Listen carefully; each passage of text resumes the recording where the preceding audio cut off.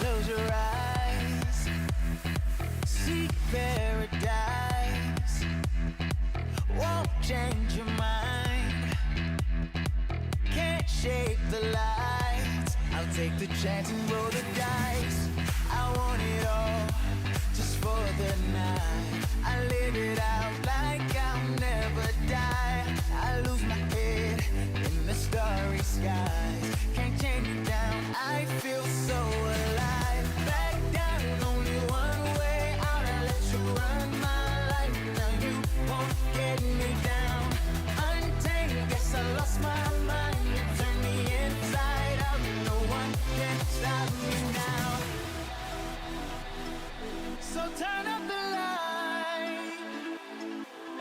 Turn up the light.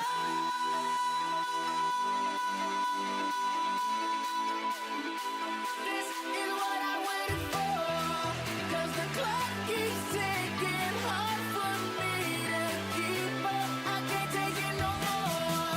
'Cause the time keeps turning, feels just like it speeds up. It's what I waited for.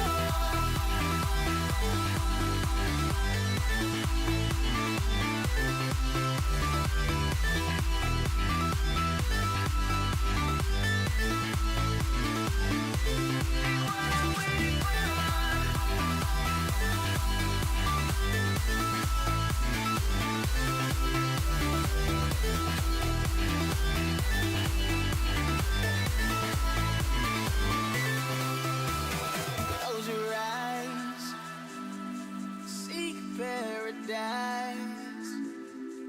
Won't change your mind, can't shake the light. I'll take the chance and roll the dice. Just wanna feel the stars surround, the atmosphere never to come down. I'll stand alone, whether right or wrong. It takes me home, right where I belong. Back down, only one way out. I let you run my life. Now you won't get me down. Untamed, guess I lost my mind. You turn me inside out. No one can stop me now. So turn up the light. Turn up the light.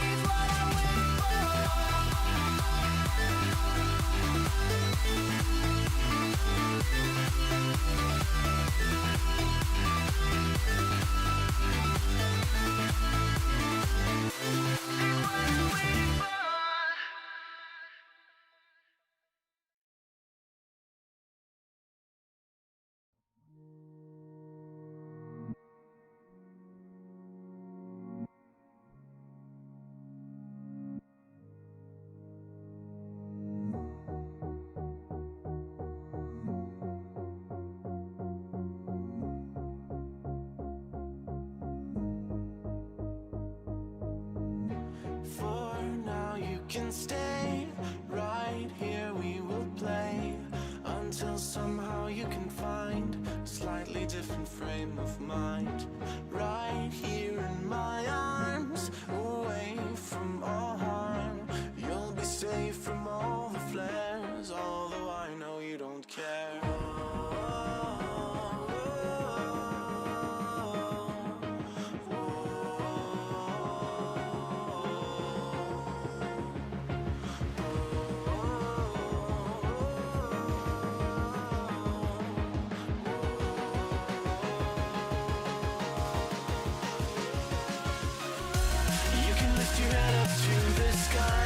Take a deeper breath and give it time.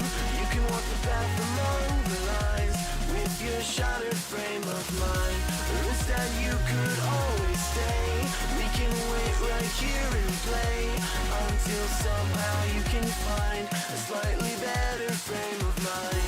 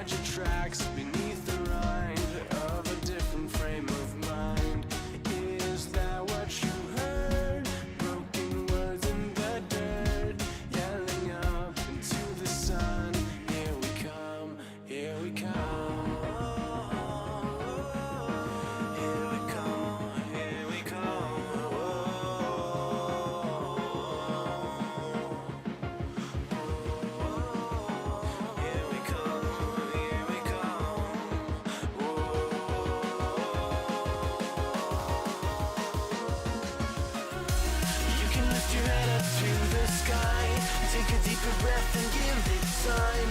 You can walk the path among the lines with your shattered frame of mind. Risk that you could always stay. You can wait right here and play until somehow you can find a slightly better frame of mind.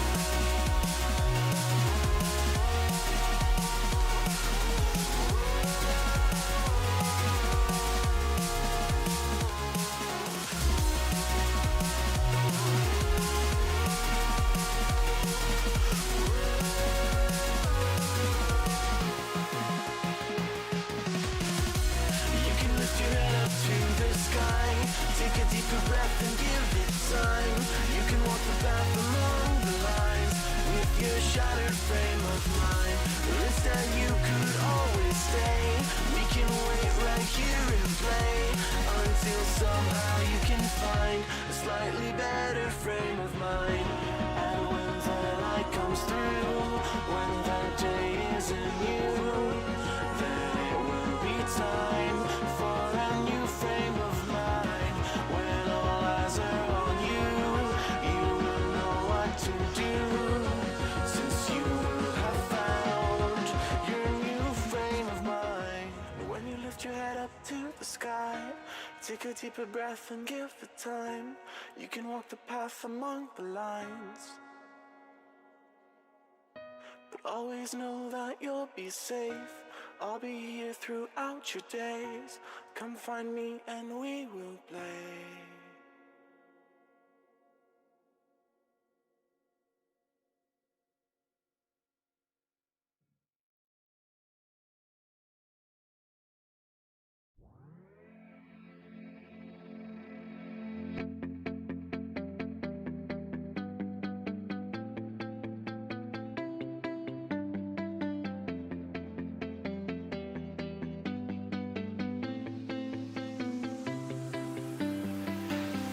I see the light inside you, brighter than the skies.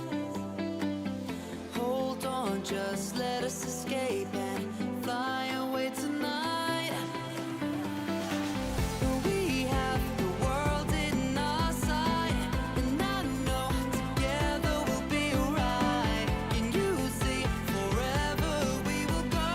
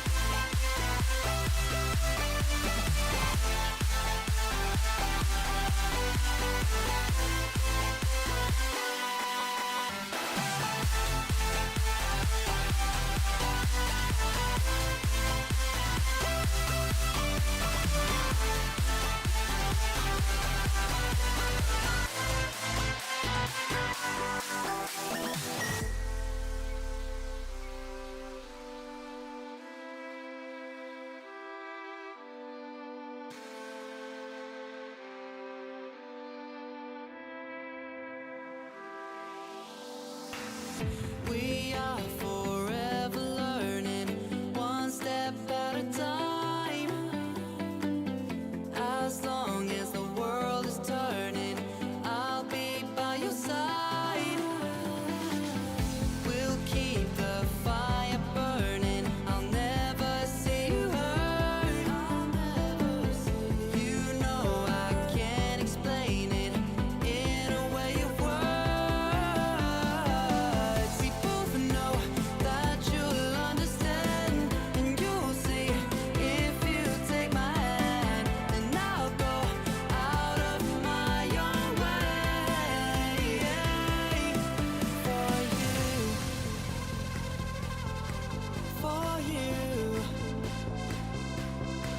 I'll go out of my own way.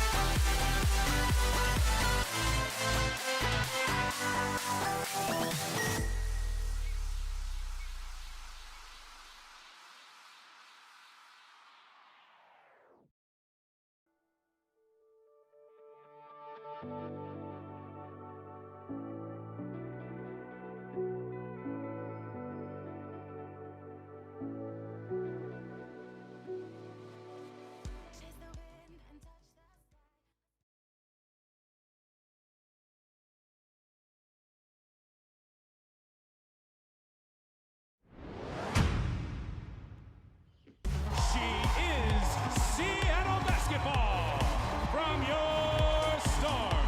Number 10. Covered from last night or Sunday? I think we get a bad rep when we're compared to the men, okay? And I don't know, there's not really other sports where that happens, but for some reason it happens with us. And yeah, no, you're not gonna come to our game and see dunking. So if you walk in the gym expecting that, like, yeah, you're gonna be disappointed. But if you can come into the gym and just like wanna watch a basketball game, I think you'll be surprised with what you see, and I think you'll be pleasantly surprised.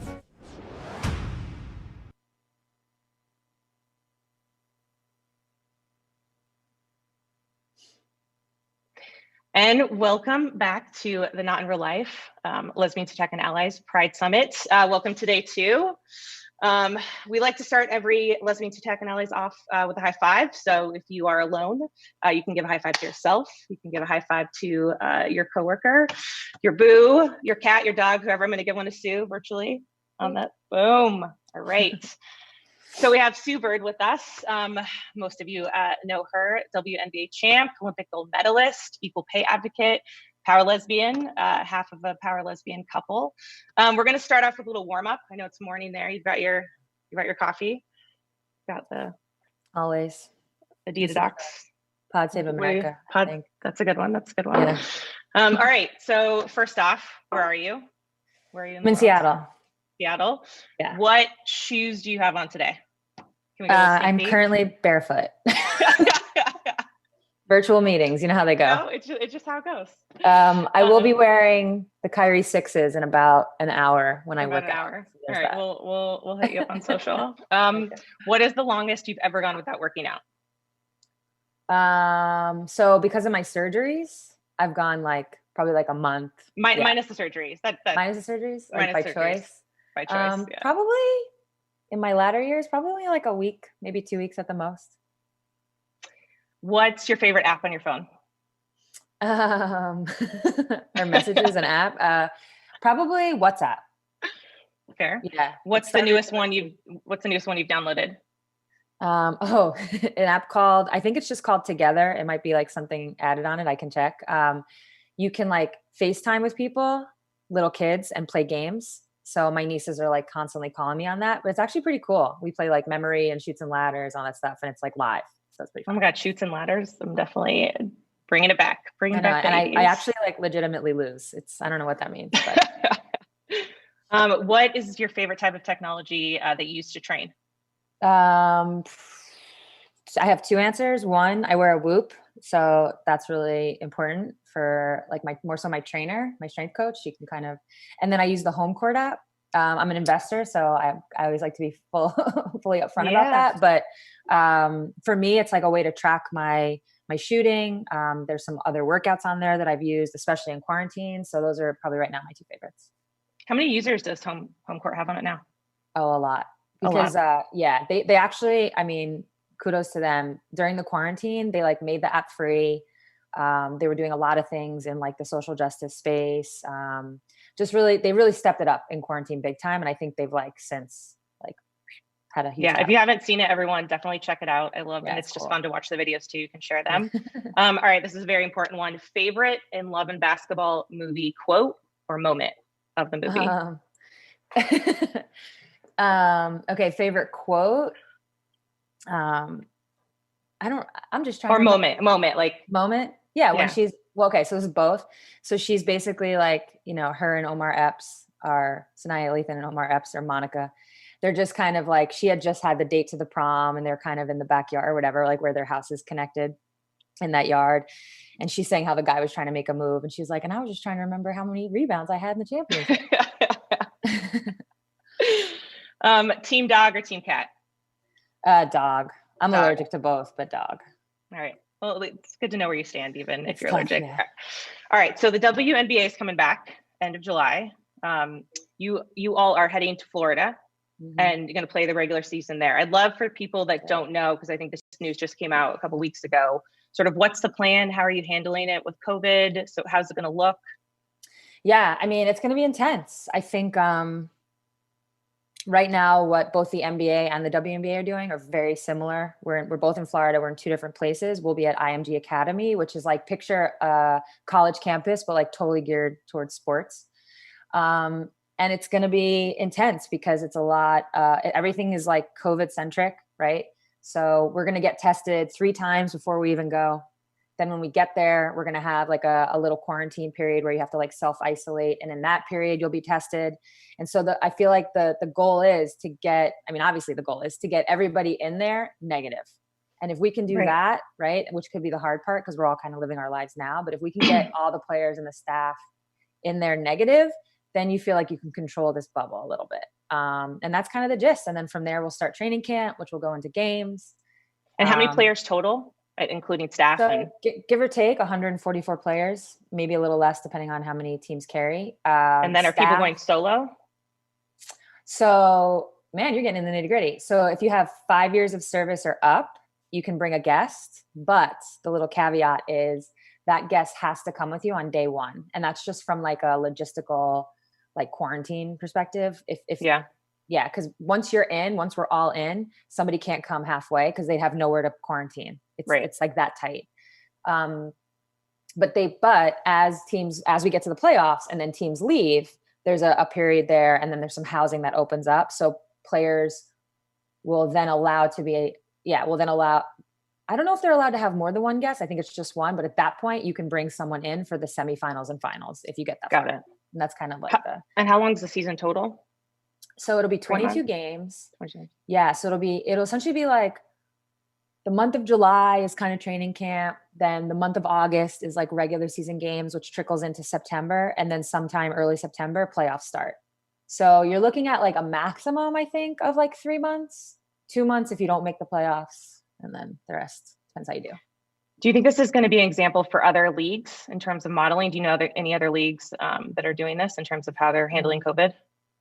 No, I don't. And I hope so. I mean, listen, I'll be completely honest. It's like, you hear stories every day. I feel like I wake up, I open up Twitter and it's like, oh, this team had an outbreak, and then you're like, oh, that team had an outbreak. The tennis tournament most recent had their little mini outbreak. So I think it's all on our minds, but it's like, I want to say that I'm not just being like naive or like trying to convince myself. I actually believe that what the WNBA is doing is like next level. Like I said, it's an actual bubble. So for example, recently the Orlando Pride had to pull out of the NWSL tournament, and they were training at home, living at home.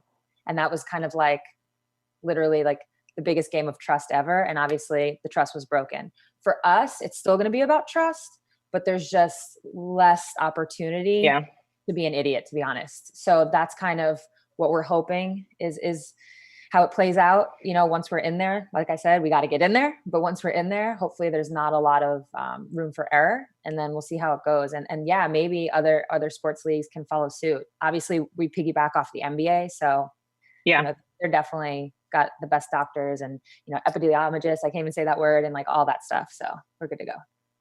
Yeah, it seems obviously with sports, it's so hard to control once you're in there. And so you have to just make sure that everyone's in the bubble. Well, we're sad we can't watch, and we hope that you are able to keep the energy going without having the fans, but I know we'll be that'll back. That'll be a weird part. Yeah, super weird. I hope they get the sound going at least, I think in the they stadium, will. like just the music and, all of that. They better put their A game behind. So you're heading to Florida, which is also the home state of Donald J. Trump. Sadly, I thought you were going to say COVID. There's the connection there, obviously. I know. Yeah. You wrote an article, which I loved, during the Olympics, titled, "So the President Fucking Hates My Girlfriend." And I'm just going to read the first part because I thought it was so amazing. Okay. It would take the President of the United States going a hate-filled Twitter spree, trolling my girlfriend while she was putting American soccer, women's sports, equal pay, gay pride, and true love on her back all at once, scoring 2 majestic goals to lead Team USA to a thrilling victory over France and a place in the World Cup semifinals for me to ever think about writing again. But I'm a woman of my word, so here I am. I thought that was just amazing. And I'd love to just sort of like hear a little bit of where your mind was when you wrote it, like just sort of like headspace and sort of like that energy right beforehand.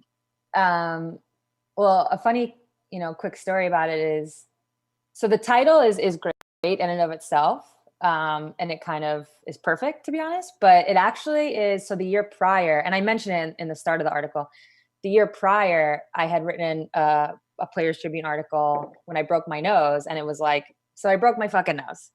And 10 other things you need to know about the WNBA playoffs. And it's kind of like a takeoff of that, the title is, but not a lot of people knew that.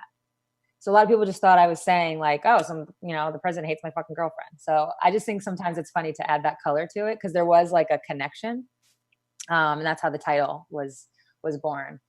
But yeah, it started off as kind of just like, here we are, this couple, it's 2 athletes, and, Megan at the time was obviously, going on that World Cup run, and how cool would it be to write something like kind of just like a hype piece, something in support of her, but like talking about soccer and kind of giving my perspective of it all. And really, again, like not to hype the team up, not in that, but just kind of like to build more momentum, and then as it kind of continued to like unfold, there was this part that you just couldn't avoid, there was this whole aspect of it, which really is what made the World Cup run like that much more special. It already had so much behind it, but you add on the Trump tweeting at Megan, her performance, with all that happening, that's really what the story was. So it kind of went from like hype piece, which it still has in there, to like a way to basically like have Megan's back and support her, publicly, but then trying to use,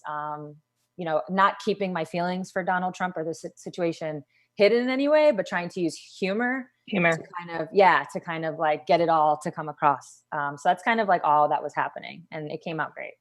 It almost read like one of those breakup letters you write and you never send, or you send just to your best friend. It just sort of had that realness in it. So I think you should keep writing. Keep writing.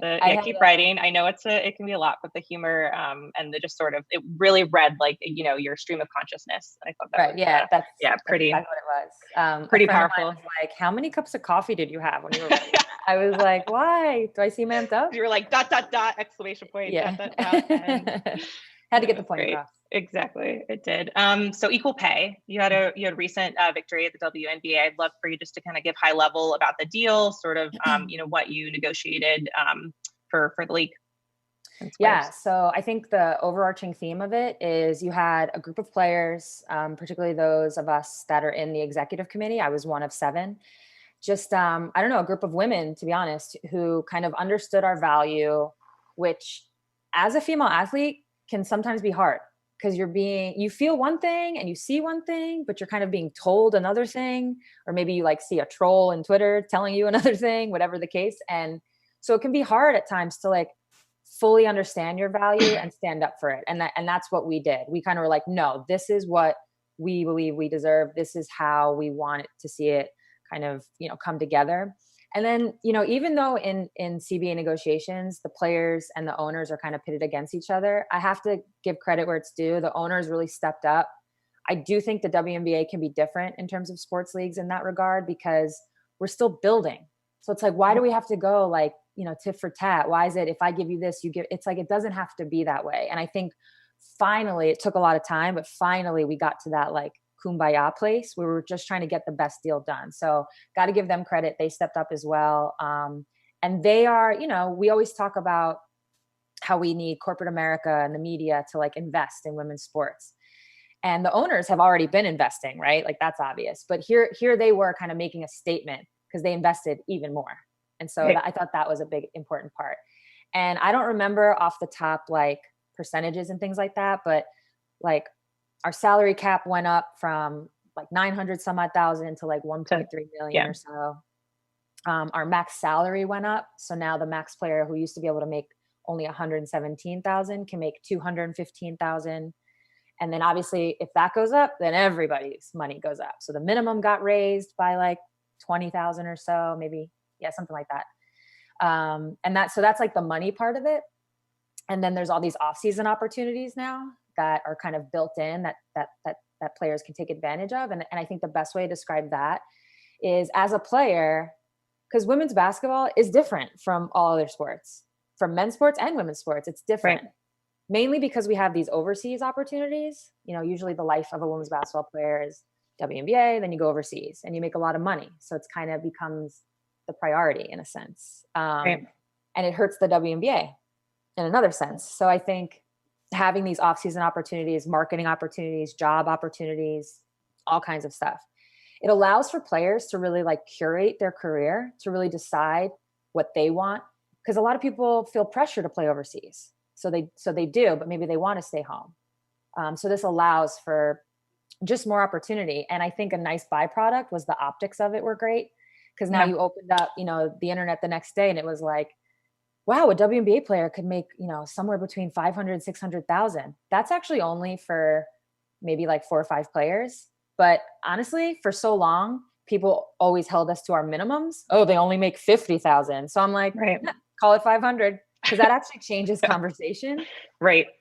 So that was like a wonderful thing. And then the other part of it was we got some like amazing benefits added. 100% maternity leave, a childcare stipend, a family planning stipend. So if you want to freeze your eggs, adopt, or maybe you have like a fertility issue, there's money there available to you that can help you with whatever it is that you're dealing with. Then there was kind of like some way of life things, like having your own hotel room was a huge one because we had like a thing where it was like 5 years of service and below had to share rooms. So now everybody has their own hotel room. We're traveling in like whatever the plus is. So not coach, not first class, like that middle ground. Huge step there. That's really all you had to say really and I'm short. So it's like, I was fine regardless. All these other players, like you're 6'5" and you're in a window in economy, like that's tough. So that was like a huge win. God, there's probably more, but those are like the part that I thought was interesting was that the NBA owns WNBA, and right now the WNBA is sort of around 20 to 30% sort of profits get allocated to the WNBA, and then I think it was till 2027 they're going to have a slow increase to 50%, sort of, so that like goal is to getting to true equality. I just think it's such an interesting roadmap. Obviously, there's always room for improvement, but you have to start somewhere, and congrats on getting a W. I mean, in the equal pay, as you know, there's been a lot of disappointment. So it's just good to see at least that we're moving in the right direction. It sounds like even more so that it's going to help the WNBA, right? Because that's the part of the issue, right? It's, there needs to be more money invested in order to get that return. And that's part of the problem, right? Players are just spread thin and all over the place. And, then that focus isn't going to be there. Yeah, absolutely.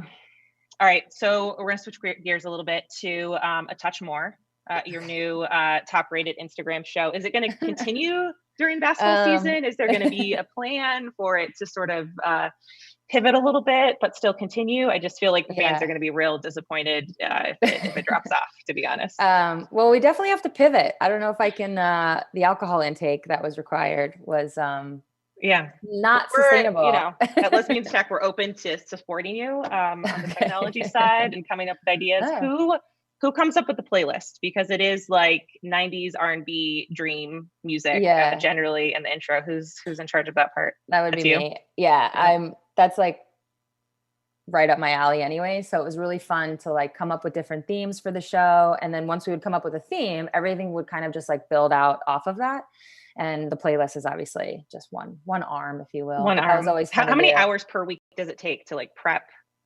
Shockingly, like, so obviously we would wait until the literal last moment to do anything because we were so busy. Right. But like, so come Friday is when we would really start to like hone in on like, okay, we need to like get the playlist going. We need to do the rapid fire questions. We need to like kind of get a run of show, if you will, that would just allow it to flow. Do the memes of the week. We usually did discuss our bicker of the week prior. So there was no like on the same page surprises. Yeah. So that would happen. Make sure our guests were like ready to go. But yeah, I would say like Friday afternoon is when we would start to do all this. Saturday morning always felt kind of, and all of a sudden before we knew it, it was 9:00 on Saturday night. Sometimes you just got to keep the energy going, the momentum. If you do it too early, it's like too planned. The games, you have many games at different times. One of my favorites was you even found a way to create a version of fuck, kill, or fuck, Chuck, marry with your mom, which I thought was like, it was like Netflix and chill. And I was just like, wow. We had to, well, so I think what happened was in the Diana Taurasi episode, we gave her, I think at that point we were calling it like fuck, kill, whatever. So we gave her 3 coaches as options. Mm-hmm. And what we learned was saying the words, "Oh, I'll kill so-and-so." It didn't really, it wasn't really like the best. Yeah. So we're like, all right, what can we come up with that can kind of make this? And that's how we came up with like the Netflix, the wife, the ghost. And we would just kind of play with it as we went. It works. There's also Chuck, you can, but feel you. All right. So like, we have to at least ask one relationship question. So, like lesbians, and I don't know if this is your experience, but oftentimes there's just sort of like, you meet someone, right? And there's this like intense period and you like, either you're going to be like best friends forever, or you're going to like fall in love. And then when you there's sort of a moment when you realize it's on the second path, and usually one person sort of like the sort of veil of friendship gets broken first, like between you and Megan, who, and then you're like, oh shit. Not to say your situation, but if it was your situation, who? Yeah, no. There's a moment. There's a moment. I don't know. She's over there somewhere. I don't know if we've ever told this publicly. So this might be a first, but I'm just gonna go for it. So, at some point, can I curse on this? Yep. Okay.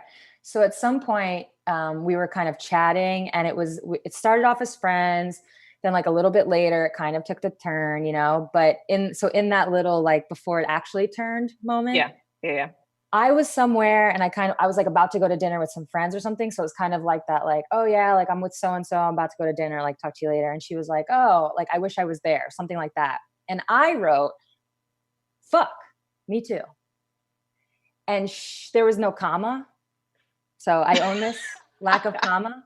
And so she read it as like, fuck me too.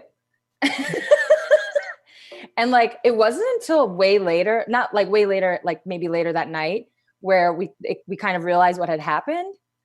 And I was like, why would you think I would write that? Like we barely like been talking. Like out of nowhere. Who do you think I am? Yeah, like who would just come out? I mean, I guess some people do. And she was like, I don't know, there was no comma.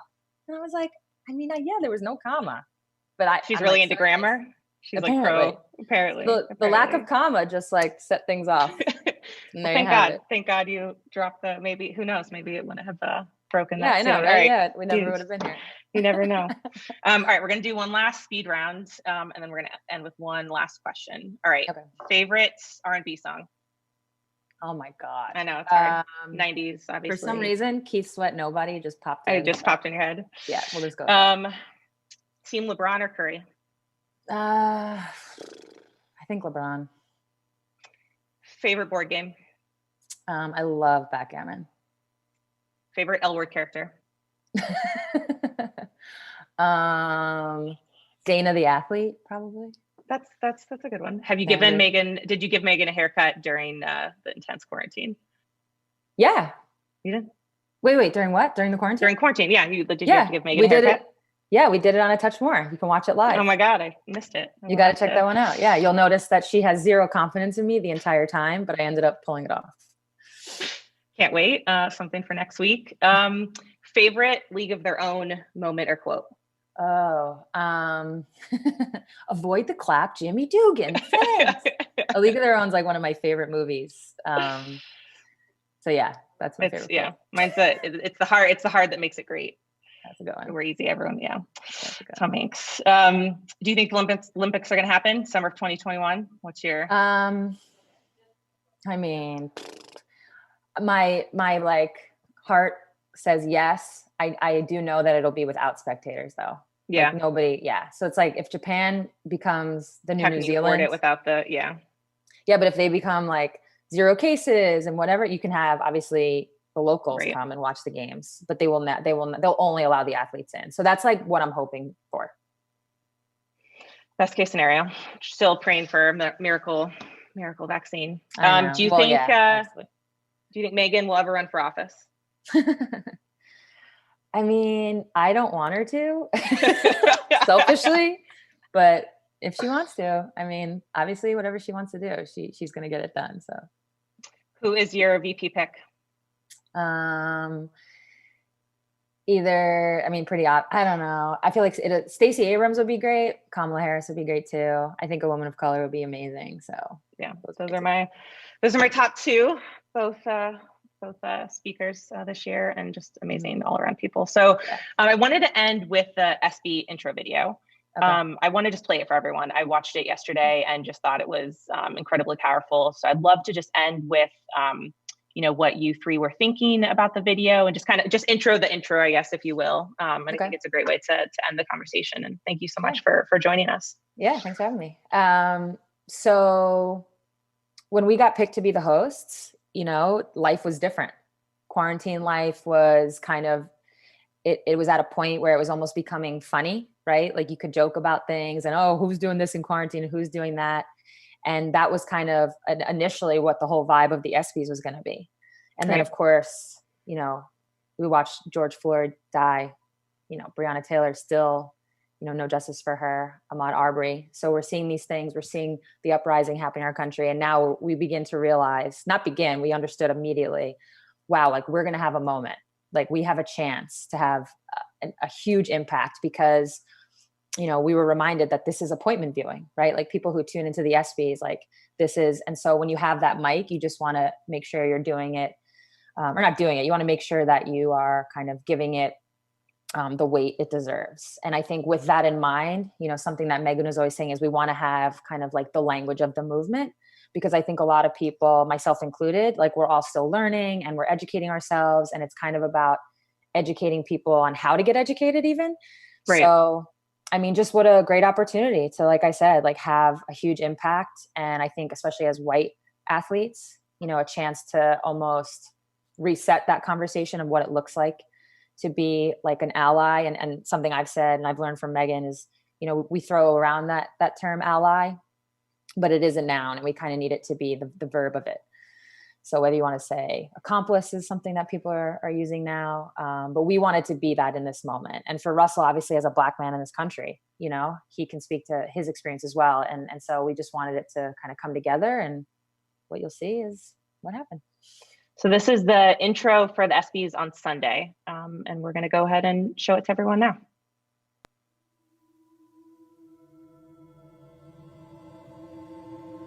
Jackie, Bill, Ali, Serena. Jackie rifled the shot into left field.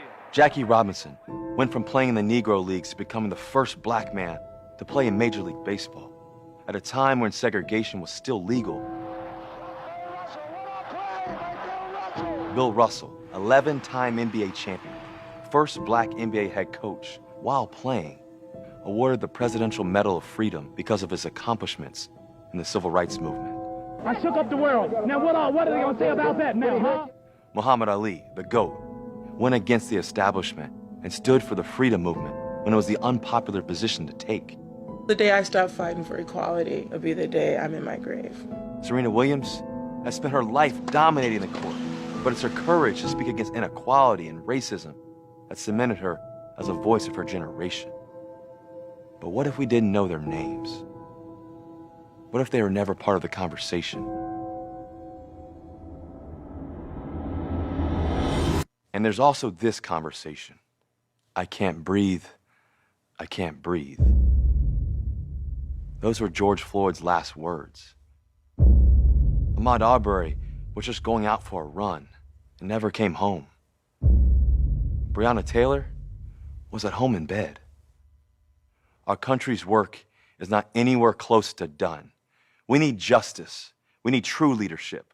We need a change, and we need it now. I look at my children, and I pray for a better future, a world where the color of their brown skin doesn't stop them from their calling, from their purpose, from their destiny. I pray for a world where I don't have to fear for my children due to systemic racism from hundreds of years of oppression. The only thing that must die is racism. Black lives matter. So where do we go from here? As millions of people of all colors protest, I see a world of hurt, pain, and despair. But I also see a new generation, a generation that is calling out in desperate need for lasting change. To my white teammates and friends, we need you to lead too. Don't just listen, help. It's important that we keep this dialogue going and this energy alive. Because for centuries, there have been fights for justice and equality in this country, led by Black people. This movement is no different. But as white people, this is the breaking point. This time, we've got to have their backs. Trust us, we know that sports are important. It's why we're gathered here tonight. But do Black lives matter to you when they're not throwing touchdowns, grabbing rebounds, serving aces? If that was uncomfortable to hear, good. I used to shy away from moments like this because it's convenient to be quiet, to be thought of as safe and polite. Colin Kaepernick never shied away. He knew that discomfort was essential to liberation and that fighting the oppression against Black people is bigger than sports. So will it be uncomfortable? Yes. In speaking up, will we make mistakes? Yes. That cannot stop us from trying. And not just for a few days or a few IG posts. This is our moment to prove that we know a better world is one where Black lives are valued. No one deserves white privilege. It's not something we earned. Believing Black people, and not just in instances of police brutality, and then finding your lane to get educated and amplify is the first step. It's great that sports are back, but George Floyd won't be there to see them. Breonna Taylor won't be there to see them. Ahmaud Arbery, Tony McDade, Nina Pop, Rayshard Brooks, Dominique Remy-Felds, Layleen Polanco, Toyin Salou won't be there to see them. We can't let sports try and take us back to the way things were. Every athlete at every level has the power to show what it looks like to fight for what is right. Moments in sports like the 1968 Olympics with Tommy Smith and John Carlos' fist in the air to Colin kneeling, they've helped ignite the conversation around racism. Our return must be part of the fight for justice. Our return can't just return to business as usual. Our return is our turn to stand up for what's right. It's a return we all need because sports inspire. Sports give us hope. Sports make us feel. Sports bring us together. They remind us what it's like to be on the same team. They bring out our best. Tonight, we honor our best. And as teammates, we welcome everyone. This is the 2020 ESPYs.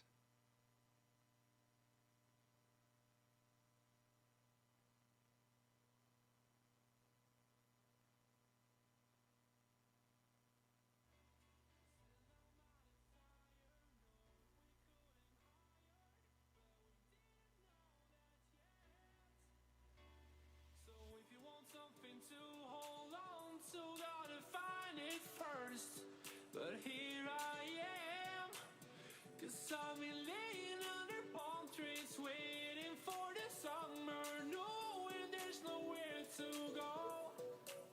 'Cause I am happy on this island, wanna be my farmland. I don't ever want to leave, I'm in a tropic bug.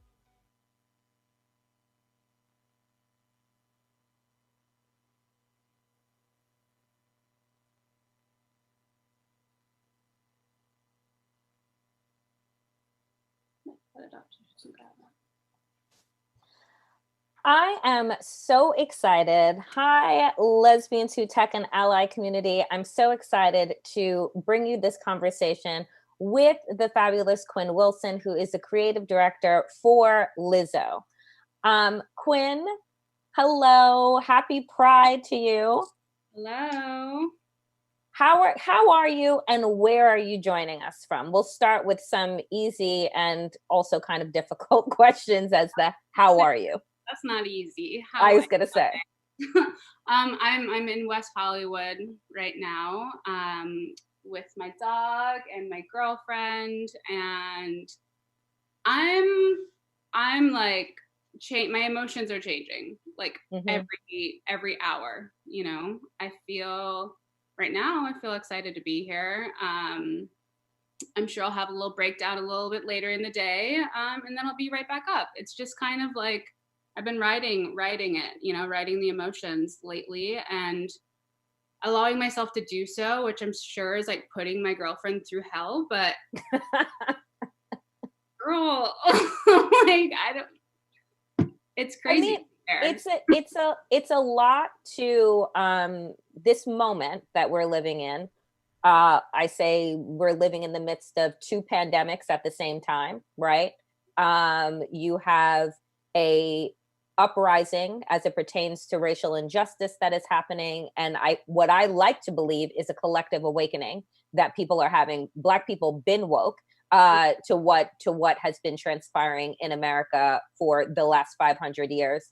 White people are getting woke to where we are in the midst of living in a global health pandemic.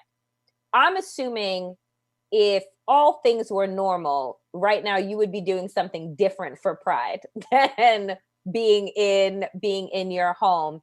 And I'm assuming too, given the work that you do, you're constantly on the road. So how is it sitting still? Like what has it felt like creatively for you to be still? Yeah. I had some challenges early on with this. I felt that I needed to realize that, you know, it's okay for me to make work without having a monetary reason or a deadline. That was a struggle for me. Like it really, really was. I felt like what I had to say, whether that was visually or with the writing that I'm doing, I had to realize that it was still valid, even though I'm not like receiving a paycheck or receiving,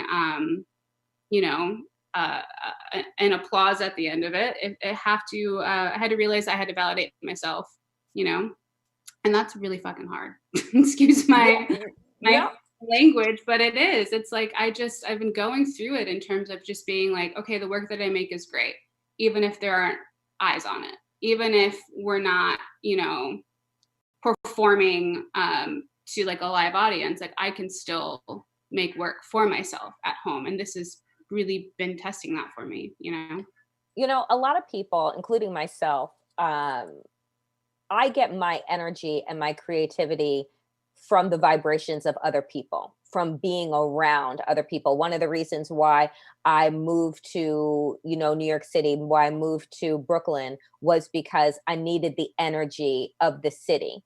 And now I find it very difficult to climb inside of that creative nook. How are you working to find your creativity when, like, do you get your drive from being around other people, from being in connection and conversation, like, different cities, different spaces? So how do you get inside of that creative nook when everything around you has stalled, has paused in a lot of ways? Mm-hmm. I think it was a process, and I'm still kind of learning how to be more consistent with this. But I think like in the beginning, I did go through this kind of, I think I was like mourning. I was mourning a lot, but in particular when it comes to like creativity, like I was just mourning that process of being able to be around my people and not only like discuss ideas in person with people who you're receiving feedback from, but just to be inspired by them. Like my life is really, really transient, and I get a lot of inspiration from that. And when I'm sitting at home in a room alone, or you know, with my girlfriend, it's just us. And I had to be okay with understanding that this has never been my process, and I just needed to find a new way of, you know, navigating this. And so I did start reaching out to, you know, the people that I work with a lot more. Just I realized like I never talk to these people like on the phone or like on FaceTime, because I'm constantly seeing them in person. So I was like, let me make sure that I'm constantly calling my friends and my collaborators and like, you know, discussing ideas, whether it be through FaceTime or like I just wanted to get better at like constantly checking in. So I started that. And recently, although there are obvious COVID restrictions, like I found a way to do like a one-on-one, like safe shoot with a woman who I'm like, extremely inspired by. And it's just, that's been interesting, is how do I like test, how do I find the confidence to make work without a big ass team. That's something that I'm learning right now. And for this project that I worked on just a couple of days ago, it was me, it was the talent, and it was a DP, and it was, you know, a whole new experience. So girl, I'm just working through it. we all just working through. But what I can say is it's a process, and every single day I'm like learning a new piece of the process, you know?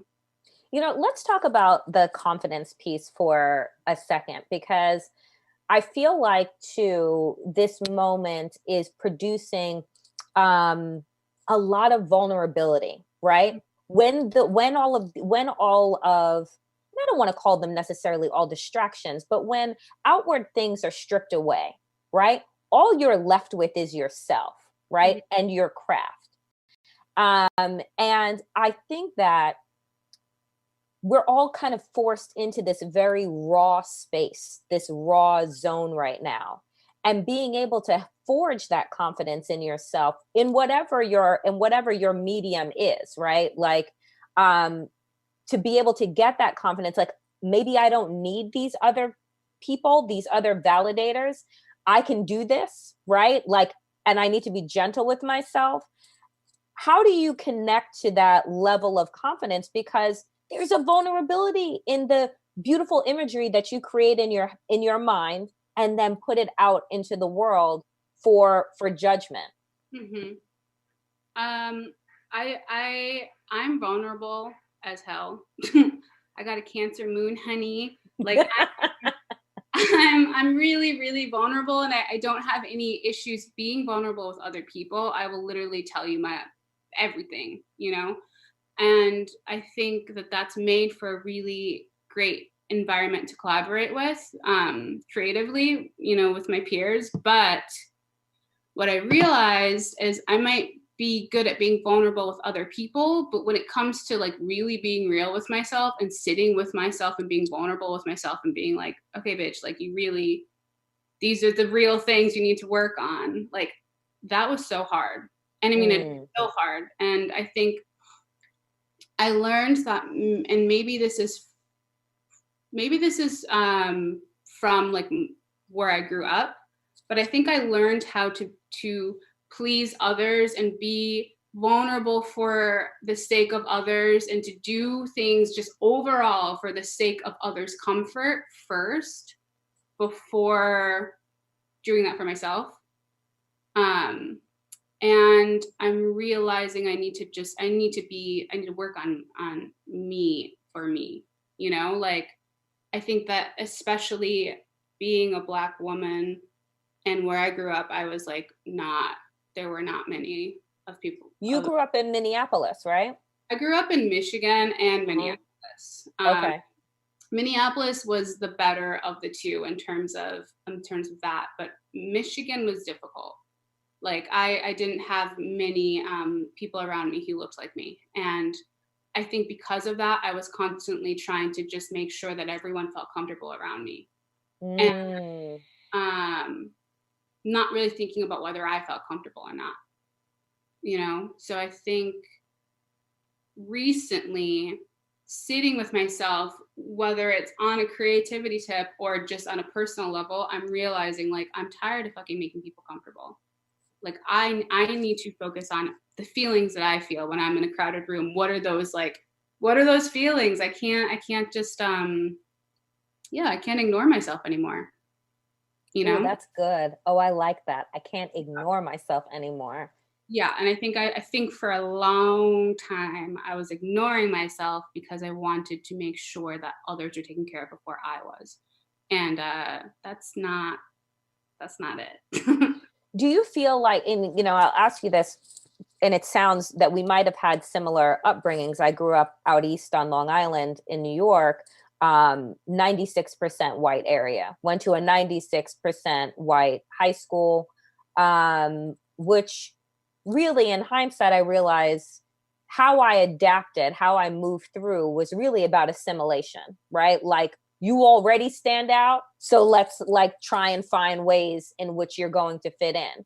Later in life, I realized that fitting in was really about shrinking myself, right? So that people wouldn't notice that I was Black, or people wouldn't notice that like I was queer. And so I'm wondering for you, was it the sense of how you grew up in Michigan and the difference between a Michigan and a Minneapolis? Did you feel the obligation, or that you were being told to assimilate, to shrink, to fit in? And how did that potentially stunt you for a bit before you could sit with yourself and be like, why am I shrinking myself for these fools? Mm-hmm. Oh, yeah. I learned how to assimilate so early on. And I mean, God bless them, because they are like my favorite people in the world. Like my Nana and my Papa literally tattooed on my wrist, but my grandparents are white. And a lot of my family on one side is white. And I think I learned even before I even like got into school, how to assimilate to make sure that my white family, when we visited them, were comfortable with me, which is just so fucked up. It's like, that's family, you know? And so I think that it started even before I was aware of what social awareness was. I was a baby, you know? And that obviously carries on into school and beyond. And I don't really know if I can identify with the idea of shrinking myself. Maybe I haven't really thought of it this way. So maybe I think that's what I have been doing. But I think it was less of shrinking myself, because I'm a loud bitch and I never really stopped being that. But it was more of me compartmentalizing parts of me. Like compartmentalizing, like, oh, this is who I am when I'm with my white friends, which were like everyone. This is who I am when I'm with my family. This is who I am when I go to, you know, my dad's house in Detroit. Like I'm really like fragmented. And I think for a long time, even down to like my tastes, you know, my music taste, the things that I watched as a kid, like I would never tell my friends that there are certain movies that I watched with my family that I liked. You know what I mean? Like I always just kept things in certain areas. And I think that was damaging for me. And now really within the past couple of years, especially as I've been around people who love me for me, I've realized like the benefit of having all of those varied interests and varied tastes. And like, I'm happy that I have that now. And I'm happy that they all like live together and they're not all in these like separate spaces. How did the fragmentation come together? Was it through your art? Was it through your work, or? Yeah, it was through, I mean, first of all, it was through my friendships and my collaborators. And that, I mean, the biggest one being Lizzo. Like, we met 10 years ago in Minneapolis. She and Sophia Aris, our DJ, were really the first woman in my life who I was like, oh shit, like, y'all like TV on the radio too?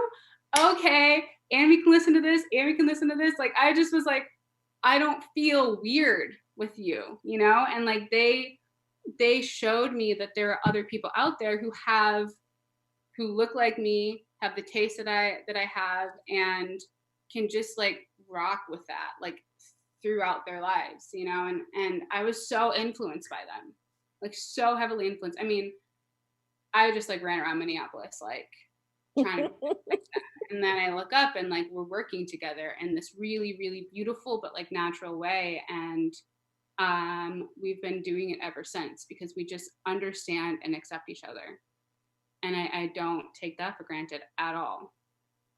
No, especially, you know, it's so interesting because as an outsider, and you tell me your experience as an outsider to the music, you know, to the music industry, I feel like there are so many stories that we've heard about people being forced into these different boxes, people being forced into different imagery that was contrary to like who they were. But we got to sell these records. We got to sell, you know, we got to make money. We have to be hyper commercialized and mainstream. And what that means is like this disintegration of self, right? How have you all in this beautiful collaborative set been able to transcend or kind of move through a space that is still incredibly narrowing? Like, I think that Lizzo and how she's able to show up is still an anomaly, you know, in the grand scheme of how women are treated, how women of color are treated and presented. How has that experience, that navigation, been like for you and for you all as a collaborative? It's varied. It's been wonderful because we have the support system within our group to know each other, right? And to I think that we have like safety within us. And so that's been great, but at the same time, it's still really difficult. It's really difficult. And I think that if it wasn't for us staying true to like, I still use the same references that I used before Lizzo was even signed. You know, like we've been working together for a very long time. And like, I'm consistent with what I reference. And I want to always be consistent with what I reference, because if I liked it back then, like it should still, and if it hit hard, you know, a particular image, like back in the day, like I still want it to feel like it's a part of our, like, you know, visual fabric, I guess, you know, now, despite there being so many more eyes on us, I just want to make sure that like we're consistent. And I think in a way, like I'm constantly trying to hold on to the experiences and the worlds that we were living in when we were like early 20s in Minneapolis, like running around, you know? And because of that, I think that it's staying consistent and it's staying real, because that was the most important time in my life, you know? And I think regardless of the successes that we all have now, that was such a special moment that we're just like, okay, let's hold on to that. And let's always like, let's carry that with us. And it doesn't mean that it's gotten harder. It's so much more challenging when you have someone who needs to be marketed to a worldwide audience. Right. Try to make that person relatable to people, like to everyone. It's so difficult, but I think that we've just done a really, really good job of it. But do you feel like you have to be, you have to connect with everybody, or do you just all, why it's so good is that you're staying so true to yourselves and what it is that you like and what it is that you want to share, regardless of like what you potentially think the feedback is going to be?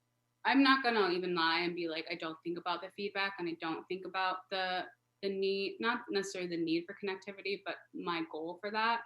Because I do. Like, I'm not someone that like sits there and is like, whatever, we're gonna do it no matter what. Like, I do, like I said earlier, I think about the comfort of others a lot. And I think through our work, that's still a part of it. Like, I do want to make sure that everyone feels like they can relate to what we're doing.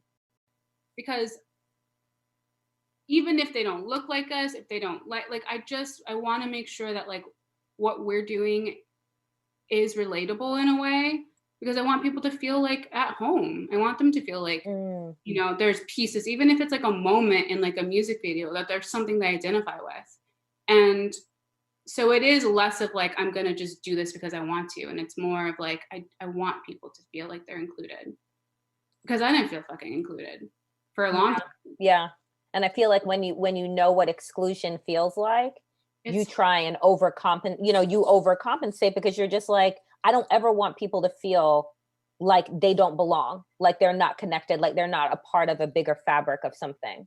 Absolutely. But still, I mean, like I said earlier, like I'm still using, you know, taking influences and like using references that are truly just us. Like, I'm not going to run around and like, you know, be inspired by something that doesn't feel like us to make other people feel comfortable. I'm going to make other people feel comfortable while being like, this is Black, this is us, this is Lizzo, this is, you know what I mean? Like, I think it's like a balance. One of the videos that I wanted to talk with you about, because I connected to it, is My Skin. Oh my God. Right? It's older, I guess, if we want it, several years.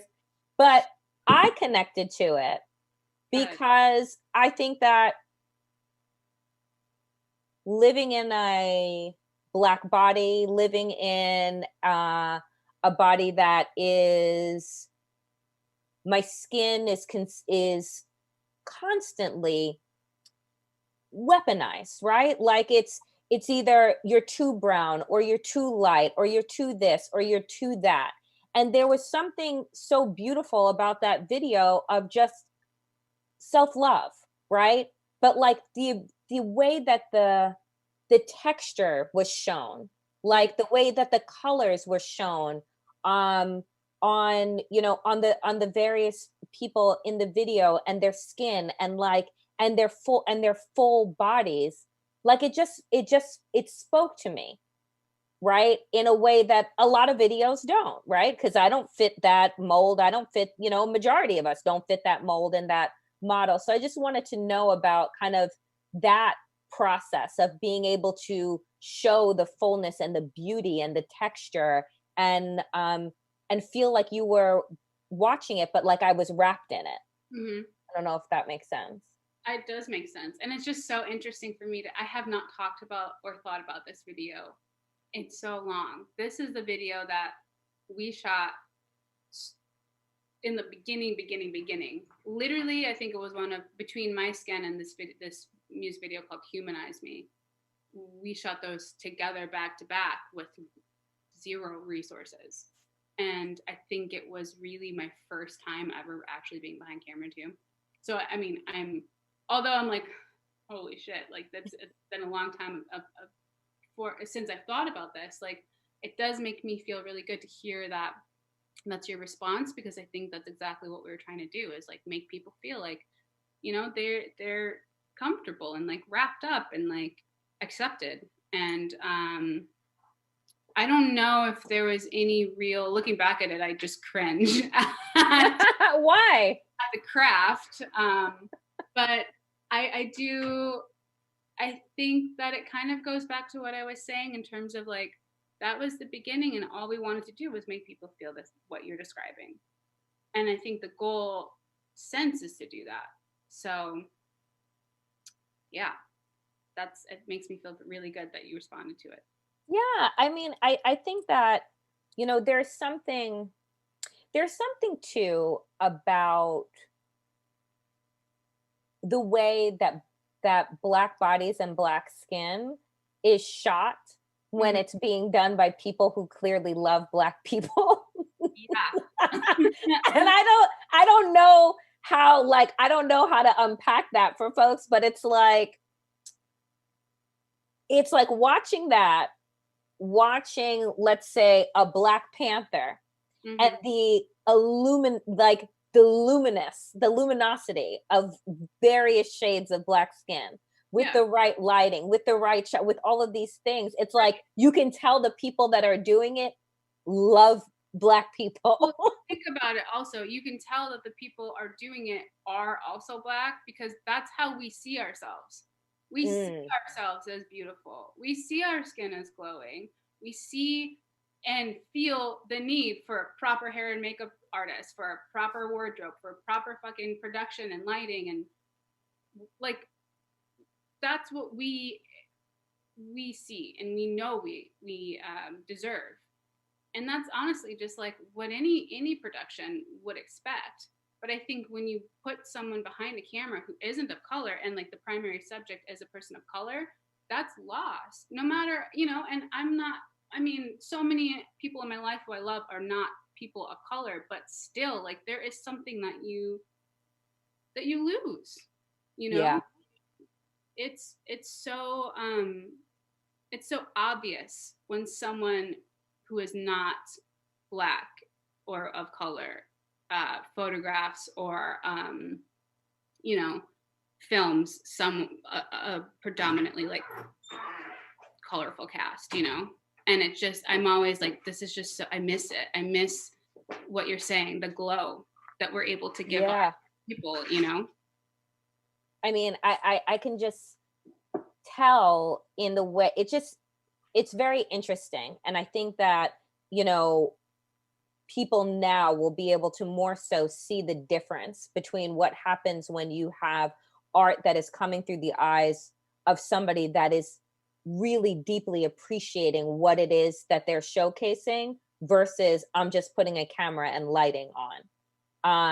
And I think what I love about the work, the collaborative team around Lizzo, is the intentionality in everything that you all produce and put out. It doesn't seem to lack any level of thought. How do you guys come to creation?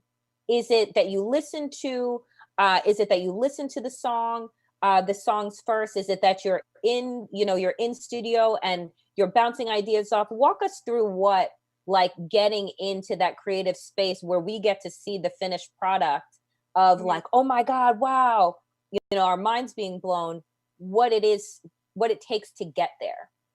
I honestly think that it kind of varies. Like, I would love for this process to be a bit more streamlined, but it ain't yet at all. But I think it definitely comes from, like, the concepts first come from Lizzo and I.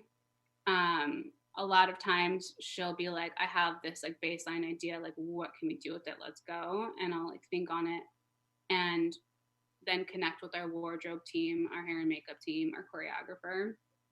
And after that, it's almost like, it's like a mission. We get the brief and then we all just kind of like disperse and like do our jobs the way that we know how to do best. And it's like Lizzo and I are like the ones that like are constantly checking in and making sure that it's in line with the original concept. And I think, but it's crazy because it comes from so many different places. And I think the biggest source of inspiration is experience. And it's often like experience with ourselves. Like the VMA performance that I did a couple of weeks prior to even like knowing we were doing the VMAs, we were in Hawaii on a fun trip. It had been a while since we actually all hung out. So we went to Hawaii.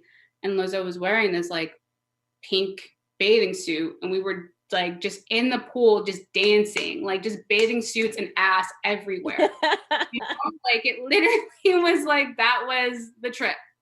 It was tequila and ass and bathing suits. That sounds like I want that trip now. I want to leave quarantine and I want that trip. We all want that trip. And it was just like so incredible. And I was sitting here like, God, I don't know what to do. Like, we were on a time crunch. Like, what's the idea? Like, oh God. And we thought about it and we're like, oh, we're gonna literally isolate a big butt with a pink bathing suit and we're gonna make it bounce on stage. And Lizzo's gonna come from behind it and she's gonna dance. And then all of a sudden there's gonna be clouds everywhere because we were in Hawaii and we saw this like beautiful like rainbow and clouds and shit. And it's just like, it's like that trip really inspired this performance. And no one would know that, you know? Right. Unless they're watching this. But it really, it comes from like our experiences with each other. Like it's just, and that's why it's been so hard to create. It's like we're so influenced by each other. Yeah. And so not being able to be in that shared space, you know, I think that, and it's funny as listening to you, the whole imagery of that performance just came into my head. And I just remember being like, man, that's motherfucking Black joy right there. That's what that looks like. That is. Hawaii was Black joy. And that's what I wanted to bring to the VMAs because we all deserve to see it. Like people who are not Black, who don't really know, they need to see what we're doing. And it truly comes from like such a like beautiful place that like, I'm like, y'all need to really just see that we are fucking great and happy and like. Because what it is that you were able to translate, obviously for those of us that were not able to be in that magnificent tequila and ass and clouds and water trip, is the sense of being carefree, right? And Black women in general don't ever get to feel carefree. That's why we talk about Black girl magic and Black joy and self-care being revolutionary, as Audre Lorde said, and you know, all of these things, because that is a privilege to be afforded the ability to be carefree. So the representation of color, of joy, of body, like that you all create allows us all to be a little bit more free. Do you feel like that when you're in the midst of like creating, I guess, because you're moving so far outside of the confines of the boxes that society has put Black women in, queer women in, plus size women in, just moving outside of that space? Do you think about the privilege of being carefree and wanting to move past that it should be a privilege?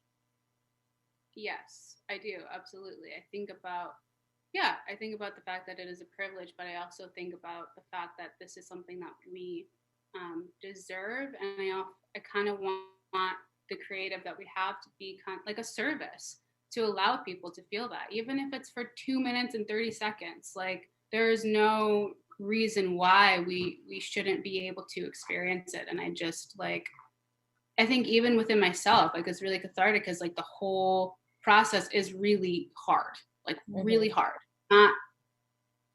It's not, I mean, there are moments that it's fun, but it's not really fun until we're watching it, until it's done, you know? And for those 2 minutes and 30 seconds or however long the performance is, like, I'm like, it's just like elation. Like, is that right? Elation? Yeah. Yes.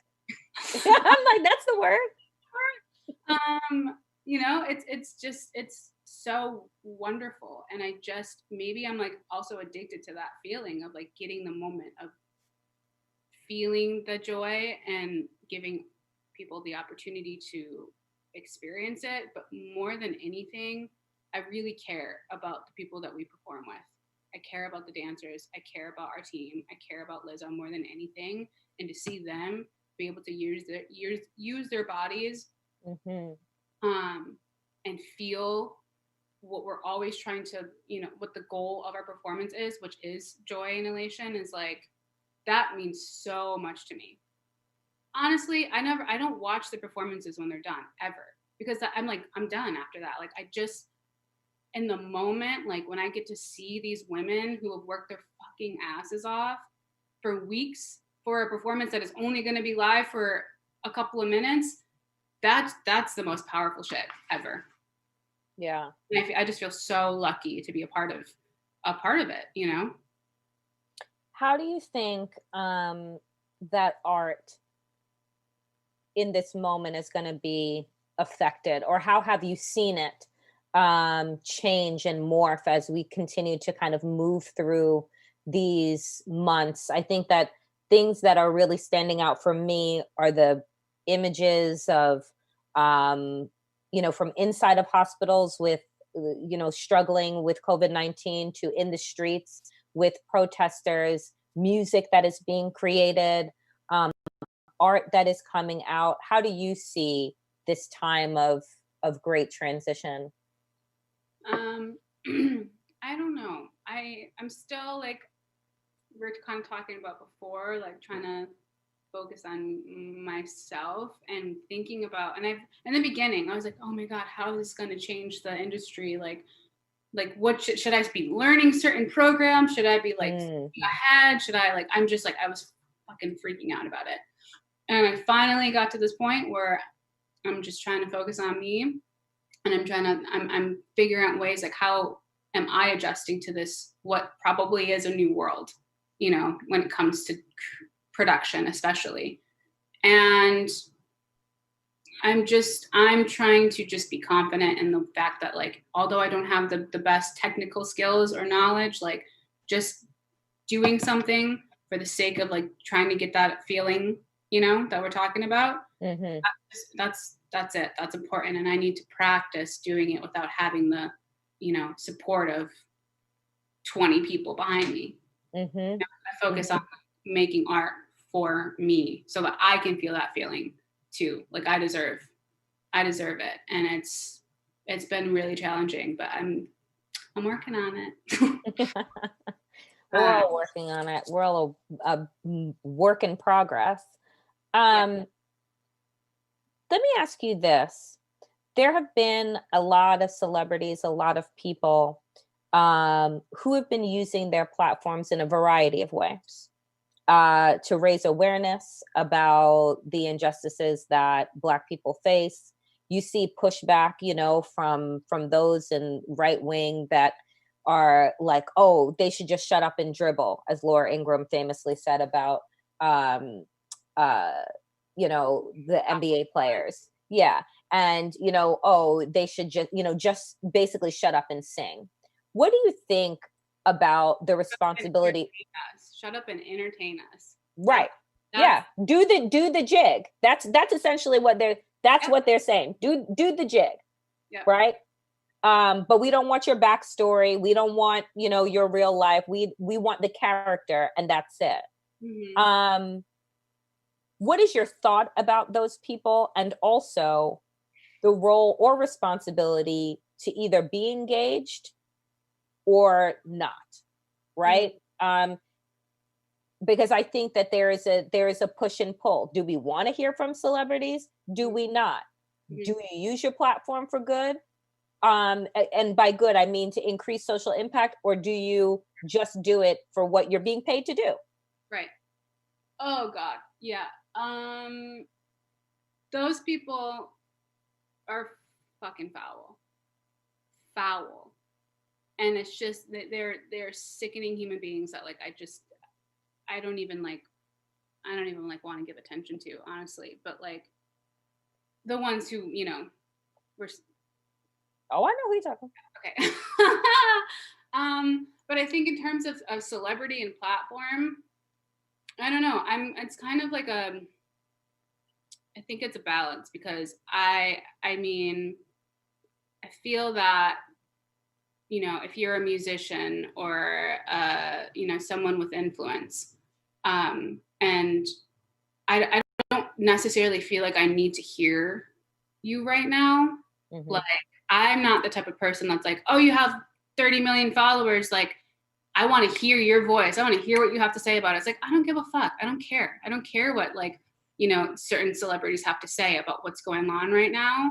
Like, it's like, there are people who are activists for a reason. There are people mm-hmm. who have studied their whole lives to communicate about what's going on right now. And this is the time to give them voices, or them platforms, like, that's who I want to hear. And so and it's really frustrating to me, especially having people who I really care about, who are of influence and have platform, that, like, people are expecting, conversations from their mouths, being like the main thing that they're posting. Like that's frustrating to me. I feel like what needs to happen is like these people who do have platforms, give activists your platform.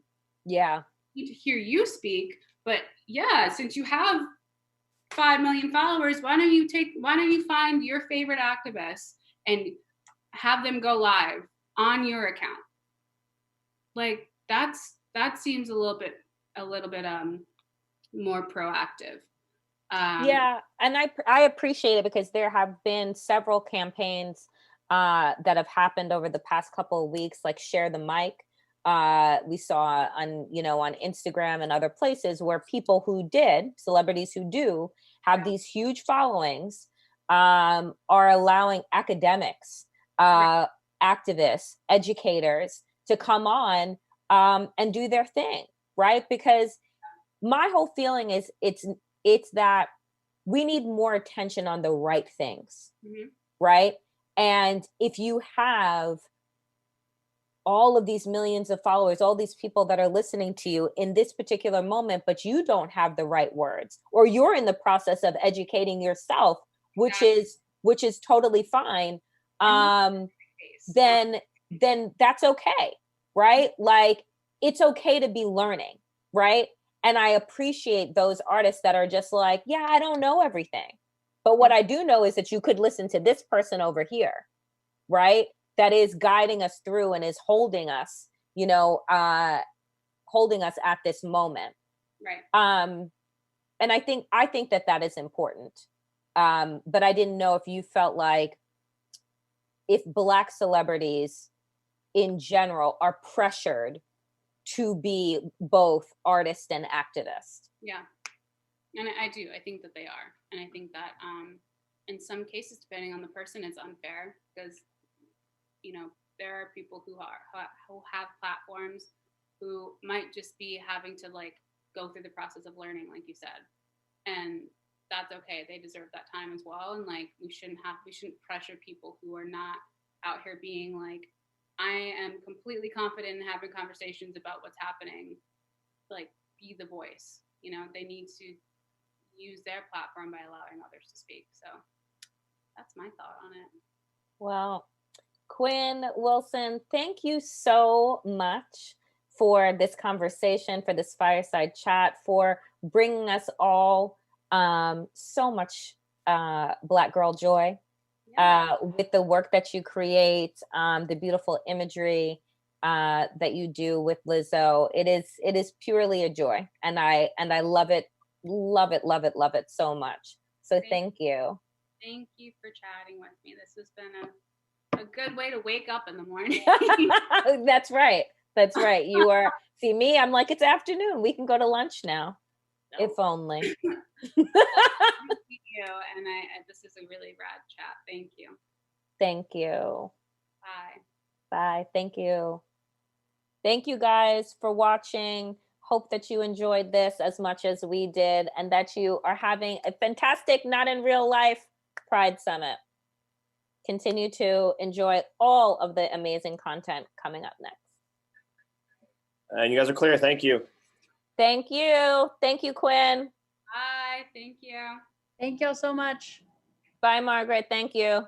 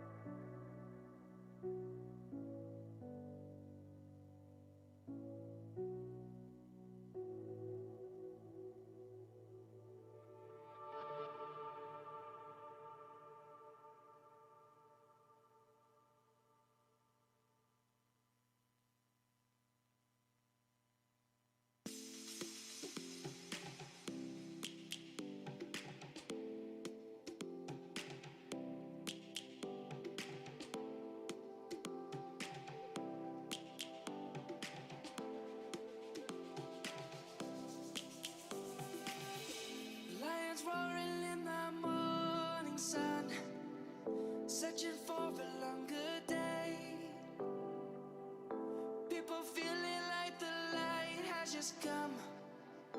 We must never stop the way. Yeah. Birds jumping and I hear my name. Grasping into life. Life is happy, but it's so insane. We must merely make a start. Savannah, I'm coming home. Savannah, we'll never be alone. Savannah, the beauty of the world. Savannah, let's all take a roll.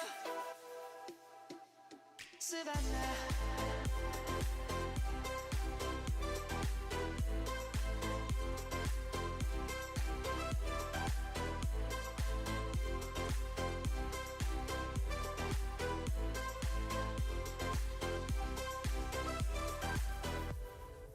Light is gonna come. The birds have just begun. We will always take a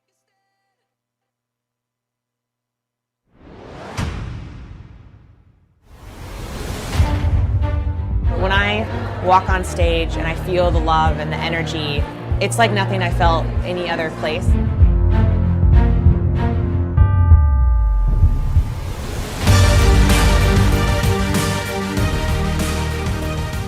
I think we're seeing more than ever that technology is really at the intersection of what might truly disrupt and change the social conversation and hopefully the institutions that have kept so many people down. And Lesbians Who Tech is leading the charge.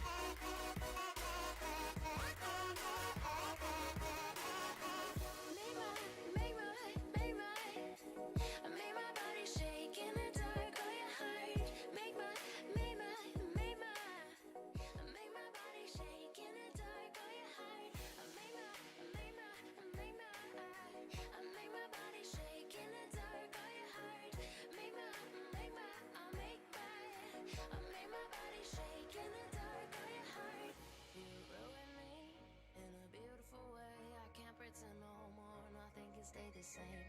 You ruin me in a beautiful way.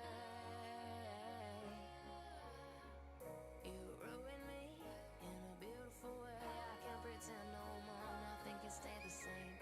You ruin me in a beautiful way.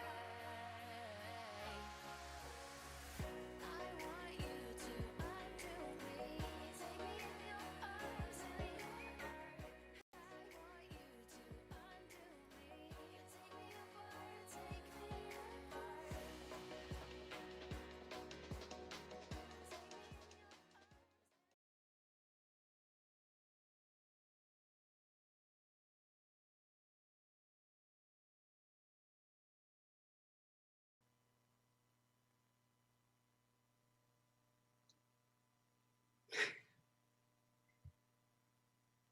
Hi, Chantal.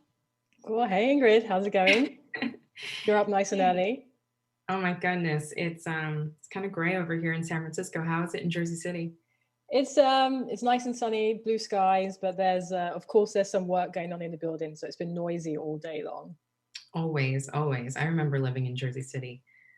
So what's so cool about being on a virtual stage with you is the last time we were on stage together was about 12 years ago when you were still like VJing for, you know, bands, and then we collaborated in a band called Rad Pony, which was so fun. I just can't believe that was over a decade ago. Can you?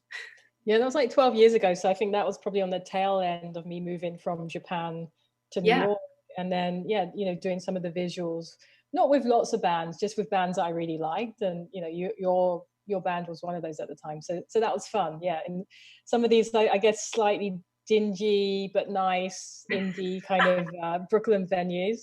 Heck yeah. Love those dingy venues. I hope they stick around. Gosh. God, when we met, I remember we had a connection about being mixed race, queer. We were born in the same year. And I remember we had a brief conversation where we were kind of like talking about being mixed race. And I was like, man, I feel like I grew up and my entire daily experience was this xenophobic question of what are you? And you were bringing up a lot of these slightly different questions, which were, who are you? Or some of your stickers like, are you you? And I loved seeing that because it was kind of like a freeing of the space of what are you, which is very problematic. It's the kind of more proper but still offensive way of saying, where are you from? Which basically means, what's your ethnicity? I need to know. I'm in a position where I must demand. How do I categorize you? And it's a microaggression that a lot of us mixed race folk feel on a daily basis. And also, you know, the question of what are you, it's very external, you know, it's someone's impression or their baggage already applied to you. And, you know, as an artist, I've tried to, and I've explored the who are you or the are you, because it feels like it's coming from more of an internal self-explorational way. And, you know, as you said, you know, we bonded instantly because we're both mixed race, we're both biracial. And it's a really interesting, you know, it's an interesting perspective being mixed race, because, you know, I used to like to say, if you're mixed race, you're mixed up, because there's somewhere along the line, I think younger kids now, they might have it a little bit easier, but especially like our generation, like no one really knew what to do with us, and they still don't know what to do with us. And we have to live these different lives, and we live these different roles. And, you know, for example, in my house, like my family see me as one thing, and then I walk out and now I was half caste, and then I was mixed race, and now I'm biracial. And then I come to America and I'm Black. And so we have these different perspectives depending on where we are and who we're surrounded by. I love that, Chantal. And it's just great to continue to talk about race and identity with you to this day. And I imagine until we're, you know, old lesbians, we'll still be talking about it. But I was really proud of you, by the way, when I saw your book come out. Congratulations. Thank you so much. And of course, I've seen, you know, you grow and your artwork and all the collaborations you've done, and many, many people talk about that. And I think that's fantastic. But the one, of course, that resonates the most with me a lot is this half white, 1980, which I remember you and your granddad were starting right around that time that we were hanging out. And I was like, oh, I want one. That's so cool. And you're like, oh, I don't know. I'm just going to give that to you. But I wonder if you could talk about like how we have the opportunities to bridge the gap of race, identity, and culture, even with our own family members. Yeah. You know, Yes. it kind of starts there. Could you tell us a little bit about that? Yeah, completely. So, you know, the book that you have, it's Chantal Martin Lines. It's my first ever art book. And, you know, the great thing about being an artist or creative is that you create these physical things, you create these physical moments, you create these physical conversations, you create these projects, and then you have that power of reflection where you can look back at these things. And as you said, there's a project in there that's called Dear Grandmother. And Dear Grandmother was a 15-year-long collaboration with my white English grandmother.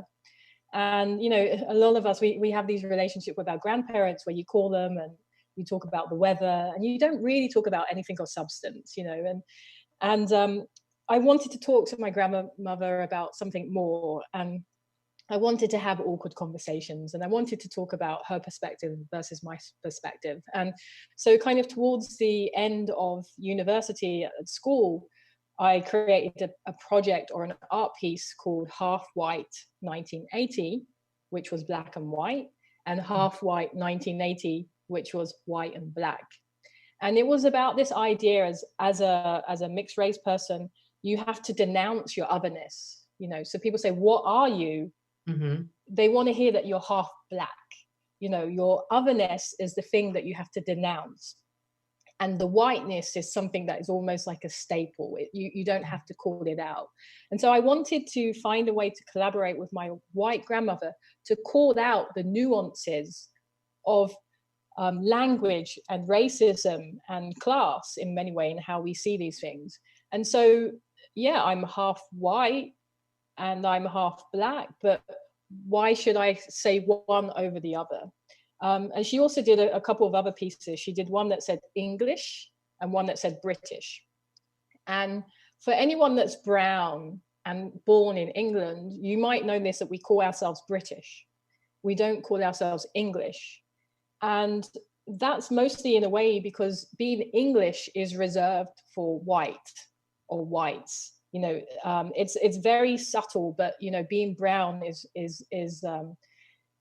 you're British and you're English, and you're white, you're English. And so there's those subtleties in language that look like they're open and that they're for everyone, but they're not.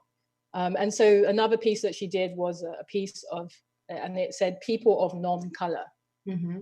You know, so why are, you know, if you're white, why are you not a person of non-color? Like, why is the preference on being of color? And the great thing about these is that, you know, my grandmother, she could sew these pieces like Half White 1980, or she might do a piece that said, come home and go home. And then I would say, you know, great grandmother, you know, her name was Dot. I say, Dot, you know, like, oh, granny, you know, you sewed this half white or half black, or come home or go home.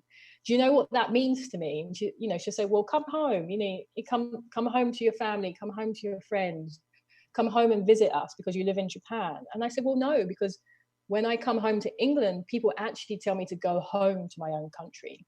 And then we could have these kind of deeper below the surface conversations that went you know, like way below the weather, way below like just general conversation. So here's me having a cross generational, cross-racial conversation with my white grandmother about what go home means to her, but what go home means to her half black granddaughter. Yeah, and that resonates so much with me, having also had a white grandmother who, watching Fox News, which was really frustrating, at one moment I was 7 or 8 years old, and she said, those people, like, really, like, intensely angry, like us versus them, like you could feel it and see it in her body. And I looked and saw it was a group of Asian people. And I was like, Graham, that's me. And she's like, no, I'm not talking about you. I'm talking about them. I was like, they are me and I am them. And I think it has to happen in our own homes oftentimes. So I love that project. Yeah. But, you know, that's also by design, you know, the fact that your grandmother sees them as the other, you know, that there is a system there that's been designed to keep us divided, to keep us separated, to keep the focus distracted from the real issues. And, you know, the times like we're in now, it is about staying connected. It is about staying focused. It is about staying undivided. And it is about kind of being able to observe those tools of division that really exist out there from, you know, from when we were little, from before then and until after. I love that. That's very inspiring. Thank you. And what's also inspiring is your most recent TED Main Stage virtual talk. Really well done. Thank you, Chantal, for that. And you asked a series of questions, and I'm actually going to reflect them back at you to answer. So you said, so what happens when you look different, feel different, and in many ways start to think differently from everyone around you? How do you find your way out of a dark, racist, homophobic, and very lonely place? Yeah, that's real. So imagine this, you know, you're me, you're very young, you know, you're growing up in a very racist, homophobic, white working class place where when you walk out of your door, people point at you and say you're black, or like they call you all sorts of names. You're just a child. You're just trying to walk to school. You're trying to see your friends. And that's how you're treated every single day. And, you know, that does create the sense of loneliness. It creates this sense that, you know, everyone is against you at a young age. And that's something that kind of I had to confront with. And the way that I did that, and I think a way a lot of children deal with that is, you know, you pick up a pen. You pick up a pen and you draw and you draw and you draw and you create these worlds and you imagine these futures that no one else has imagined for you. You know, you create these characters and you create these people that accept you for being yourself. And, you know, I think there's such power in the imagination, and there's such power in picking up tools that let you dream about other places that you can escape. And for me, you know, just picking up that pen and trusting it and drawing in it and believing in it, it did take me somewhere else, because also that pen or that kind of activity of drawing gave me the confidence to be myself. And that's one thing, when you walk out of your door and you're not seen as a part of the whole, you're not seen as a part of the group, you're not accepted as everyone else is. In reflection, that gives you great power. And that gives you power not to have to fit in, not to have to conform. It gives you that power to be an individual. And, you know, you can either fight that and go completely against it and really try and assimilate, or you can be confident in that and end up at art school, as I did. And art school is where all the misfits go. You know, there's a lot of misfits in art school. And, you know, it's where people end up, where we think differently, we dress differently, we look differently. Our philosophies are different in many ways. And we end up in this place where being unique and being yourself is really celebrated. And so, you know, what happens when you grow up in a racist, you know, homophobic, lonely place is that you go inside. And inside you find that strength and you find the ability to put one foot in the other and see where it takes you. I feel like that's a really great rallying cry for a lot of the young people who are taking to the streets too right now. So thank you for that.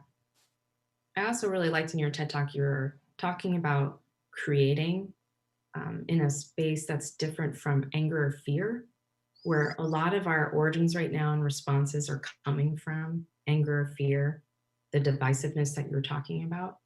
And I know that you're also talking about in your TED Talk, having the ability to give permission to let go of things that are in the way of being you. Like there's freedom in that and the ability to see, which I definitely was like, I wonder if she's also means being woke.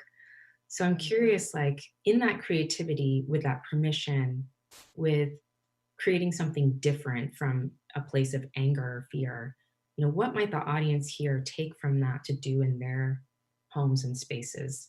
Yeah, you know, of course, anger and fear, it plays a part, you know, it has a role. These are also stages that we move through. You know, you're either in a state of joy or sadness or anger or rage. And all of those are justified depending on where you are and how, you know, each individual is dealing with their environment and their circumstances. The thing is there are also tools to kind of move through those or stay focused or take action versus reaction. And you know, for me personally, I found those tools through meditation, and I found those tools through drawing, and I found those tools through reflection, and I found those tools from moving forward. But also I found those tools from being consistent, you know, never stopping. And, you know, when you're in a state of fear or anger, it's very hard to be focused, and it's very hard to be innovative, and it's very hard to take care perhaps of yourself and everyone around you, because you know, in a way, that anger and fear is being fed, and here it's justifiably fed by, you know, lack of accountability, and then also this history that we have here. Someone like myself, you know, I am a person of color, but I'm also from a different country, so my history and my experiences are very different from someone that is a person of color, that is Black, that is mixed race, that is born here. And so, you know, I'm trying to say that, you know, each of these perspectives are valid, and each of them are things that we have to walk through and work through. But the focus should always be on staying connected and moving forward in collaboration and holding those accountable, and you know, acknowledging the past. I think the biggest thing about here, and especially, you know, in the country I'm from, England, the UK, those are places where we haven't really acknowledged the past. And if you haven't acknowledged a past, then how can you move through those phases of, you know, anger, rage, grief, compassion? You can't, you know, it's like literally someone's holding you behind the back with a shirt, and they're not letting you go. And so, you know, I don't know if I'm really answering the question there, but, you know, I'm just trying to say that we all have these different perspectives and these different histories, which it comes down to those fundamental two things of acknowledgement and accountability.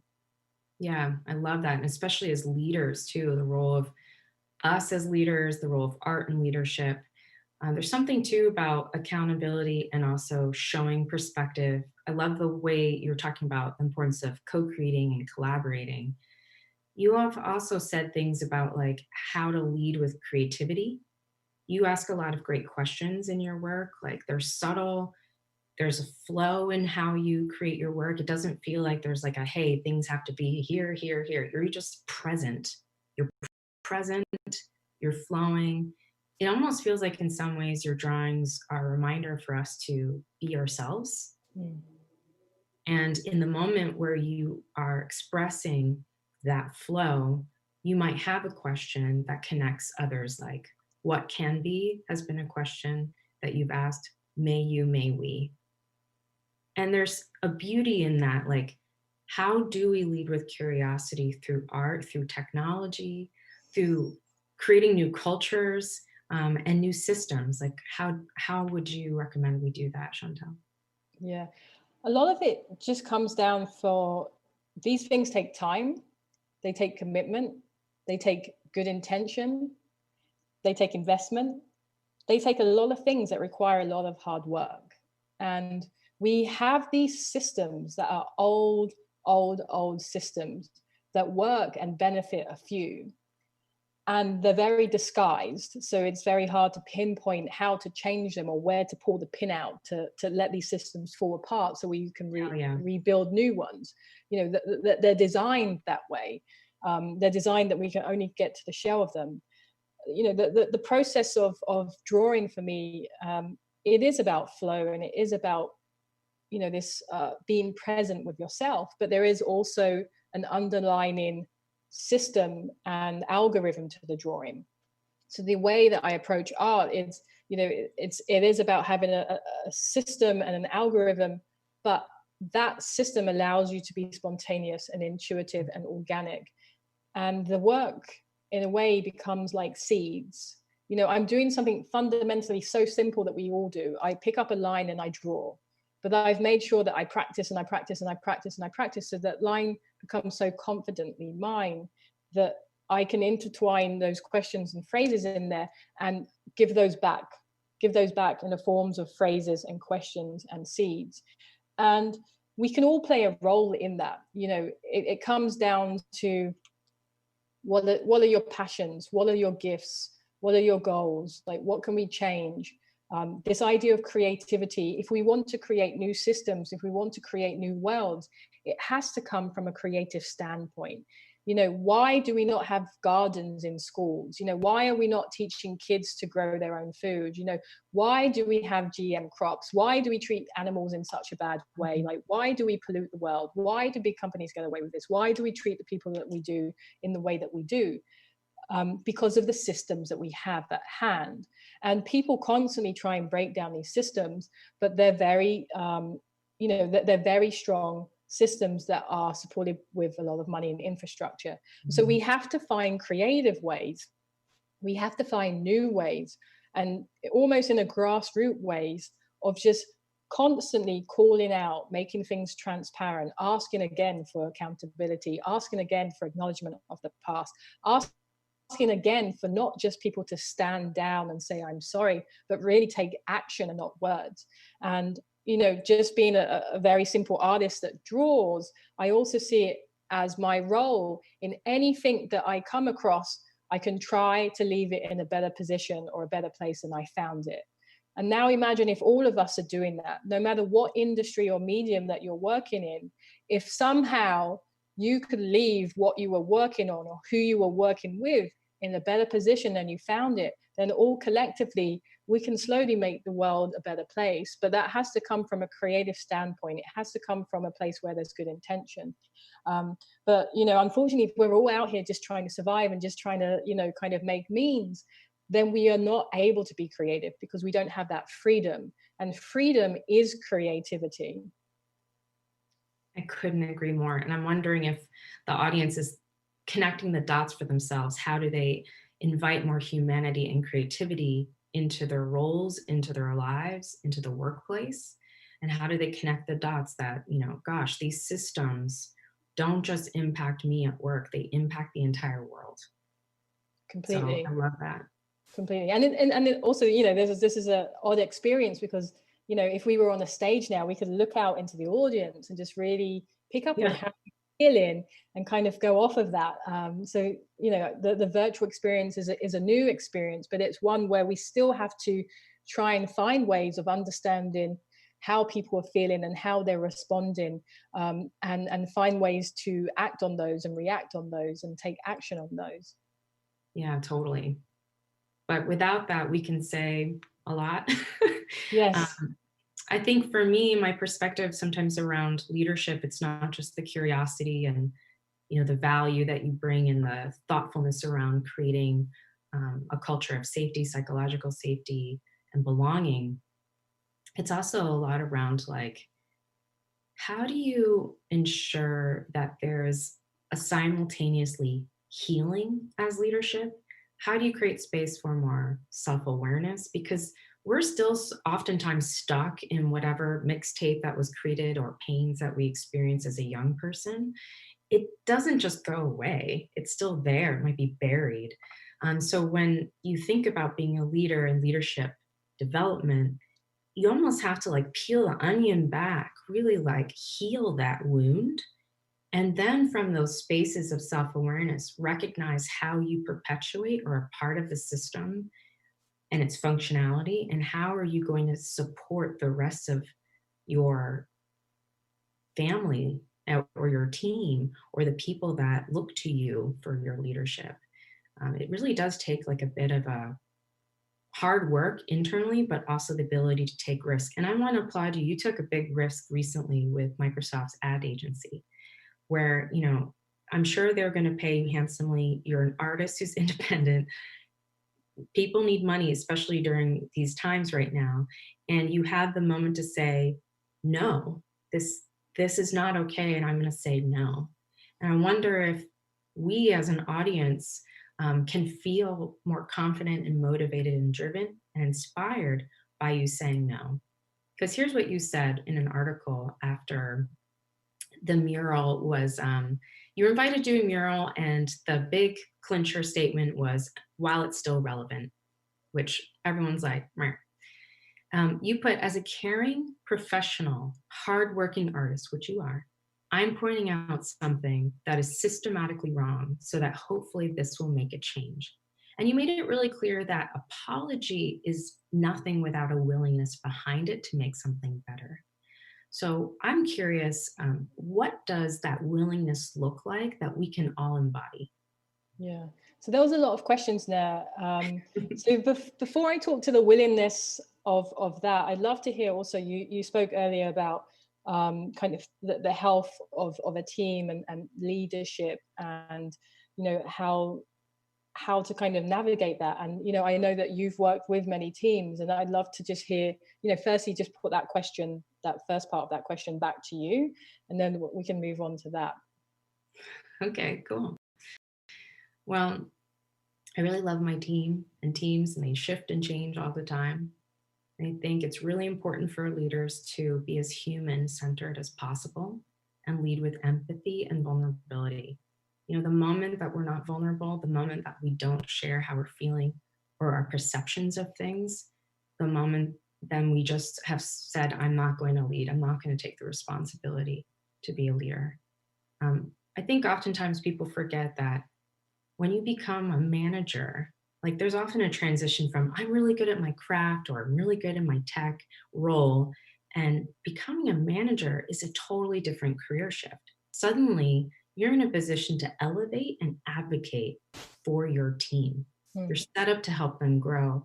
You're set up to create an environment of trust and set up like a new system of belonging, inclusion, being seen, being heard, being cared for.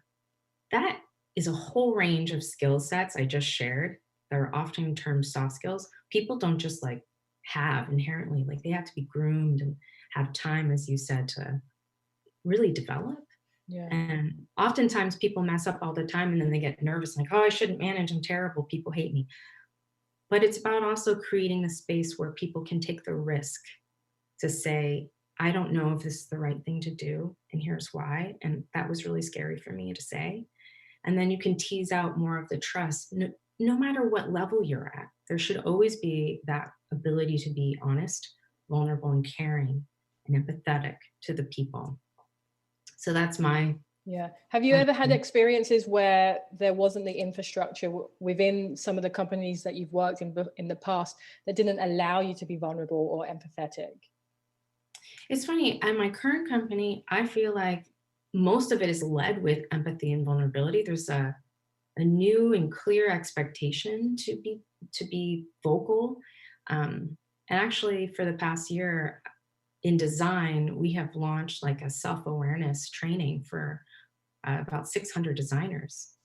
And there's ups and downs, but I think that investment, which costs a lot of money, and having internal leadership learn to deliver this kind of content and create these spaces, that investment is really powerful and profound. I thank Capital One for that. Yeah. Actually, the most dysfunction I've seen, I'm sorry to say, is in nonprofit. Yeah. And I feel like nonprofits need a lot more resources to create that kind of leadership development and sustainability. They give it to others, but it's really not always reserved for their health and their space. Yeah, that's interesting. And then, to speak to the point that you were talking about earlier with, I guess the predicament that I found myself in with this campaign and this ask for me to, paint some billboards while the protests and Black lives were still relevant, essentially. Obviously I didn't post that or talk publicly about it without kind of thinking carefully about it. But I think, now is also, it's a time, and it should always be a time to show the gaps and to show where things are missing. And, being an artist and being, a Black queer artist, I'm often confronted with people's gaps and with people's kind of lack of work. And so by the time that they've reached me, it might not appear so in their mind, but they're showing me how they really do not value me, or really do not value my community, or really do not value the color of my skin, or that's the only thing that they see. And so there really needs to be this education, and it's not enough to say sorry. It's not enough to make excuses, or it's not enough to blame it on someone junior. You know, these are institutions, these are companies, these are brands, these are structures, these are entities that have all the resources at their hands. You know, there are enough consultants, books, you know, seminars, movies, history, academics at their fingertips. It just takes hard work, commitment, and time. And, you know, I think with a lot of these things, people jump. It's just the nature of, you know, agencies and brands to jump at what's culturally relevant. But what happens there is the devaluing of the culture, and the devaluing of what actually is relevant for the consumption and the performative allyship of the brand. And so for me to call something out like that, you know, I'm risking repercussions from the brand, or maybe not working with them in the future, or other agencies. But I'm also with that philosophy of leaving everything better than you found it. You know, if this has in some way a chance for them to take reflection internally and see what that gap was, or what was missing, or who they weren't listening to, then I've achieved my goal on some small platform or some small stage. But that's something that we all have to do, and we all have to take a role in it. And you know, so I saw it just as my role and as my part to say something. And I love that, because I'm curious, in general, would that be all-encompassing how you would answer what the role of the artist is in cultural leadership? Yeah, well, you know, we're artists, we all have our own agendas. We're all coming from different places. We all have different goals. We all have different perspectives. So, you know, I can't talk for everyone, but, you know, I'm coming from a place where initially art wasn't created for me. You know, I didn't grow up with galleries and museums and artists around me. That was something that I wasn't even aware of. And so why would I then give into or feed into a system or a structure that wasn't encompassing of everyone? And so I do see myself as an outsider now on the inside. But, you know, these structures are also, you know, they've been here for a long time. They keep a lot of artists prisoners. You know, they teach artists not to talk about money or commerce, even though a lot of these entities then sell the work for money and commerce. And so it's a bizarre space, but, you know, I feel that, you know, artists were totally on the bottom of the totem pole, because people value musicians, they value athletes, they value models, they value entertainers. And art is something that is seen as a cultural commodity, but it's also consumed in a way where the artist doesn't get the value and the respect that they deserve. And it's also done through a narrow lens of people who get to choose who is respected and who is deserving of.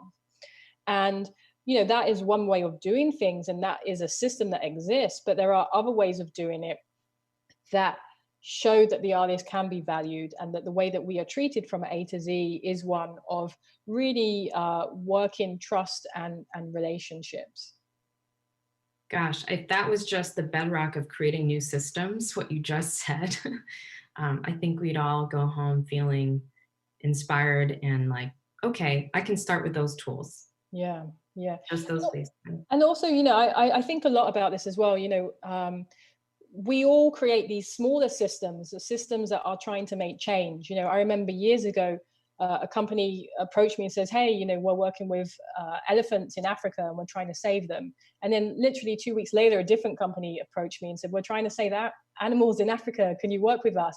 And, you know, I think within a year, 3 different companies reached out to me for the same cause. And I was like, wow, you know, like, I know that they're all dealing with this same issue from a different perspective, but why don't they all come together and unite? And I think we see that with many different things. You know, everyone is trying to battle and attack and tackle things from a different perspective. But there isn't the real infrastructure for us all to really come together and use those knowledge and systems to build bigger ones. And I think, you know, that's partly because we live in systems where it's about IP and it's about ownership.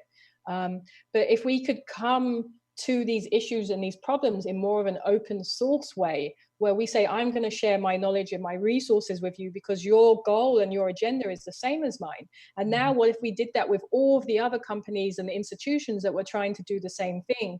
What if we can all come together and unite on that front? I think the issue is that we're trying to do everything from so many different perspectives, and then that does devise us. It does make us disjointed. And I wonder if there are ways where we can start to, whatever that gender and that goal is, if it's for sustainability, if it's for animals, if it's for human rights, like, are there ways where we can begin to creatively connect everyone? I love that. How can we begin to creatively connect everyone? That's so wonderful. And I wanted to bring up, Chantal, you don't know this, but I actually ordered your Simple Observations book from Baron Fig, little collaboration plug. But what I love is actually this is a tool. So for those of you who are watching, Chantal has created this awesome opportunity for us to like have moments of reflection, to think and broaden perspective. And she has one question in here out of several that I would love to ask her, if you don't mind, Chantal. But anything you want to say about this before I close with that last question? Yeah, so it's a book called Simple Observations, and it's a tool to train yourself with prompts to become more present and mindful and observant of the world around you. And we could all use some of that right now. So, Sean, the question that you have in here is, what makes you, you? Yeah. I thought we'd end with that. That's a good question. What makes me, me? I'm always trying to do better. I'm trying to be creative. I'm trying to ask questions. I'm trying to seek answers in the reflection of others. And what makes me, me is that I will continue to draw and create lines that connect and expose and explore the world. I love it. Well, it looks like I can ask one tiny little last question, so we have about a minute left, and it's just basically like, what do you hope will inspire the audience today? What would be like one big takeaway you hope that they take with them? Yeah, if anything, I would love people to think about everything people told them they couldn't do, and just take one of those and just go and do it. Love it. Thank you, Chantal. Oh, it was such a pleasure to hang out with you on this virtual stage, dear friend. And thank you. It's been an honor. What a pleasure. Thank you so much. Take care. Thanks, everybody, for listening in.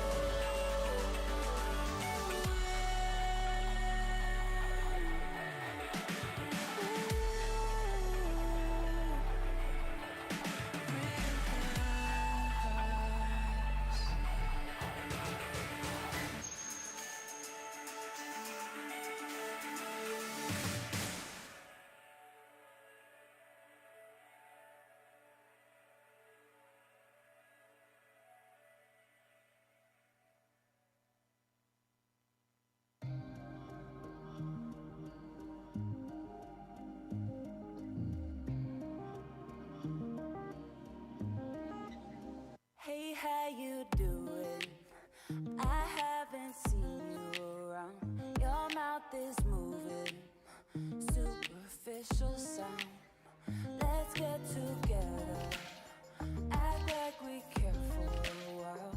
It's been forever, I don't really mind. I think staring faces, I make it to fake it when I'm hanging with my imaginary friends. All we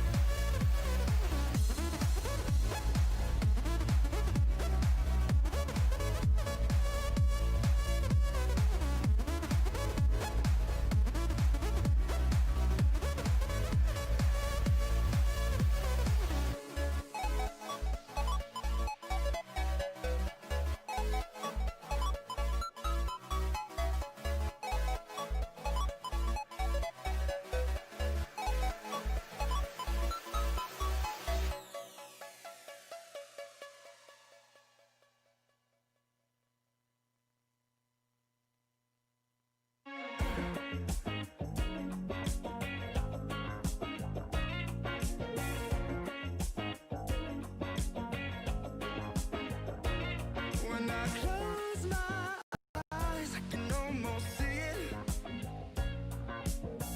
When I take a breath, you fill up my lungs.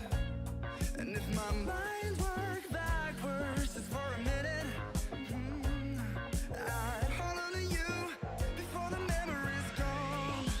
I remember you, you lift my spirit. With you high is all I'm feeling. Remember how we felt alive. I remember you, you make me stronger. Can't go without it much longer.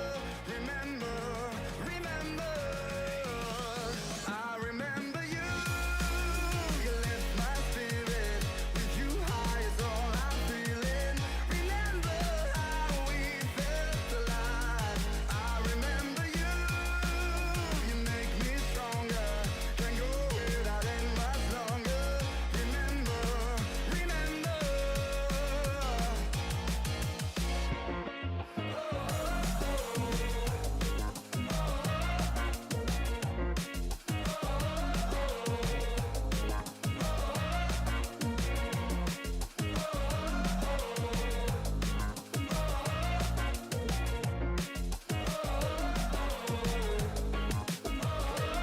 When I close my eyes, I can almost see it.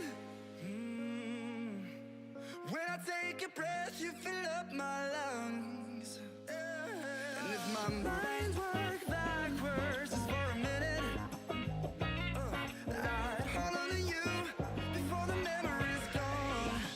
I remember you, you lift my spirit. With you high is all I'm feeling. Remember how we felt alive. I remember you, you make me stronger. Can't go without it much longer. Remember, remember, I remember you, you lift my spirit. With you high is all I'm feeling. Remember how we felt alive. I remember you, you make me stronger. Can't go without it much longer. Remember, remember.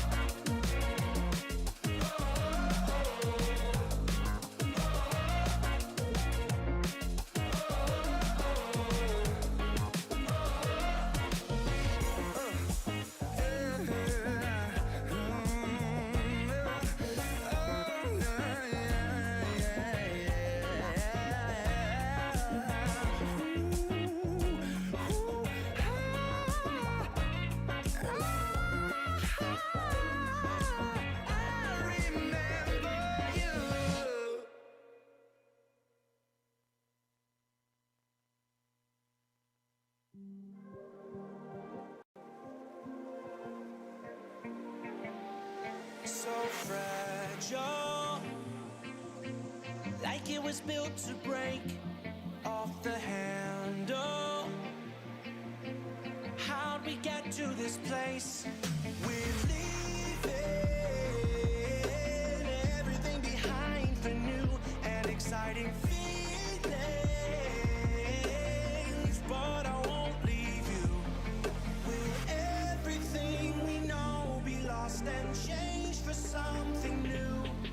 Only time will tell, but I'll be holding you. I'll be holding you.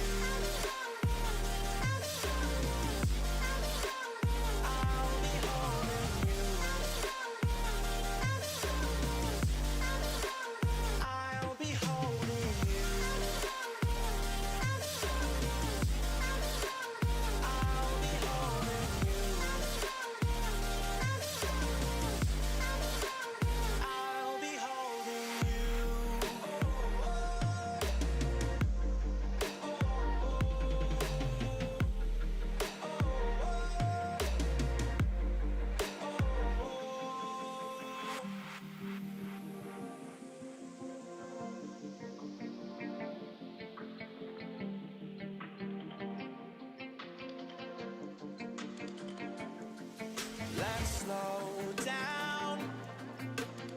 I wanna live right now.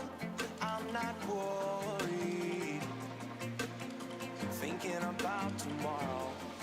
I'm feeling everything I need from you. It's all I believe in. I know you feel it too. Will everything we know be lost and changed for something new?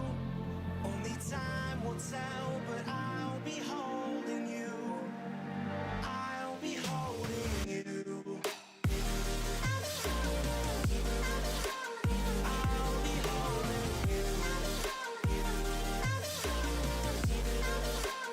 I'll be holding you.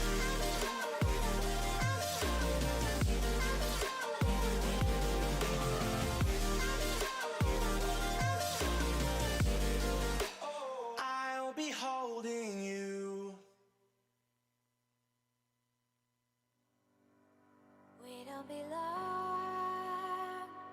making ladders out of cowboy sheets. We will be gone, while we're counting stars, they're counting sheep. Peter, hold your breath, don't make a sound. Just keep running and keep running and keep running. In our heads we're 10 feet off the ground. Just keep running and keep running, keep running, keep running, keep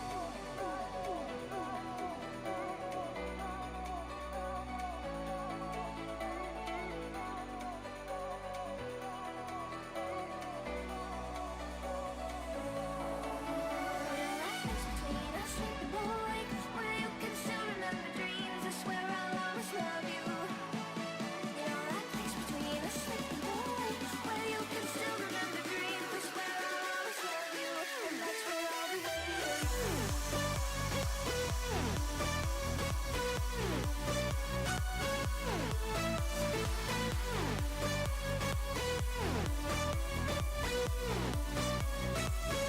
That's where I'll be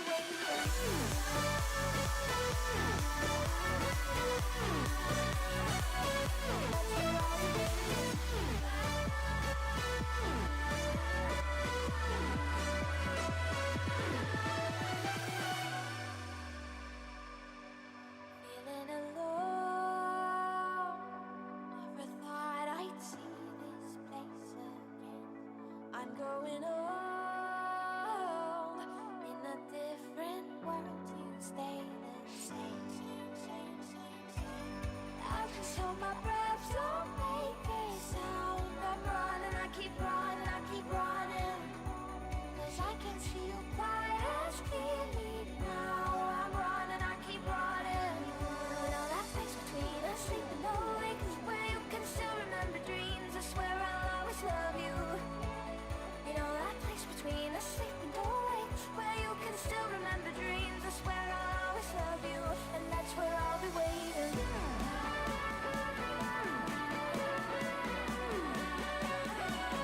That's where I'll be waiting.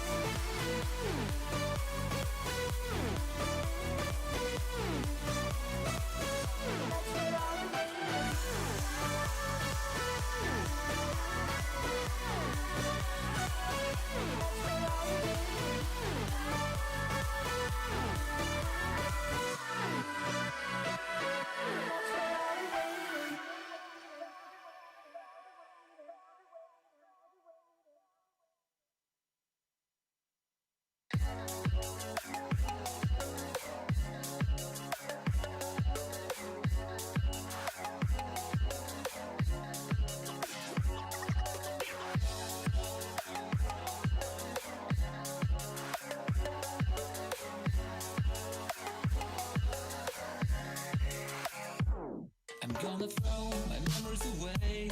Now I feel I'm done, and I am cursed by every day till my time is gone. I've never felt this way before, and now I know this all for sure.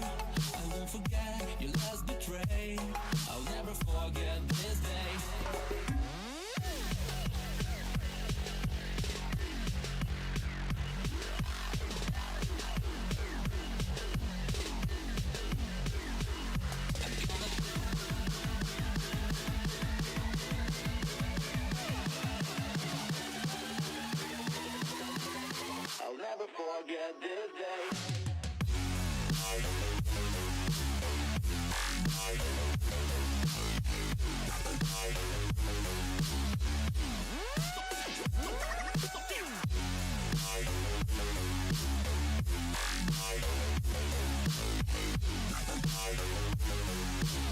I'll never forget this day.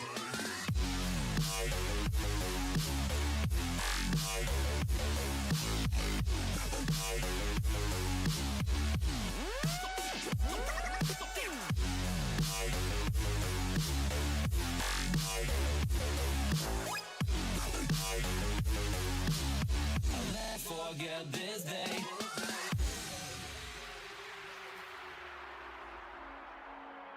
I'm gonna throw my memories away.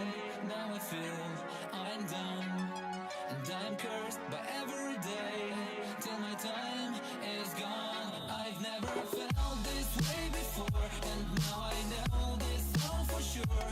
I won't forget your last betray. I'll never forget this day.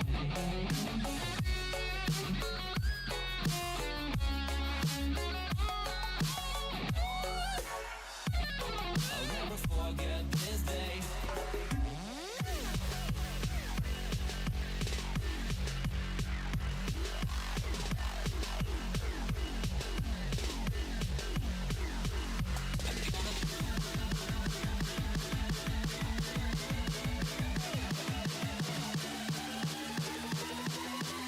I'll never forget this day.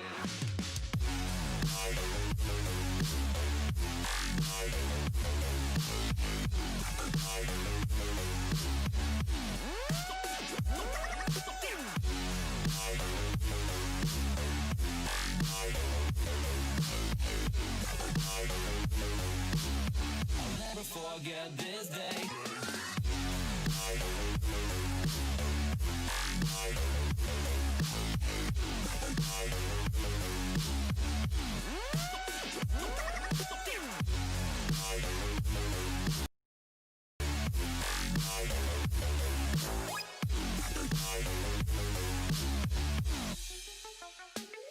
I'm gonna throw my memories away.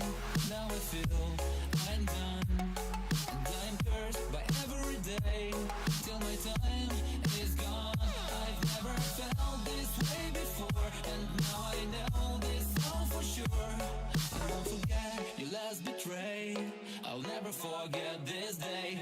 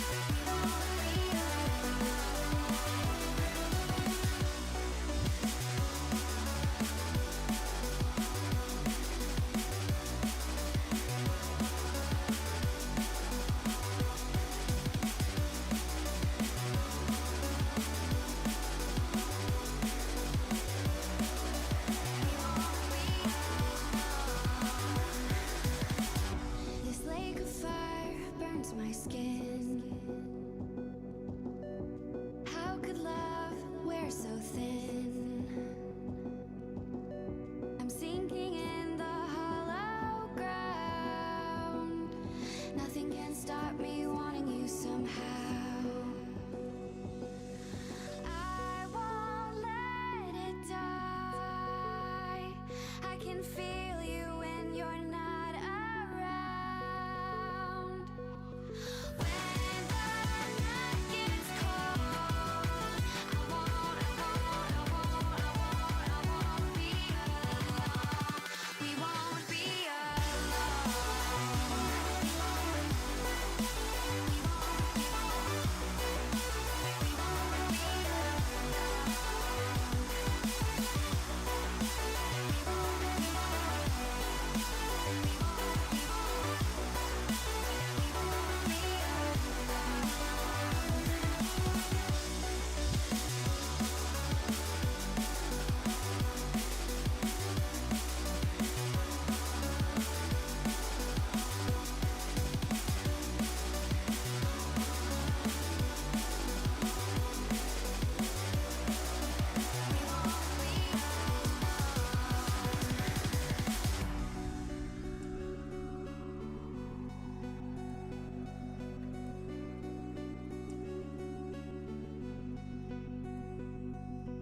I won't let it die. I can feel you when you're not around. When the night gets cold, we won't be alone.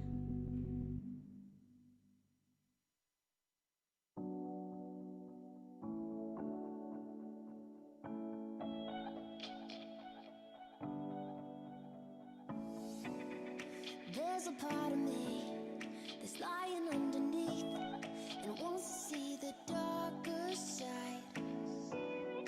Nothing I won't try. Once or maybe twice. Are you down to take that ride? Living so naive, never going deep. In a pit like the swallow, yeah. Taking off the edge, all I'm asking is, will you be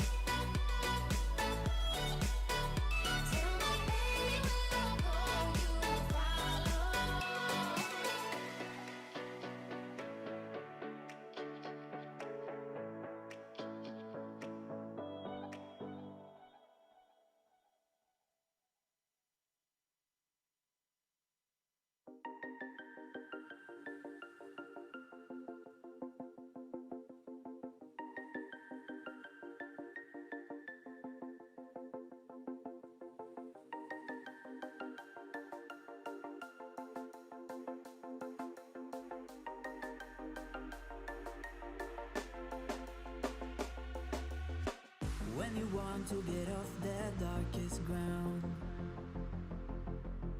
but gravity pulls you straight down. Earth from a bird's eye view. You should grow feathers and see this too. When you want to get off the darkest ground, but gravity pulls you straight down.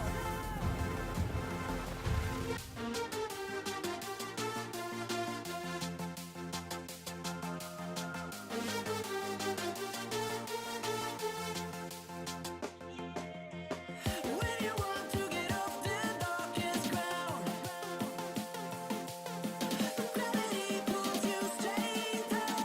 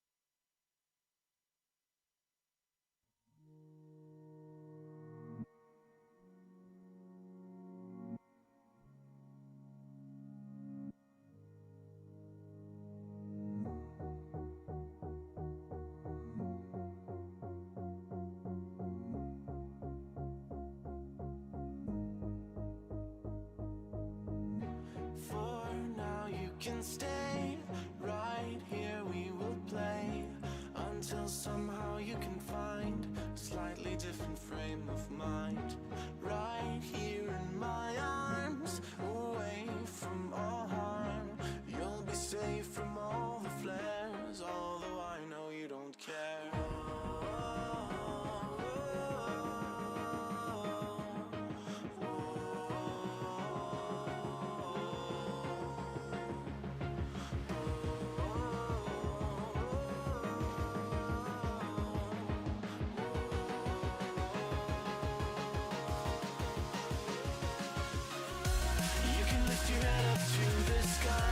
Take a deeper breath and give it time.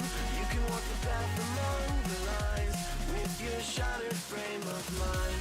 Or instead you could always stay. We can wait right here and play until somehow you can find a slightly better frame of mind.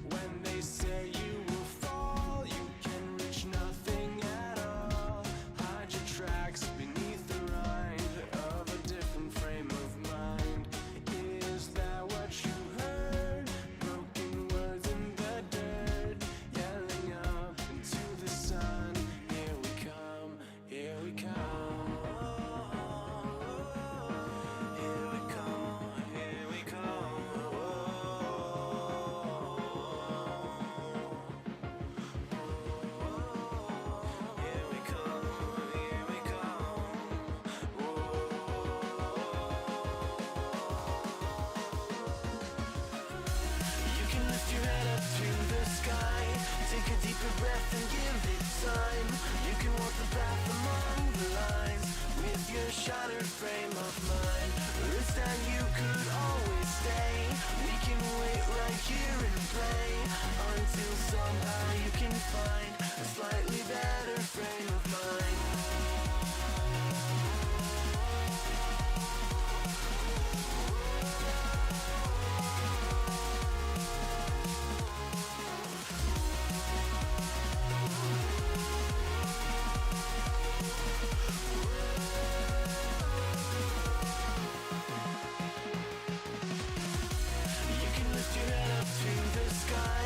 Take a deeper breath and give it time.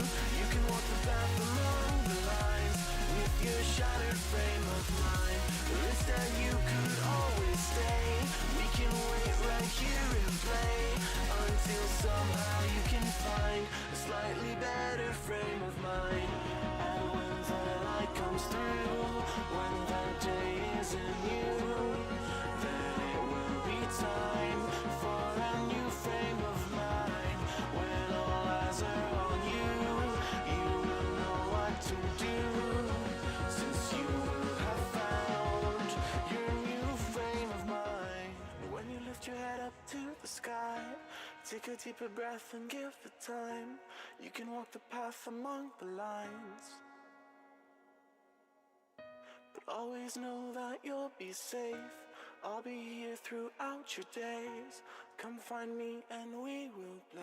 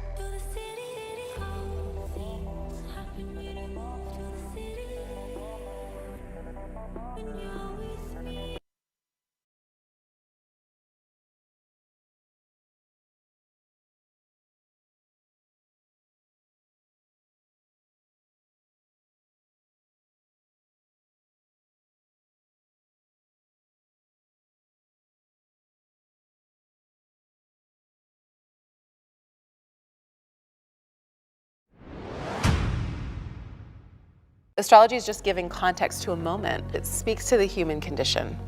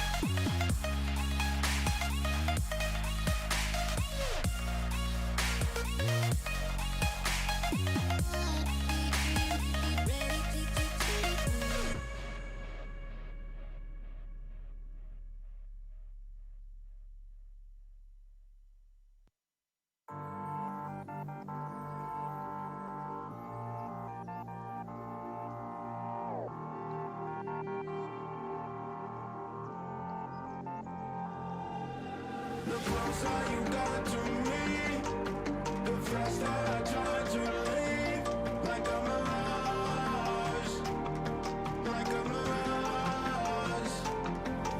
The scars that you don't I keep on my arms, I appear empty.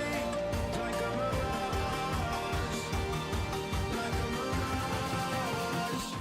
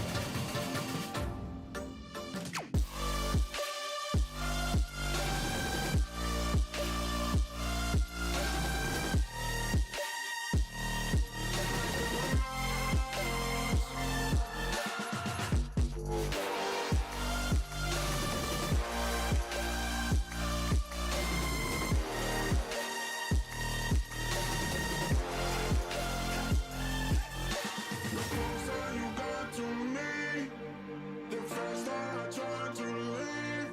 Like a mirage, like a mirage. The scars that you thought I keep on my arms, I appear empty. Like a mirage, like a mirage, like a mirage, like a mirage.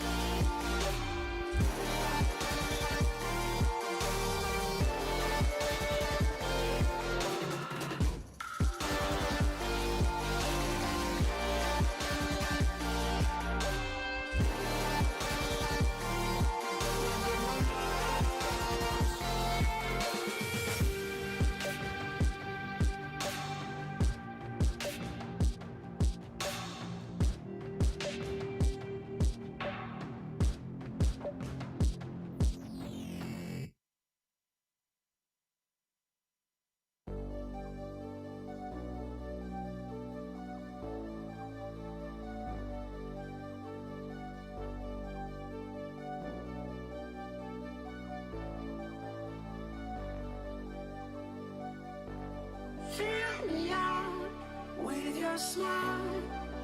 Now the sunshine brings the light. Fill me out with a flame. I will let you in this game. Take me out when I'm down. 'Cause with you I'm safe and sound. I'm safe and sound. I'm safe and sound. I'm safe and sound. I'm safe and sound. I'm safe and sound. I'm safe and sound. I'm safe and sound. I'm safe and sound.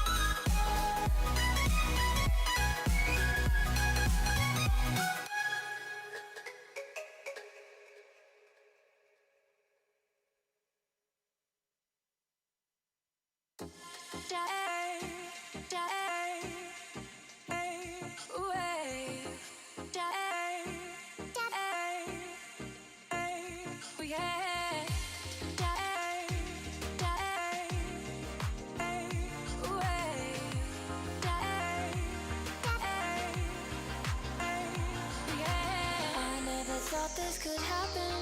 It's turned into more than attraction. Around you I see what we could be, living in the love contraption. Something inside of me changed. Don't know which road I should take. So many to choose. One thing is true, they all lead back to you. And now I see the light. Why can't I get it right? The message is clear, the signs are all here. I still don't know how to choose. So take my hand, I'll understand it all leads back to you.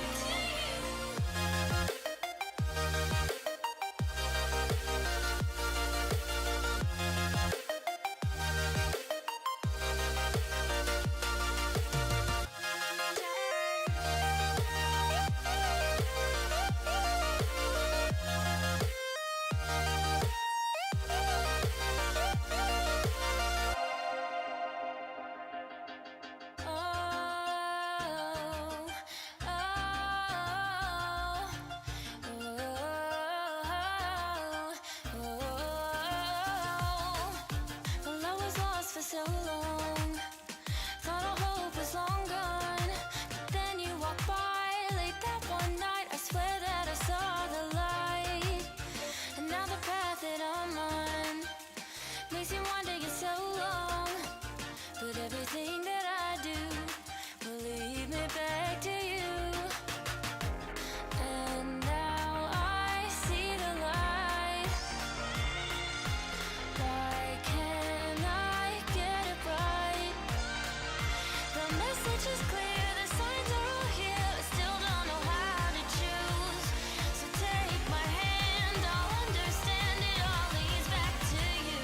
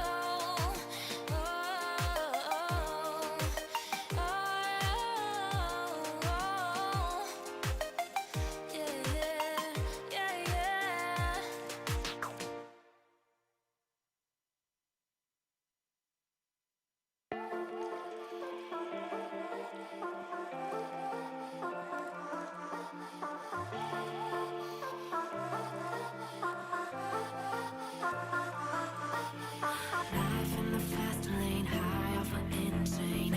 You're my cocaine lover. Got guilt in your pocket, forget about it. I just blew your cover.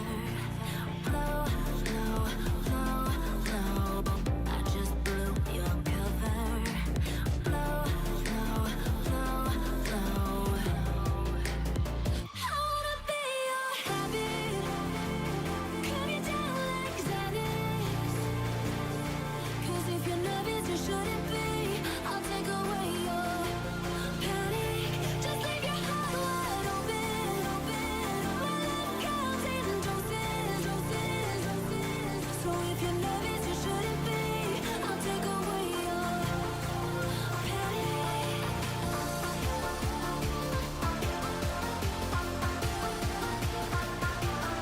So if you're nervous, you shouldn't be. I'll take away your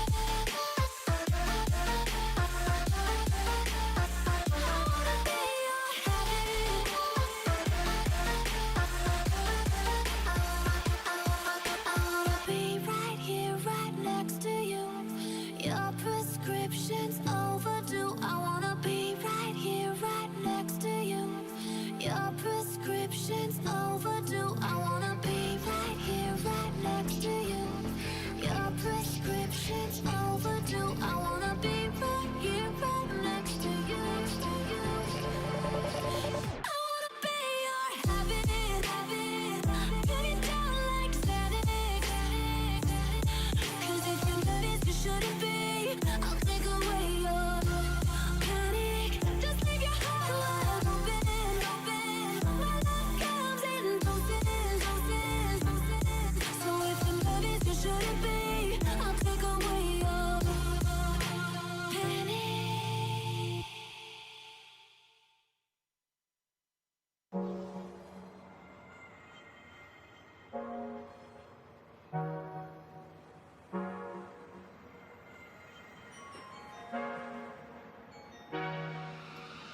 The butterflies on my insides have all gone away.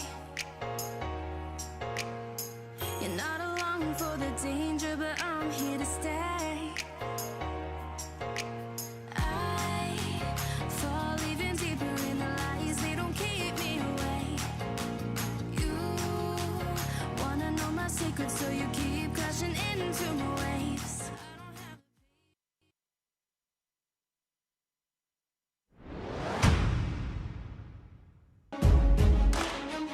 This is a tough place to be a woman. I've been put down, pushed aside, knocked out. Truth is, I've had to fight my whole life because of who I am, who I love, and where I started. But I didn't let anything get in my way. And women, Native Americans, gay people, the unemployed and underemployed have to fight like hell just to survive. And it's clear, Trump and the Republicans in Washington don't give a damn about anyone like me or anyone that doesn't think like them. Enough. One thing's for sure. I won't back down. Because progress is undefeated. We just need to fight for it. Are you ready?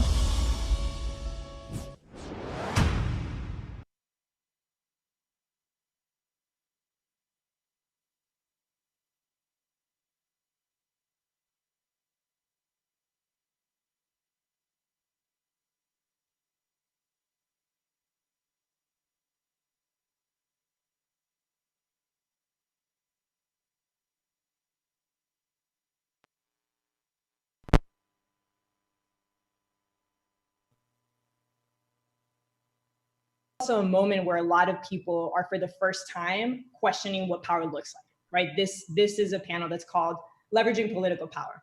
And I think if we look back 10 years, 5 years, 3 years, even 2 weeks ago, I think the idea of power for many was almost like unattainable, unreachable. A lot of people thought that power didn't really belong to them. But I think that's changing. And that's why I'm so incredibly honored to have this conversation with you, Representative, because I think you are someone that is changing what power looks like. You know, you're someone that for the first time, many see themselves reflected in these positions of power. And for many of us, that is what the future looks like. You know, that is what this movement is about. So thank you for having this conversation.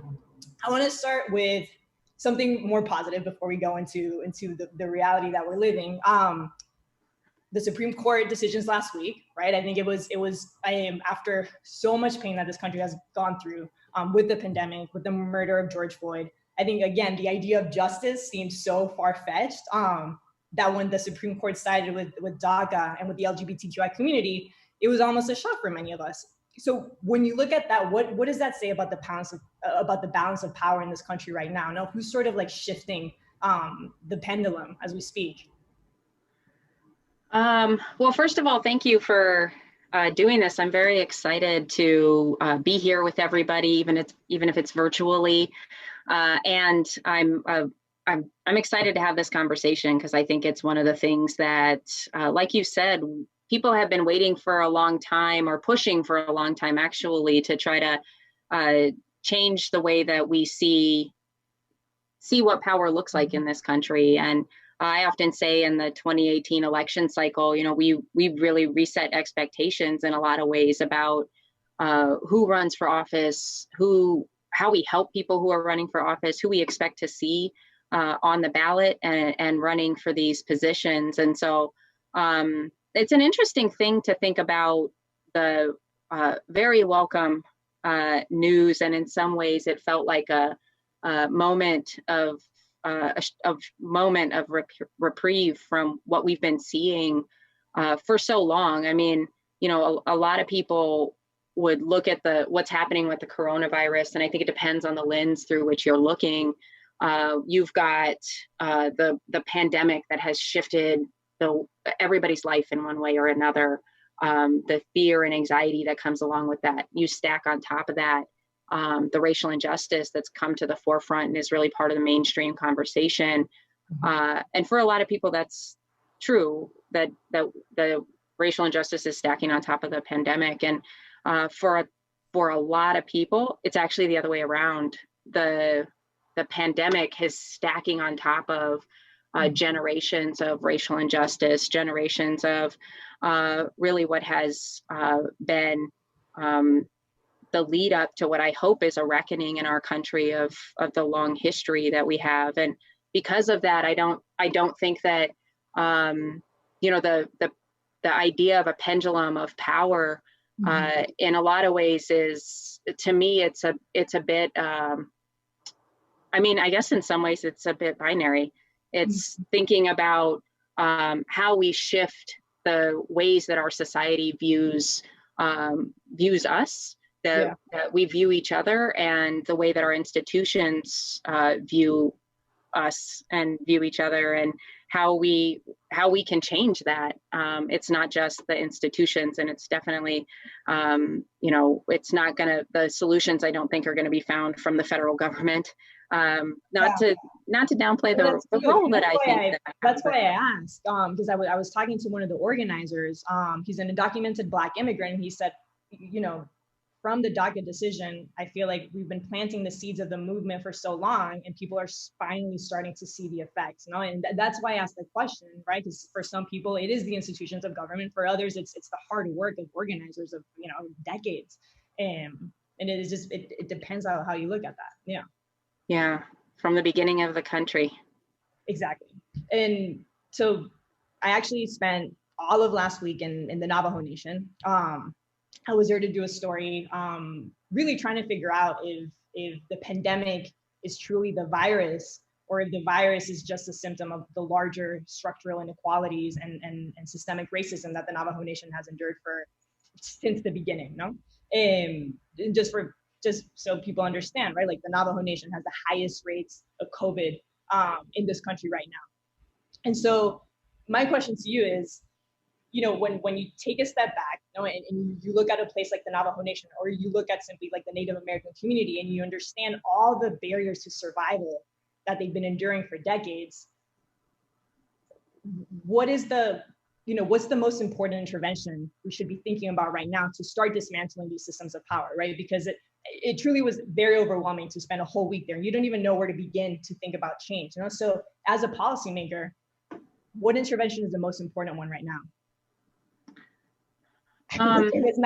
Yeah, I mean, I think that one of the things that's so important about the work that I feel like, one of the reasons that I feel like having the opportunity to serve in Congress, and especially alongside Deb Haaland, who, you know, her and I together being elected as the first two Native women ever to serve in Congress.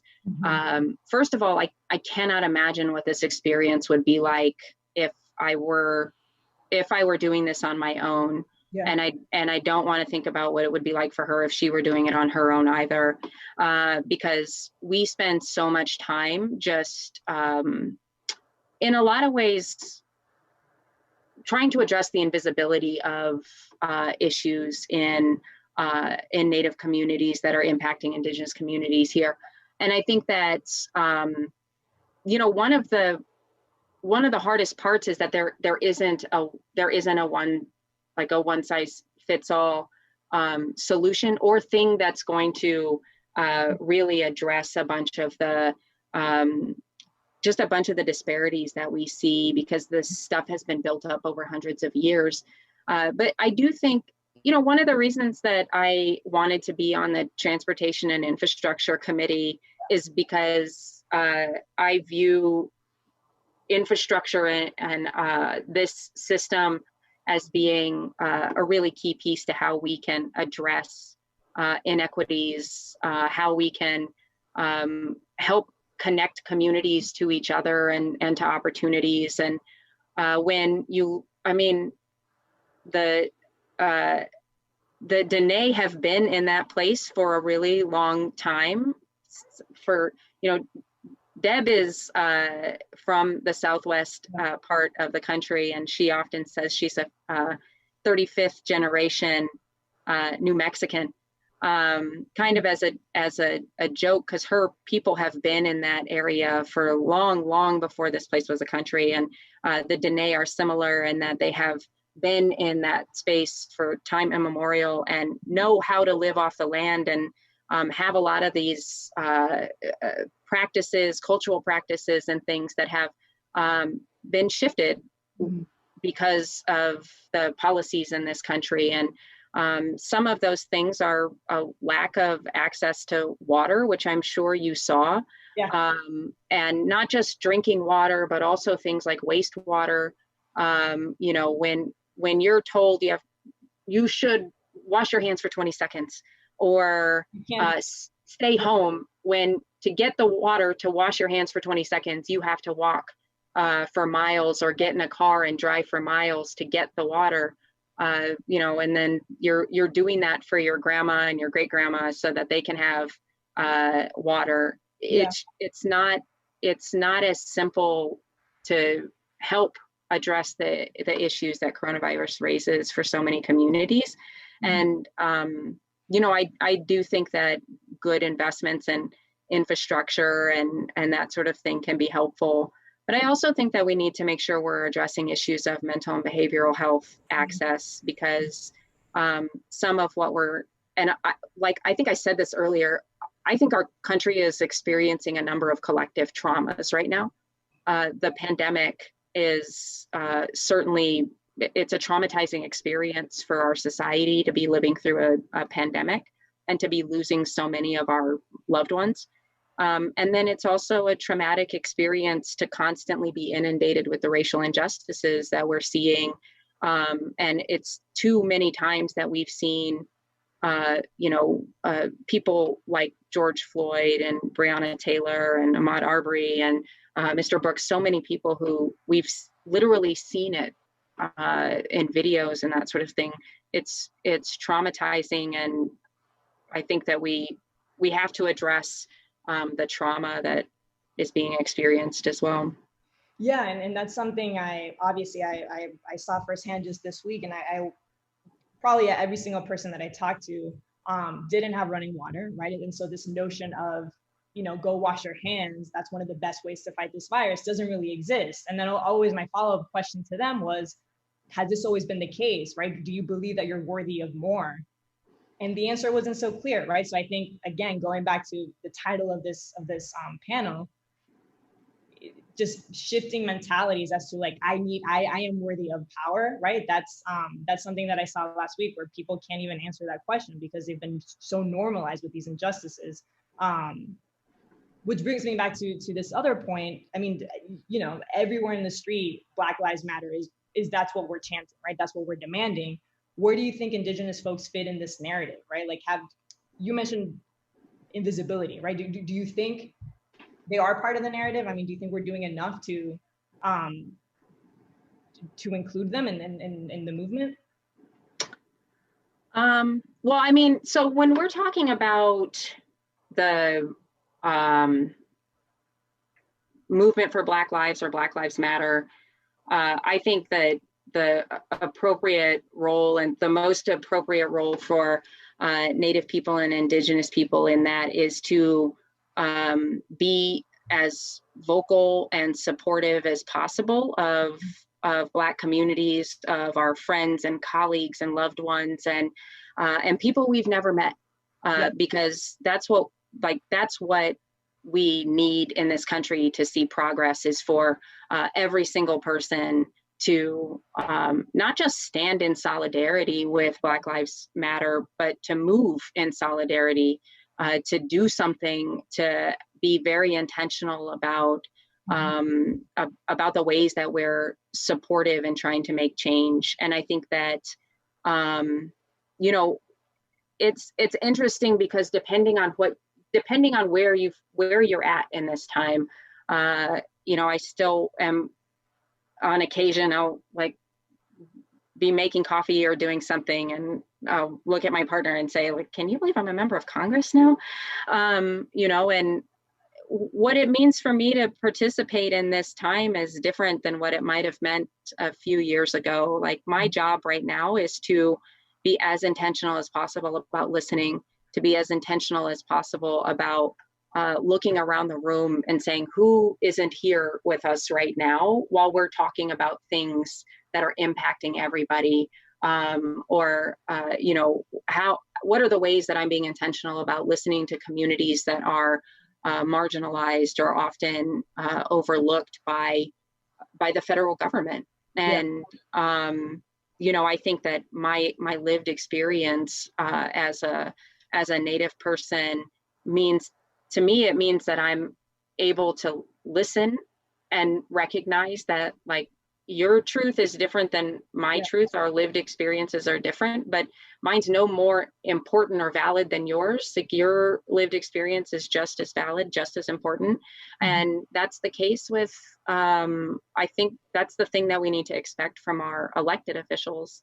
And yeah, so I definitely think that I've seen a number of people in various Native communities who have been showing up to be supportive of you know, whether it's at rallies or protests or different things, to make sure that everybody is supporting Black Lives Matter. Yeah. You talked about what it's like to be in the room. So obviously when you went in 2018, you weren't just flipping a red seat blue. But as you said, you were also inspiring a lot of change and hope in a lot of people that up to that point hadn't seen themselves, right? You were talking to single mothers, you were talking to first generation college students, you were talking to queer folks. And I was reading part of your victory speech, and you said that night that you won in 2018, you said, what's in common until now is to have those voices and those stories and those experiences reflected in our federal government. We are doing better. That starts tonight. No, that's what you said. So since you've been in Congress, what's been the most challenging part of achieving that change and that vision that you had? Like, what's been the hardest part? That's an interesting question, partly because I feel like this has been, and I could be wrong, I've never been in Congress before, but it feels like this has been one of the most, like, tumultuous and unpredictable, and I'm not just talking about the president, but one of the most unpredictable times in the federal government, with getting sworn into a shutdown, to you know, navigating an impeachment of the president of the United States, to now we're in a pandemic, which is literally, we haven't seen, no one who's alive and in a decision-making position right now has ever seen anything like this. Yeah. And so in some ways, I kind of feel like the new Congress that came in, all the freshman members, I'm really glad that I'm here with some of the folks that I got elected with, because there's so much of a diversity of experience, of, you know, folks who know how to navigate crises, folks who really have lived a lot of the things that I was talking about. I mean, the number of new members who, even from something as simple as know what it's like to have student loan debt. Trust me, I know what it's like to have student loan debt, but also to be, you know, to have gone to community college or worked the entire time I was in school. I think that those are the kinds of things that help us change the conversation that's happening, but it's still just a step. I mean, the 2018 election cycle, for as amazing as it was, and like as many people as we got elected, it's still like very low percentages of women, of people of color, of LGBTQI folks, of Native people. I mean, we still have a lot of work to do. Yeah. In some ways, I think that the biggest part is that it's an uphill battle. And even when we, like, we'll take a couple really big steps up the hill, but we're still on a hill. Right. You know, I mean, I think that in some ways I think that's part of it, is just like maintaining that. And I'm optimistic. Like, I think I wouldn't have run for Congress if I wasn't an optimistic type of person. And that was sort of the nature of the question, right? Like, because 2020, I think, is going to be so much more amazing than 2018 was, which says a lot. But it seems like a place where it's easy to be like disheartened, right? Because you do have to have that vision, you have to keep fighting. What's the most rewarding part, though? No, when you're in those rooms, when you're sitting and like, what's the most rewarding part of it all for you? I don't know. There's lots of free coffee. No, I'm kidding. You know, what's really interesting is that there's been a couple of times where I can distinctly remember feeling like this is a moment that I'm going to look back on and remember during all of the stuff that's going on, the whirlwind that feels like it is here in DC, in the country, in the world right now. And a couple of those things are related to legislation. Like, I had the opportunity to preside over the House floor when we passed the Violence Against Women Act reauthorization. And I mean, just you had said earlier, like 5 years ago, we wouldn't have known what, I mean, literally probably 3 years ago, it would have been like outside of my concept of reality to think that I would be presiding over the House floor. And then we passed the Equality Act out of the House. And although we're still waiting on, like, Mitch McConnell continues to fail to do his job, we're still waiting on movement in the Senate. But the Equality Act, I think, was a really important step for a part of the federal government to say, and it passed in a bipartisan way, for us to say it's really important that LGBTQI people do not get discriminated against, regardless if we're talking about the workplace, we're talking about school, we're talking about housing. It just shouldn't be that way, because people need to be treated with the dignity and respect that human beings should be afforded. And I think that, you know, even if Mitch McConnell continues to fail to do his job until we get him out of office, we will have sent the message to a bunch of people. And when we when we see young LGBTQI people with disproportionately high rates of suicide and suicidal ideations, it matters if we've got institutional leadership saying, this is a problem in our country and we need to address it. Right. You're important. Your experience matters. Your life matters. And I think it's not surprising that we're seeing people come out into the street because, like we were talking about earlier, Black folks have been waving their arms and saying that for a long time. And we just haven't had people listening in our elected offices, or at least not enough. Do you have hope for the police reform bill? Like, I know there's only so much you can talk about, but do you, given what you're seeing in the streets, given what you just told me, no, you are setting different expectations. Is there hope to see change when it comes to police reform?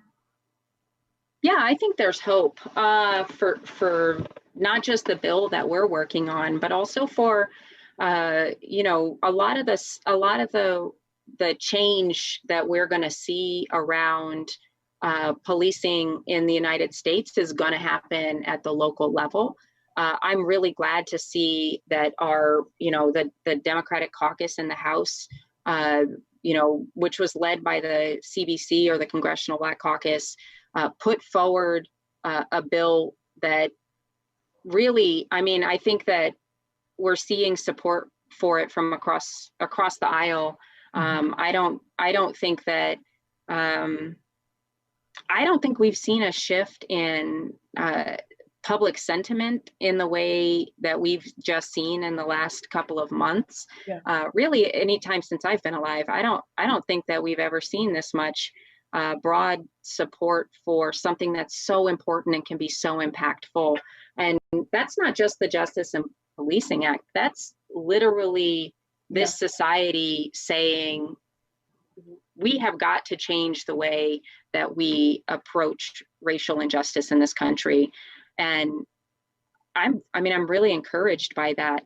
I'm not like, I don't look at the world through rose-colored glasses. I don't think that, I don't think that just like that, switch flips and everything is amazing. But I do think that in our lifetimes, we'll see some pretty significant changes and improvements. And it's a long road, and I think we're taking some decent sized steps right now.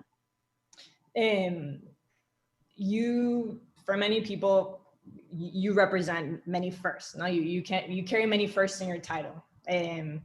Whether it's you're a first generation college student, although I know that your mom, former first generation college student. Right. So my mom got her bachelor's about 3 years ago. Okay, no, but that's important. You're also, one of the first Native women in Congress. You're the first openly gay Native elected official in Congress. So 2 questions there. So the first one is, how do all of these different identities manifest in your daily work? But then also, how do you want people to see you, right? Because I feel like, and I'll say, even for myself as a Latina, as the daughter of immigrants, people tend to look at me as like, okay, she can only talk about immigration and she's a Latina, and people put you in boxes. So how do you want people to see you? That's an interesting question. I think all of us want to be seen for our whole selves. Mm-hmm. And in some ways, I feel like that my experience and having been put in boxes, whether it's LGBTQI box about policy or change or whatever, Native, I don't come from a family with any money or resources. I think that it's important. I think it's important to recognize the socioeconomic, the socioeconomic differences or I guess it's very homogenous in Congress. It's changing, like I said earlier, but I think there's a lot of issues of socioeconomic status that have definitely shaped my view of the world, have impacted my experience. Going to Cornell for law school was literally never entered my mind to even try to be a lawyer. And then as soon as I was in a program and the director of the program said, you should apply to Cornell, my first response was, Cornell's not going to take me. Really? Without hesitation. That's the first thing I said. And I think that says a lot about even my own perception of myself. Is that's not for me. That's not a place that someone like me goes. And well, she said, I'm not saying they're going to take you, but if you don't apply, then you're deciding that. And obviously I was not ready for that truth to be said to me, but it really forced me to think about whether or not I was going to take the chance to apply, and then chance rejection and chance what I felt like was almost like a reinforcement of that idea that someone like me doesn't go to a place like Cornell. And I think that, I used to tell people that I thought the trajectory of my life changed when I got into Cornell. Yeah. And when I was running for Congress, because I had so many conversations about my life with people, just trying to share, here's this experience, that I realized that it wasn't getting into Cornell. That's not where the trajectory changed. It was when I decided to apply, because I was not gonna, I just had shifted the way that I thought about doing something like that, taking a chance like that. And I think that in Congress, I know, and this is something so many people of color go through the same thing, right? Like, I don't deserve that. I didn't deserve, they made a mistake. Has that ever, and honestly, has that ever happened to you when you're in Congress, and how do you fight that? You know, I feel like when I got to law school, I definitely felt that way, that you know, I had gotten in because, and you name off the list of things, because I'm Native, because they you know, they let a couple of people like me in every year or something to that. Like, I had all these thoughts in my head while I was there. And you know, because I didn't go to a prestigious school, when I first got there, I remember introducing myself to people, and I said I think the first 2 or 3 people I met, I said, "Oh, I went to UMKC," and they were like, "What is that?" And I was like, "Oh, I'm sorry, it's the University of Missouri in Kansas City." Right. And you know, the first like 5 or 6 people I met, it was like, "Oh, I went to Harvard, I went to Columbia, I went to Stanford," and in my head, I'm like, "Oh, I'm over here," just like, "Oh, I went to, you know, I'm from Kansas." Right. And after a little while, I realized that first of all, nobody knows what they're doing. Yeah, I mean, it's a common misconception that grown-ups are walking around the world like knowing what they're doing, and most people don't know what they're doing, and it's no exception, people who are in their first couple of days of law school. Right. And I remember thinking about that a lot, that, you know, all of us want to feel accepted. All of us want to be seen. All of us want to feel like we're in the right place. And now in Congress, I think that what has shifted for me over the years is that I now try to make sure that, you know, anybody who walks into my office, I want them to feel like they just walked into the right place. If you walk into my office, even if you're not from Kansas, even if you're not one of our constituents, even if whatever you're looking for, we don't actually know how to help you, that building that my office in DC is in is just as much your building as it is my building, as it is any other member of Congress or any other person in this country. And I think that you belong, which is not, I mean, I've walked into that building many times, and that's kind of intimidating. It is. It's not the first thing you think about. No. Yeah. But, you know, I think that I think it's just been have you seen that TED? I think it's a TED talk where the lady says, like, stand there with your arms up and like fake it till you make it. And you're like, I belong here. And I mean, I feel like I've spent a lot of my early career literally just saying, you know what? I know I'm nervous in this big law firm, and I'm the youngest person or the only woman or the only non-white person in this room right now. But no one else knows that I'm nervous, and I'm just going to act like I own the place. You know, I'm going to speak up when I have an idea. I'm going to spread my stuff out and take up a bit of space. And I'm just going to try to live my life as if I feel like I'm supposed to be here until I actually feel like I'm supposed to be here. And now I won an election in the 3rd district in Kansas. And the people in the 3rd district in Kansas have put their trust in me to go to DC and try to fight for the issues that are really important to the people here. And when I'm walking around and I'm having conversations with people, even if it's a more senior person, we all get one vote. I have a vote, and the speaker has a vote. And that's a pretty powerful thing. And it's like, you know, I mean, and I get to exercise my vote, and I get to try to convince other people, and they get to try to convince me. And I think that that's like it's a really powerful thing. It is. It is incredible. And I'm sure it's also a lot of pressure, you know, that you carry on your shoulders. But and that goes to my next question, which is about 2020, and also what you're about to face in the election. I think regardless of how you look at the map and the strategies, no matter what, like the path to the White House will have to go through the Midwest. Now, the Midwestern vote will be important. But I think there's a lot of assumptions, and I will include myself, about what the Midwest looks like and what voters, you know, look like, what they want, what's expected. But I think you're the perfect story about how you are and your district is breaking all of these stereotypes. And so when you look at the candidates, what do you think needs to happen to win the Midwestern vote? No, like how should people be thinking about that? You know, one of the things I think that is really interesting about when we have conversations about politics is that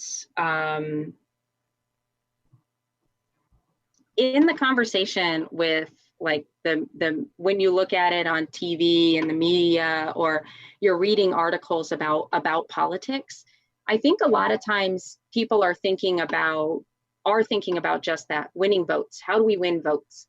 And I think that one of the places where I've seen a lot of people really appreciate, whether it was our campaign or some of the other campaigns, because now talking to my colleagues, there's actually a lot of there's some common threads.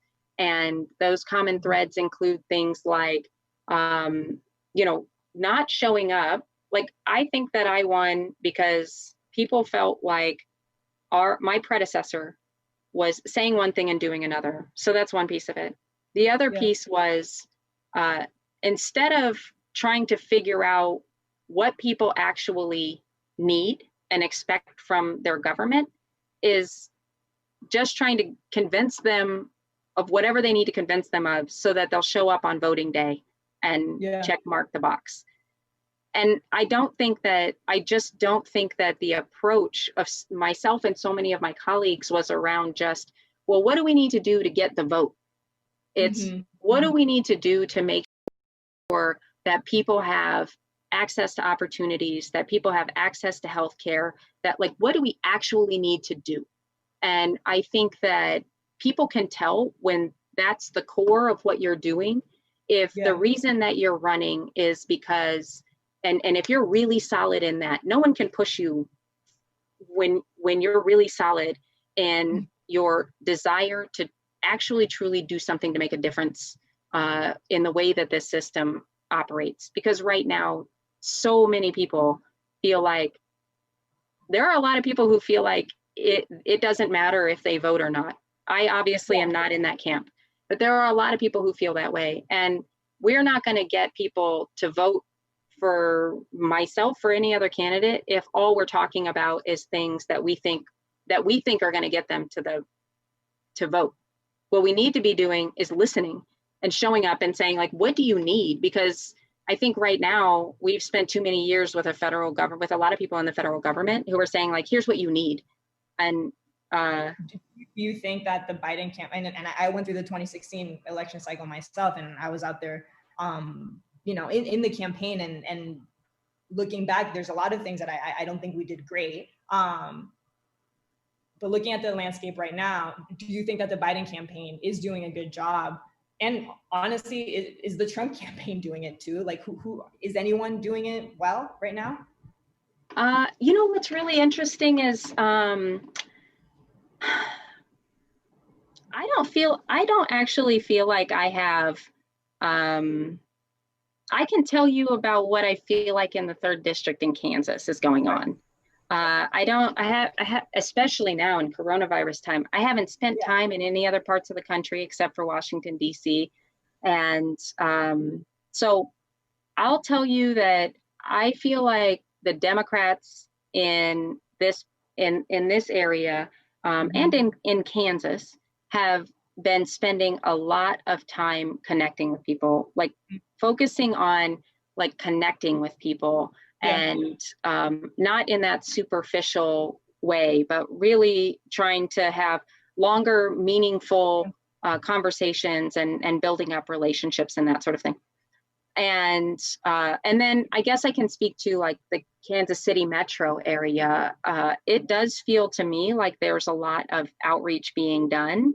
But at the same time, like it's one of those things where there are probably people who want to be engaged, who want to be engaged by, and it could be my campaign, it could be the Biden campaign, it could be our Senate candidate. And we have, well, I guess I don't know how many months now, 4 months, 5 months, 160 days or whatever it is. I keep seeing all these countdowns. And that's the amount of time that we have to really like go out there virtually or with face masks and really try to connect with people. And I think that those wheels have been turning in this area for a little while, and that means from even before I got elected, because if it weren't for that, I mean, it was not that long ago in Kansas that people would walk around and be like, I'm a Democrat. Really?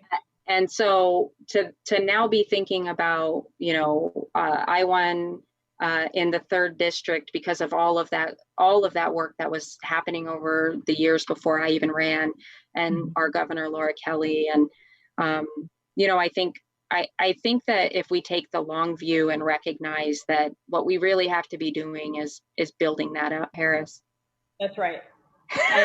Well, no, that's not right. No, they're logged on to see you and Senator Harris. But I meant like, that's right. Like, we probably should end, but I want to end just on, I mean, your work and your day. I mean, it's crazy to even imagine how much work goes into it. What do you do to disconnect? Like, is it still martial arts? Like, how do you breathe? Okay, well, we got a dog. Okay. We have a new puppy. Mella Bear, come here. So we have a puppy, and then I ordered a Peloton, and for like 600 low monthly payments, you too can have a Peloton. Come here, Mella Bear. You want to say hi to everybody? Come on. I usually don't let her get up. Hold on. And then I think everyone needs a puppy. Oh wow! Oh my God! Okay. Hi, Mella Bear. Okay. So there big. we go. She's been an amazing addition to the household during a time with so much anxiety and uncertainty.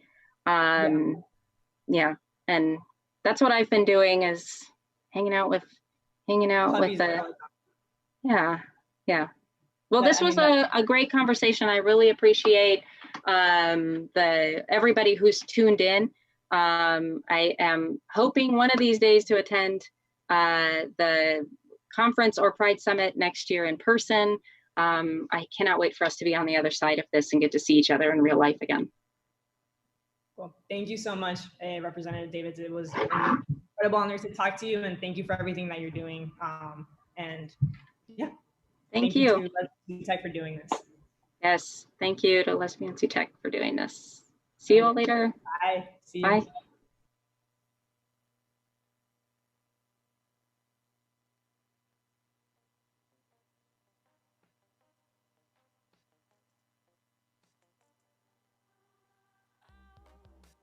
Something I've been waiting to find. Oh, tell me something I'll keep inside. Oh, we're more than just strangers tonight.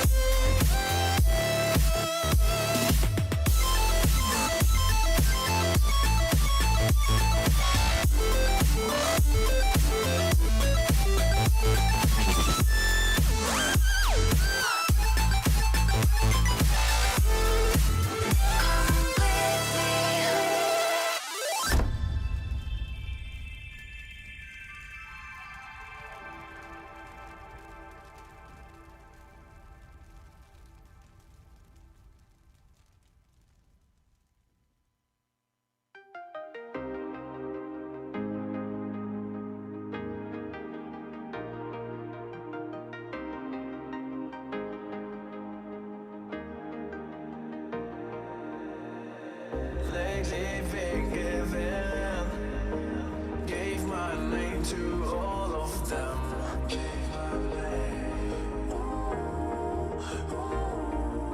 And the worst of it all is that I can't keep my heart straight. And the worst of it all is that I can't keep my heart straight.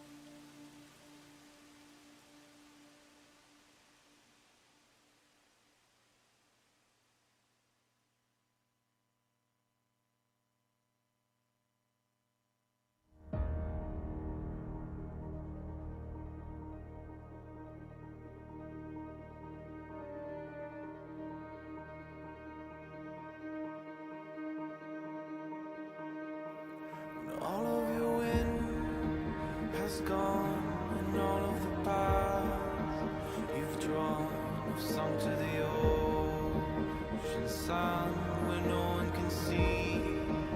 You stand, don't let the dark embrace, cower the dreams you chase under the rust and blood. Don't let yourself give up.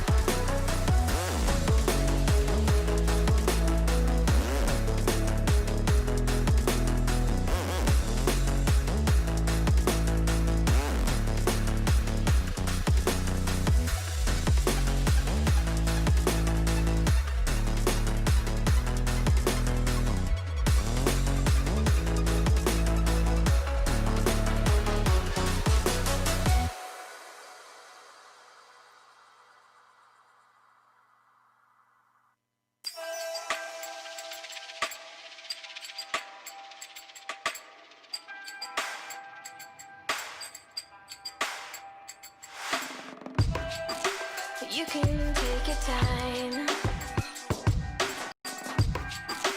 You can choose your words. Let me down real easy. Let me down real easy.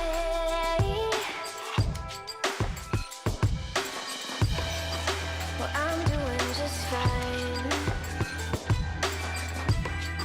Because I caught your lies.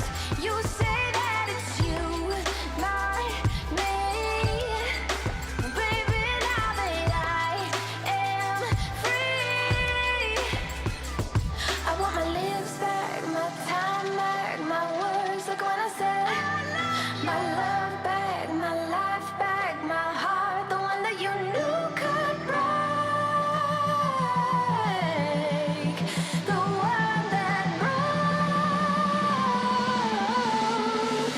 with your confession.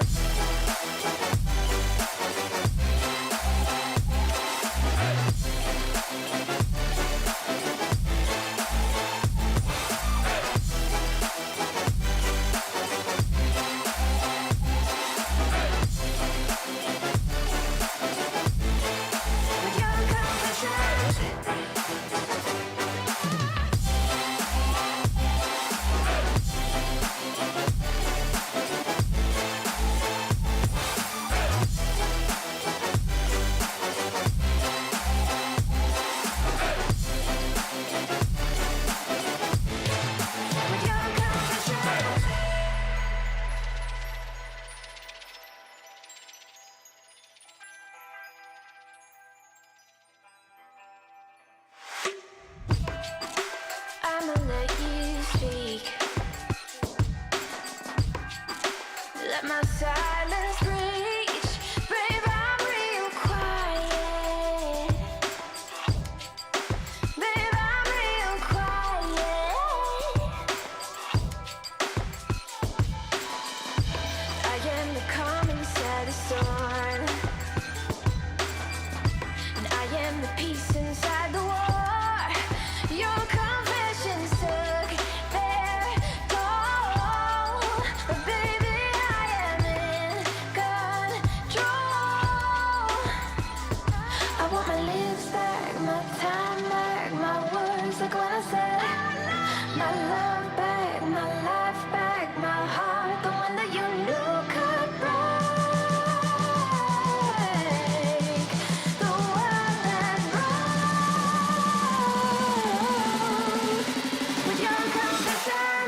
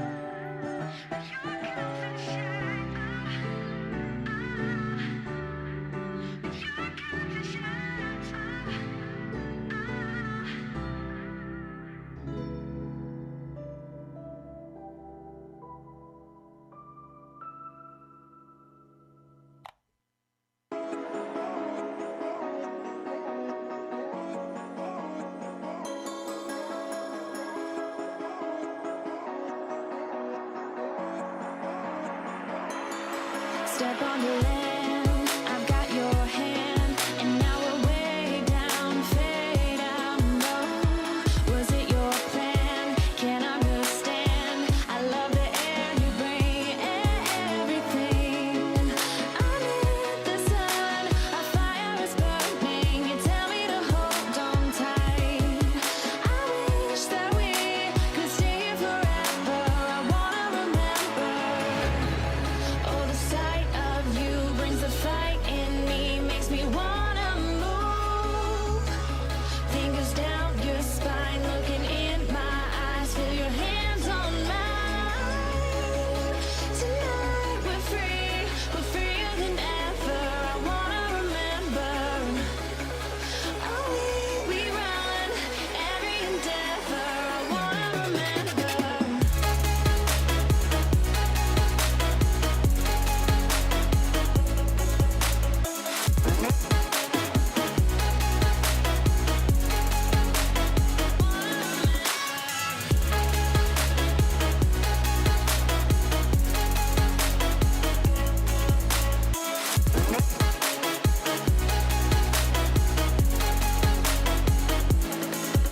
up on your land. I've got your hand, and now we're way down, fade out. No, was it your plan? Can't understand. I love the air you bring, everything. I'm in the sun, a fire is burning. You tell me to hold on tight. I wish that we could stay here forever. I wanna remember. Oh, the sight of you brings the fight in me, makes me wanna move. Fingers down your spine, looking in my eyes, feel your hands on mine. Tonight we're freer than ever. I wanna remember. Oh, we run every endeavor. I wanna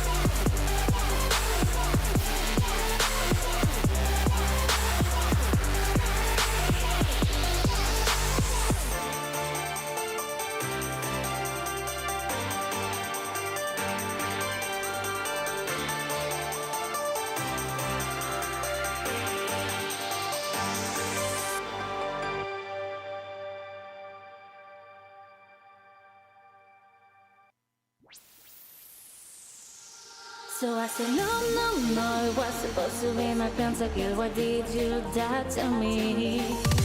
I killed, I know, 1, 2, 3 for champions. I can't believe you're trolling. No, it was supposed to be my pentakill. Why did you die to me? I killed, I know, 1, 2, 3 for champions. I can't believe you're trolling. Wait a minute!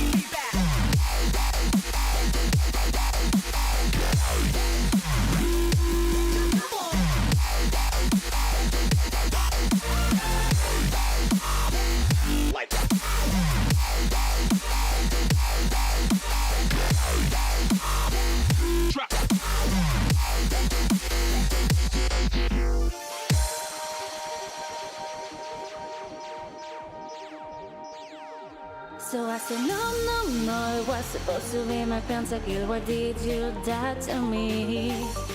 I killed, I know, 1, 2, 3 for champions. I can't believe you're trolling. No, it was supposed to be my pentakill. Why did you die to me? I killed, I know, 1, 2, 3 for champions. I can't believe you're trolling.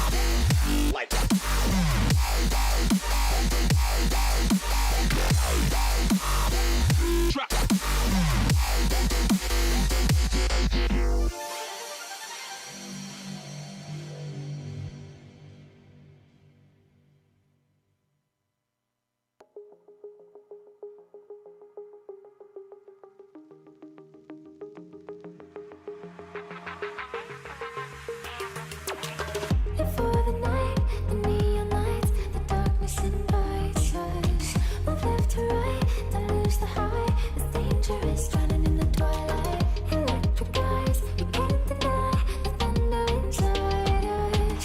Before the night, left to right, love me in the shadows. You will go in shadows and illusion. Don't let beauty come along, even though we know the night.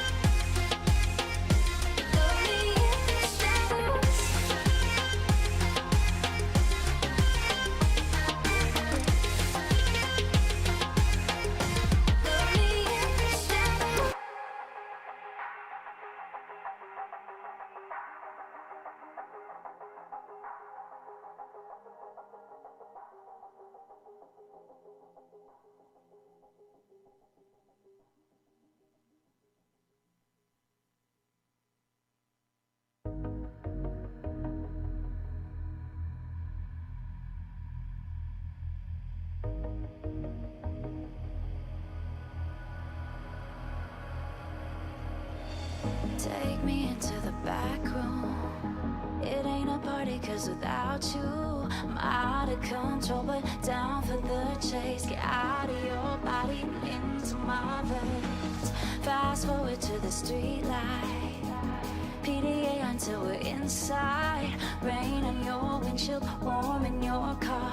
Give me emotion just as you are. Now you know why tonight I'll be better than you knew me. If you feel like we might fall into old ways, there's only to rectify what it wrong when it feels right.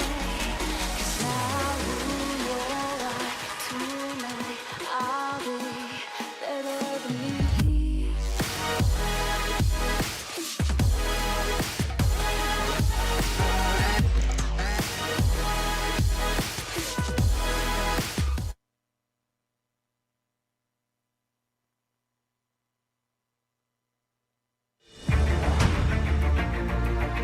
Everybody has failures in their life and in their career.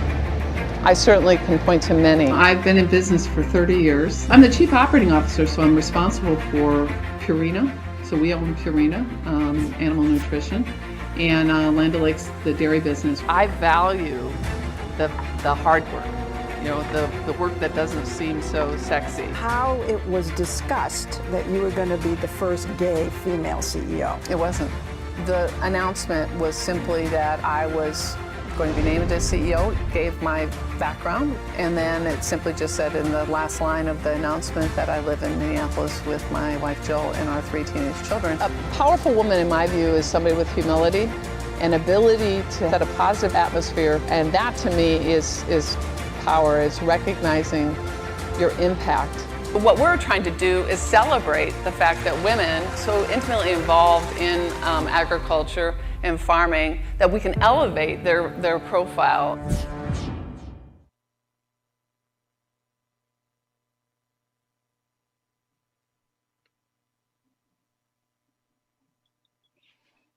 Beth, good afternoon. Good afternoon. Hey there. Thanks for the time today. How is everything? How are you? How's the family? Well, thanks for asking. Everything's great. I mean, you know, one day leads to another day, leads to another day. It feels very familiar. It's like Groundhog Day. How about you? Yep, the same here. It's Nashville, but a little bit quieter, not as many bachelorette parties down Brighton. Is that good news for you or bad news for you? It is good for me as a Nashville native, pretty bad for probably a million other people, but it's great all the same. And I'll tell you what, I know there are a lot of people excited about the conversation here. So if you don't mind, we'll jump right in, if that's all right with you.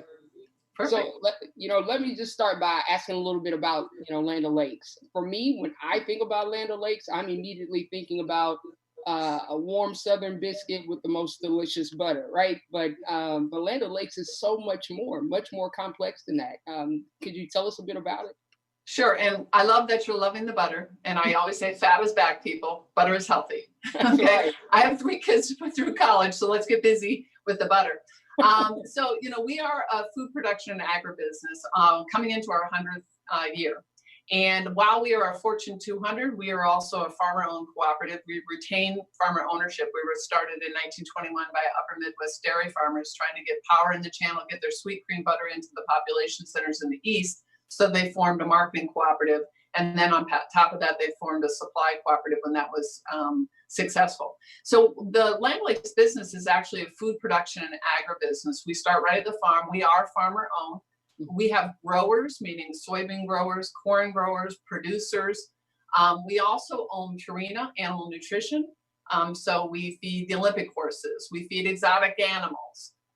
And then we have our dairy business, which includes retail and B2B. So it does literally go from the farm all the way to retail. So we see all parts of the value chain. But as I said, it's kind of unique in that we are a Fortune 200 business, but we also are a farmer-owned cooperative. That's fantastic. So the farmers are that's who you report to. That's your boss. That's it. Well, yes, the board. And we have 28 board members. It's very large. They're elected by their regions. We actually got a woman elected here this last year. Hey, represent. Yeah, that's great. And so I work, we touch half the harvested acres, 25% of the farmers in America. And so we have, thousands of farmers that are part of the cooperative. And we also have a reverse ownership structure for our local retailers. So retailers that are in rural communities also own part of the cooperative. And I report in through a board that, that leads this organization. That's fantastic. When you think about agriculture and just the way, and many people, I think when you think about technology, perhaps ag is not the first industry that comes to mind, but could you just tell us why that shouldn't be the case? Because it sounds like to me that technology and sustainable initiatives is actually leading the future of land analytics. Yeah, technology is tremendous in agriculture. And it actually, I'm going to be honest, I didn't realize that. I grew up in Iowa, not on a farm, large family. I don't think detasseling corn for one summer gives me street cred, to be really in ag. But I did that. And what I didn't realize until I joined Land O'Lakes as the Chief Supply Chain Officer is how tech forward it is. We have big data analytics. We have used satellite technology. We have e-commerce platforms. We have our digital platforms that are going to be, back to your point, really critical for sustainable production in the future and also for efficient production. We use facial recognition for cows. We use, all sorts of technology. And so, yes, it is a tech-forward business. And in fact, we compete with other businesses here in the Twin Cities where we're headquartered. We have 17 Fortune 500s here, big companies, United Healthcare, Target, 3M, Medtronic. These are big companies. And at the same time, we're competing for those engineers and that analytics talent as well. It is crucial for the way we think of the leverage of technology and data and analytics for the future, again, for efficient production and also for sustainable production. Yes, absolutely. Look, Ben, I'm putting myself on the spot here. I've seen a lot of cows in my day, but they've all seemed to look alike to me. So what do you mean by facial recognition? Hey, what do you mean? No, what you can do with facial recognition technology is see whether you use a baseline number for the health of the cow, and then that facial recognition technology can see, okay, is the cow the right size? Does it need to eat more? Does it need to eat less? Is that something we need to pay attention to? So it's an efficiency model and helpful for a farmer and a producer to understand the health of the animal and how it's progressing.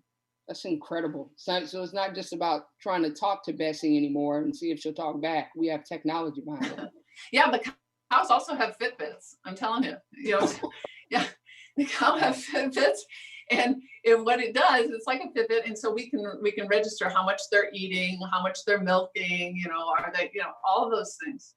That's fantastic. I should have known you got a cow right behind you, but I'm also now going to check out every cow I see.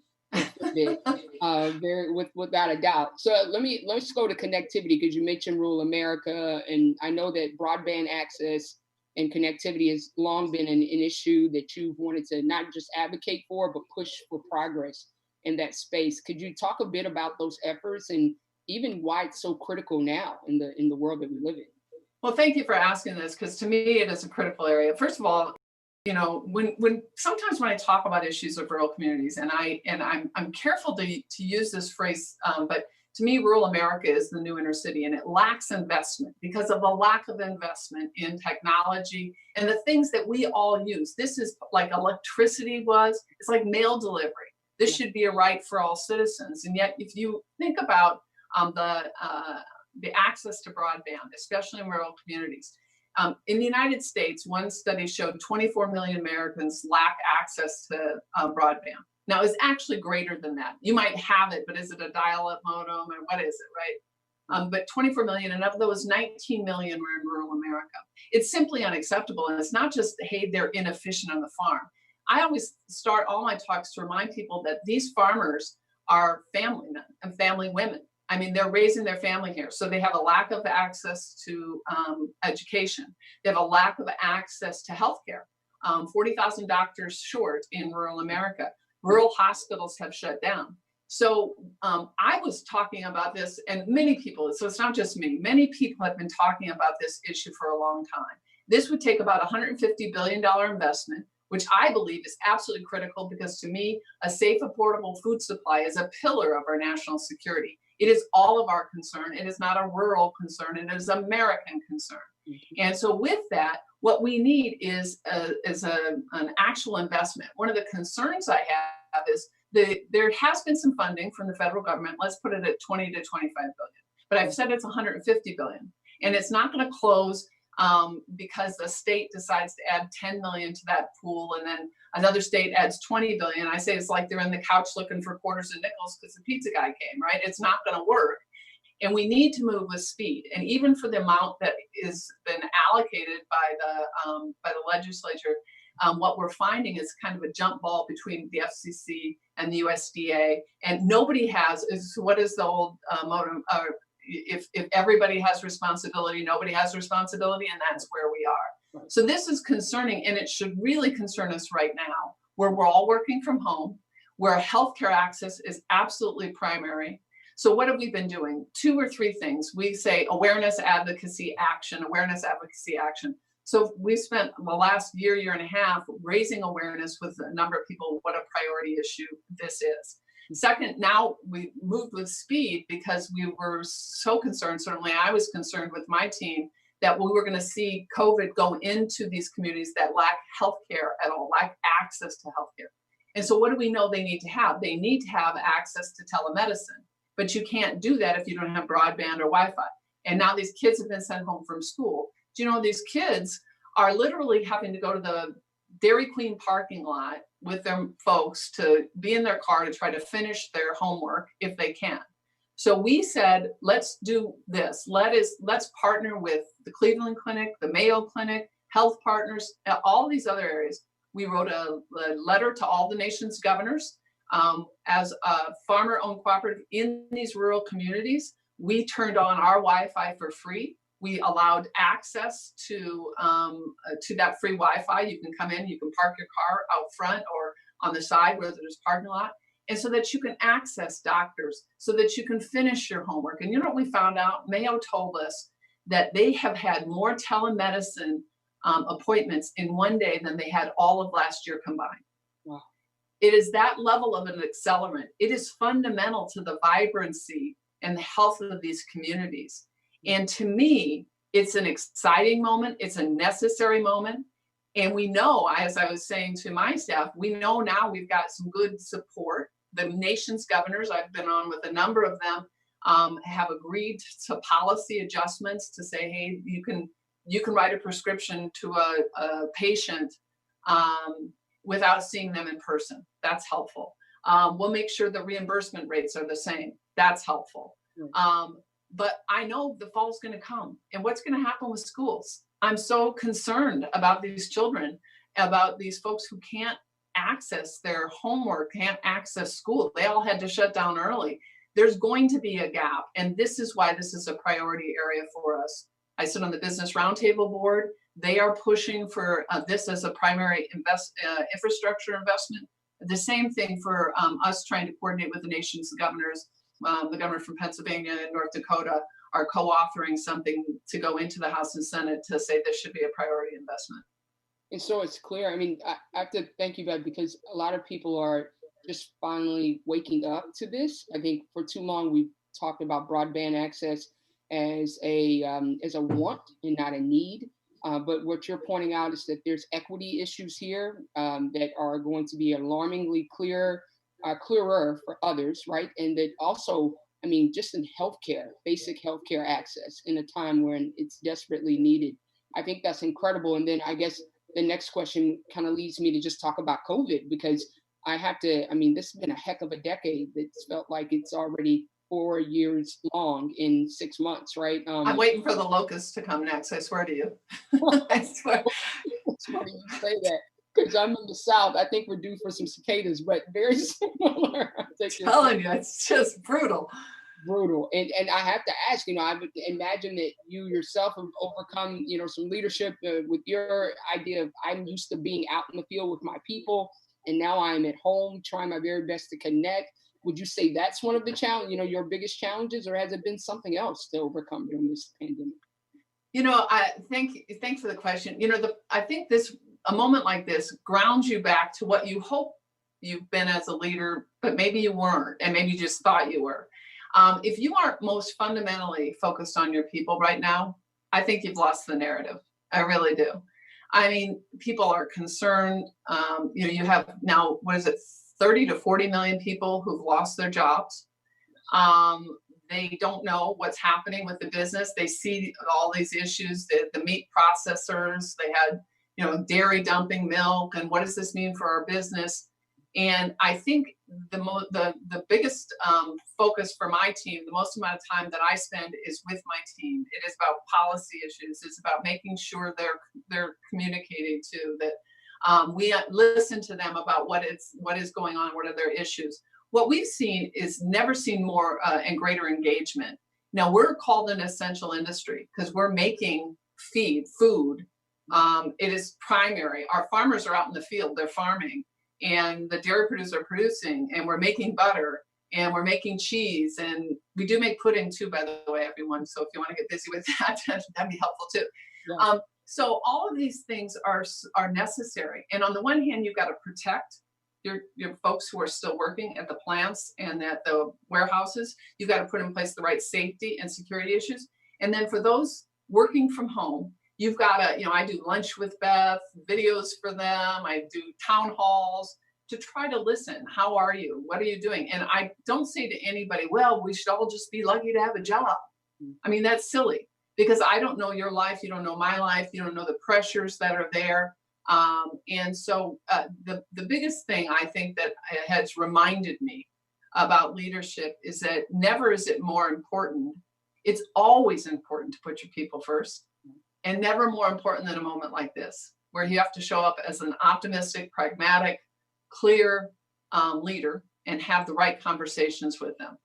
I think you're right. And I've read before somewhere that the folks are saying that people are going to remember, your current people and your future people are going to remember how leaders showed up during this pandemic. They really are going to remember who listened, who asked questions, who didn't make assumptions too. And I think it's going to separate company A from B in the end when it comes to recruitment efforts, which all companies are doing. We want the best talent as well. And then when I think about, Beth, I have to admit, I'm a 60 Minutes fan. So when I saw that you were on 60 Minutes, way before they linked us up to chat today, I was like, oh no, Beth is cool because my family would disabuse you of that notion.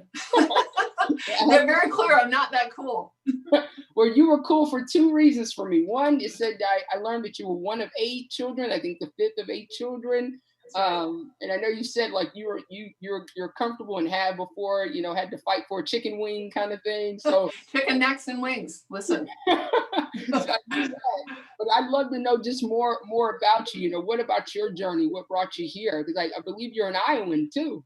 I'm from Iowa originally. I'm not as cool as you, Nashville. Ooh, big city. I grew up a working class kid, 5th in the family of 8. I shared a room with my 3 sisters. I shared a bed. As I said, I get one drawer that was mine. And somebody was like, oh, wow, look at one drawer that's yours. I said, well, I needed someplace to put all the hand-me-downs, right? And, my dad was a truck driver. My mom, who is still with us, my father's passed, it was a nurse when I was growing up. And then she became a psychologist. And then, she went back to her master's, and then she became a minister. So she would say, well, at first I worked in their body, then I worked on their mind, and then I worked on their soul. So she certainly is my role model. I think an unbelievably resilient, strong person, because we were very much a working class kind of poor family. And so if you wanted to buy anything that was yours and not have anybody touch it, you had to work for it. So we started working at 11 or 12, and and that was my journey. What got me here? Well, I left Iowa after my undergrad and went to an oil company, went to Mobil Oil, and worked for them for about 10 years in multiple areas throughout the United States. And I was right in line operations, tanker and barge docks, trucking facilities, manufacturing facilities. I did time on the trading floor. My master's is in finance. So it was always me and 25 dudes or 50 dudes or 100 dudes. It was just, that's where it was, and not uncomfortable for me. I grew up in, my dad, my uncle, my brothers, right? And then I went into, where did I go from that? I worked for McDonald's restaurants for a little bit. And then I went into Pepsi, ran the North American supply chain. And then I did a complete turn left and I went into publishing. And I was this chief supply chain officer for Scholastic, the children's book publisher, Harry Potter, Clifford the Big Red Dog. And then I went into Hachette and I was their chief operating officer. So Little Brown Books. And then I went to a chemicals company and I worked around the world, and then received a call when I was there, would I come and talk to Land O'Lakes? And I actually, at first I was living in New York, and my wife is a finance person and she was running a hedge fund, and just so happened she was selling that. And so we were like, she's from the Midwest as well. So I thought this is a time with our kids being 5 and 7 at that time, that it would be good to come back into the Midwest. And that's what we did, and started as chief supply chain officer, and 2 years ago was named CEO. Fantastic. And I remember I was living in Minneapolis at the time when they made the announcement that you were CEO and been named CEO. And I was already beaming just from the fact that, man, that we've got another woman CEO. Fantastic. But then they added the cherry on top. She's LGBT, and just fell from the sky, Bev. So, I mean, I have to ask you, because these industries you're naming off are not, I mean, you named yourself, but traditionally male, right? So, I mean, what has that been like to show up in those spaces with your full self? Like, has it always been easy, and what does it look like? In my 20s and early 30s, I probably was not as open. I did a lot of the, kind of shake and jive, didn't really tell anybody about my sexuality. And I was still in the oil industry. And then in my early 30s is when I met Jill, my spouse. So we've been together now, this is 28 years, a long time. We've been on the journey. And I thought, okay, enough. She was coming out of the Army. She went to West Point, and she was getting into law school, and I was going into grad school. And so, what was that like? I think in my 30s, when we were together and then we started our family, I thought, enough. I'm not going to be anybody I'm not. And so I made some definitive decisions. And some of them would be that there would be places that I was offered jobs, and they'd say, why don't you come here? And I'd say, well, no, I'm not going to give you the location. But they'd say, well, this is a great job. I said, you're a 10 out of 10. The job's an 11 out of 11. This location is a 0. And they say, why? And I say, because I have a wife, we have a daughter, and that's just not going to work here. And they say, but we have pockets. And I said, I don't need to live in anybody's pocket. I'm not doing that. We are going to live a rich, full life. And that's the way I've managed it for the last 25 years. Really. And, so when you show up as your authentic self, I recognize it's not easy. It's easy for me to say that right now, right? I'm the CEO. That's great. All of us come into these situations. Sometimes it's terribly uncomfortable, or you get pushback. I get blowback. But what I try to remind myself is that you take a step forward, you be your authentic self, treat people well, as you would wish to be treated, as your mother's likely taught you, and then we'll let the chips fall where they may. I think all of us want to be judged by the quality of our work and our leadership and our relationships, and that's the way I approach it. And if it's not right, if that's not the right location, then it's not right for me. I don't need to be beholden. I was working before, I will work again. That's the way I view it. And that's, I think, the way it has unfolded for me in my career. I think it's great. The piece about bringing your authentic self, to your point, there are some work environments where that's easier said than done, right? And I think it's, you raised that point. I just want to kind of come back to it and ask you a bit about Land O'Lakes and the culture there. I've had an opportunity to walk in your building, meet some of your people, your D&I leader, and others there that I think are just fantastic. But look, I'm a gender nonconforming lesbian myself, so I'm always looking at spaces and feeling out, am I comfortable here? Is anyone gawking here? And I didn't get that feeling at all. I just love to know how you would describe the culture at Land O'Lakes. You know, before I took the job, of course, first thing, and because remember, this was 8 years ago. And so a lot of the, you know, the right to marry and everything was still unfolding. And certainly in the Midwest. And I had been in New York and that had just passed. And we moved to Minnesota, and suddenly they were fighting the same battle. I was like, didn't we just fight this battle, for God's sake? You know, this is ridiculous. But the first thing I looked at was, did they offer benefits, right? Because I needed to make sure that that my family would be covered.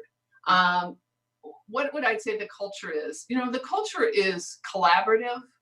It's not a sharp elbows environment. And in fact, if that's the way you show up, you aren't going to go, it's not going to go well for you there. Folks don't like that. I was concerned, I'll be honest with you. I kept talking to my predecessor, Chris, the CEO, and I kept saying, you know, is this going to be the right place? Because by that time I was in my 40s and I had an ambition, the aspiration to be the CEO. And I needed to know, was this someplace I could achieve that objective? Is this going to be the right place? And he rightly said, you know, it's really going to be about performance. And, you know, he was right. When you're named CEO in this company, you are elected by the board, and it was, you know, 28 men, farmers. And you could say, well, boy, that's amazing. But in the end, what they understood is I felt connected to them. I admired them. I admire their hard work. You know, I back to our beginning of our conversation, when I say this isn't something that's a rural issue versus an urban issue. I try to remind people, you know, that 19% of the population lives in rural America, and they comprise 44% of the military. These are people who work hard, who want to do the right thing by this company, by this country. And so I do admire them. And I think that they know that I will advocate for them, that I will try to do the right thing for them. And while we may not always agree, and while that some of those, you know, I appreciate the fact that they respect my family as I respect them. Yeah. They ask about my family. They are supportive of my family. And I couldn't be more grateful. Yeah, I think that's fantastic. You know, speaking of the culture and the space there, because look, it is Arden Hills is gorgeous. That part of Minnesota is beautiful. I have to say also, I mean, you're a rock's throw from Minneapolis as well, which is also a gorgeous city as well. Don't tell Nashville, but sometimes the food was much better in certain spots. In the barbecue space, but there are a few other good spots. They got that beef fresh out back. Okay. I believe it without a doubt.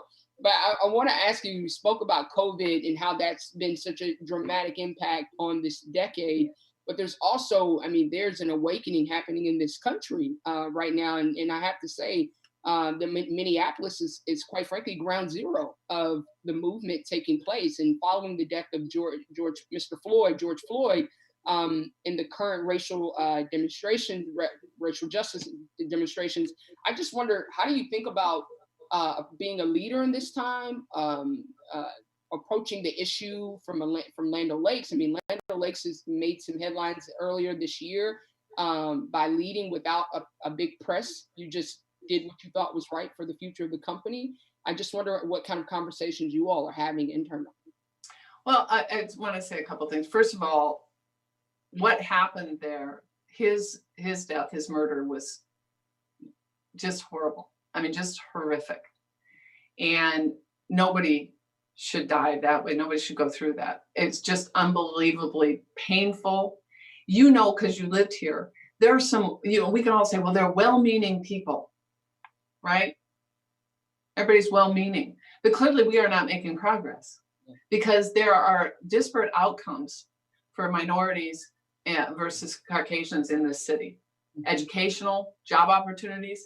And so it's not as though there aren't well-meaning people trying hard, but we clearly are not listening well enough. So what did we do, and how is it to be a leader in this moment? It's unbelievably painful. It's emotional. You know, we have our African ancestry, ERG, and we've had that for quite some time. much like other companies. In the C-suite, 2 of my direct reports are Black or African American. So it's not as though we have nothing, but you know, that's not a marker to whether there's inclusion in this business.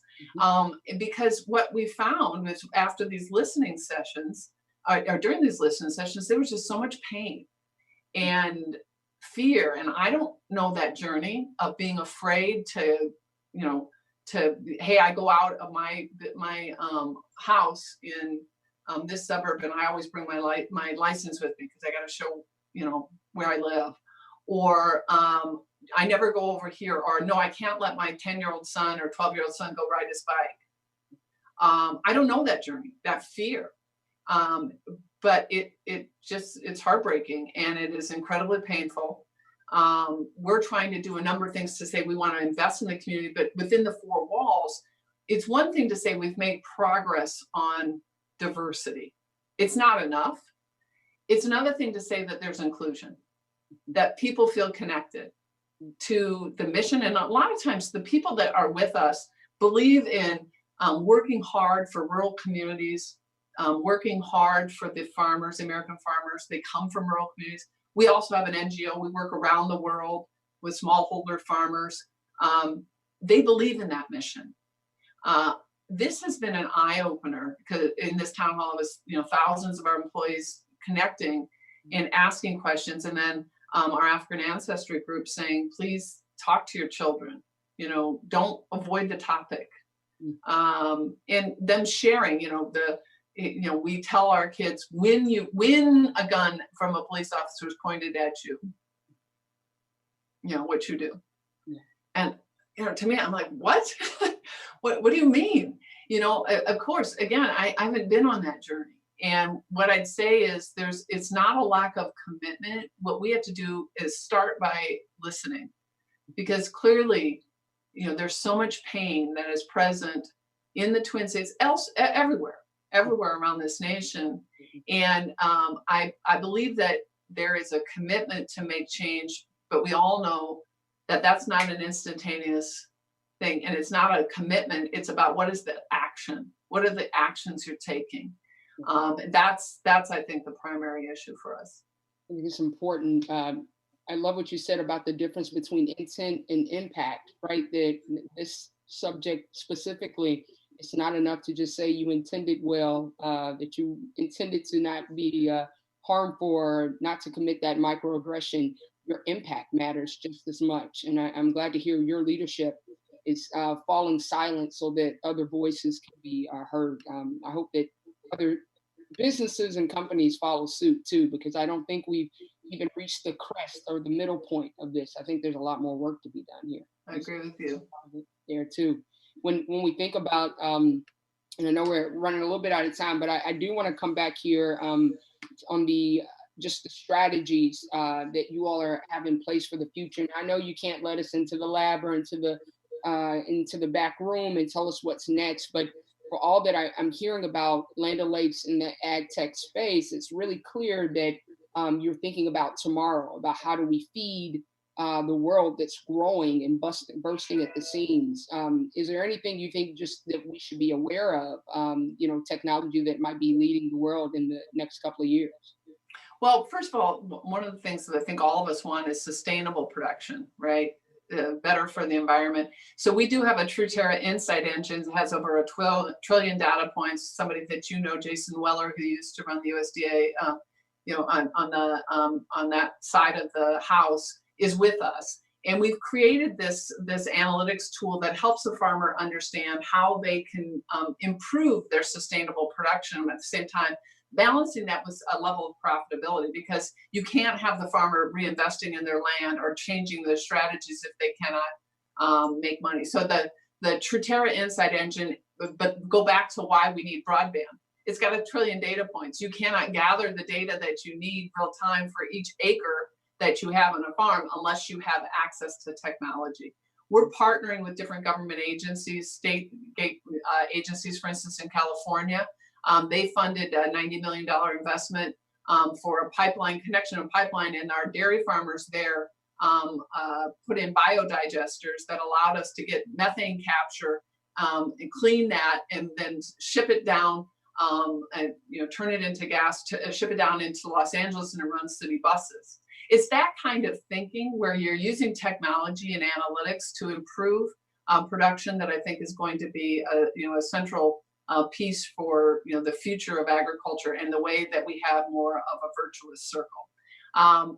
When you say, well, what other things, what other strategies? Well, I don't want to release all of the different new products and things that we're going to come up with, but you can imagine that we're going to continue to invest to look through that future of, yes, we are going to feed a growing world population, but we do want to do that in a sustainable way. Okay, and so no, that's totally fine. If you did decide to share, it would just be between me, you, and I think a few hundred. In the spirit of pride, we'll keep it to ourselves, but totally understand. I want to ask you, look, we're at the Lesbians Who Tech Summit here, and it's obvious, we know that we need more women in this space of technology, operations. We need to see more of us in this space. So I've got to believe that they got you going around to schools and talking to the future of our world here. How are you sharing with them why young girls need to stay in math and STEM in this engineering space and why we need them? I think that they do, but I also think that they need to stay in leadership. To me, I hire all the way up to EVP, chief operating officers, all of those things. And, no matter the technical skill, what I look for are leaders of people with humility. And I say this because, no matter the depth of your technology, yes, you should stay in. I mean, you see that that's the way of the future. So that is the case. But you know how you differentiate yourself? You differentiate yourself by being a good leader of people, by having the humility to recognize you don't know everything. And with that, it's perfectly appropriate that you ask questions, embrace your failures, go on life's journey. Life's journey is about relationships. It's not a zero-sum game. You win, so I don't win. Right. No, you enable others' successes, and you feel enough humility to say, I don't know, but I know I'm going to ask you. Be a good leader of people, and people follow you not because you say, I'm the leader, this is my job. They follow you because they recognize that you have their interests at heart as well. So yes, please stay in school. Please continue to invest in technology, but invest in yourself as a person, as a leader, invest in your relationships. That is a critical enabler of your career and of your life. Love that. So look, Beth, you said embracing your failures. As women, I don't know that we always give ourselves permission to do that. We don't. Like you always had that feeling and that approach? Well, I don't know if I always had it, but I can remember one time, I don't remember exactly the failure, but I remember calling my mother, and she's always wise with the words. Yeah. And she said to me, she's like, oh, for goodness sake, you didn't get stupid overnight. You're fine. Step forward. And that level of resilience, if you recognize part of the rich, full life is failure, it's sadness, it's anger, it's frustration, it's all of it. And that is the fabric of a life, a rich, full life. And so expecting that is part of the journey. And it's not about the failure, it's about standing straight up again and moving forward. So, and that's why I say relationships and belief, confidence in yourself, resilience, that is what moves you ahead. It's fantastic. I love that. Moms always say things the best anyway. They can always that sticks on your brain. Look, I know we've run out of time here, Beth. We've covered a lot, and I want to thank you. One, I'll tell you right away, I'm not kidding about checking out the legs of cows. I will be. Well, not everybody can afford the Fitbit, Yes, no, you know that. But as we wrap here, is there anything else that you just would like to share? Anything perhaps that we didn't touch on here? No, we touched on a lot, but I do want to go back to the beginning. We don't need to have this kind of difference between the urban and rural areas, between these folks. I think sometimes the rural areas are seen as the red states, or this is different or whatever. And these are people raising their family like you and me, and like everybody else, and willing to put in the hard work. You know, I was in 2017, what the average farmer made $43,000. The median was minus 1,500. These are people willing to put their life on the line. Most of the time I'm at meetings, they say they run the Star Spangled Banner. All of them are talking about their children who are serving overseas. This is about investing in our country. And I think if we all kind of step back and treat each other with that level of respect, it doesn't mean that we're all going to agree. We're not. I don't know what happens at your dinner table. I know I don't agree with everybody at my dinner table. But when we start from a period or from a place of respect, then we can move forward. And that's all I would say. I'm thrilled to be here to talk with this group. I wish everybody great success. Go on the journey. Continue to push forward. Be your authentic self. It's really okay. You're great just the way you are. Thank you so much, Beth. Well, thank you for blazing trails left and right for all of us, and for setting the table for many more female CEOs behind you. I appreciate that. I got to tell you, when all of this is over, I'm heading up north, and we'll get some cheese curds, and that's the things that make me happy, and Iowans too. But I couldn't thank you enough for this incredible conversation. Happy Pride to you. Thank you, and thank you for your leadership. Thank you. Have a great Bye-bye. day. You too. Bye.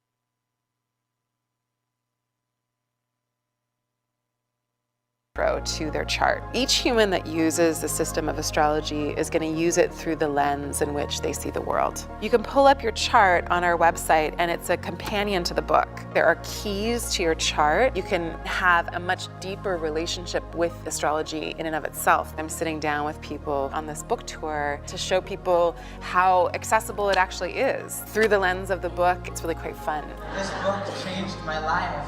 I hope that overall they take away that there is something in their chart that wants to speak to them. I hope in the end that that's healing in some way and also a little freeing.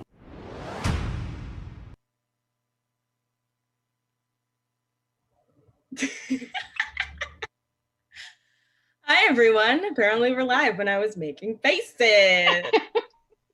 My name is Jasmine Hughes. I'm an editor at the New York Times, and I am here today with the one, the only, Jenny Nichols. Hello.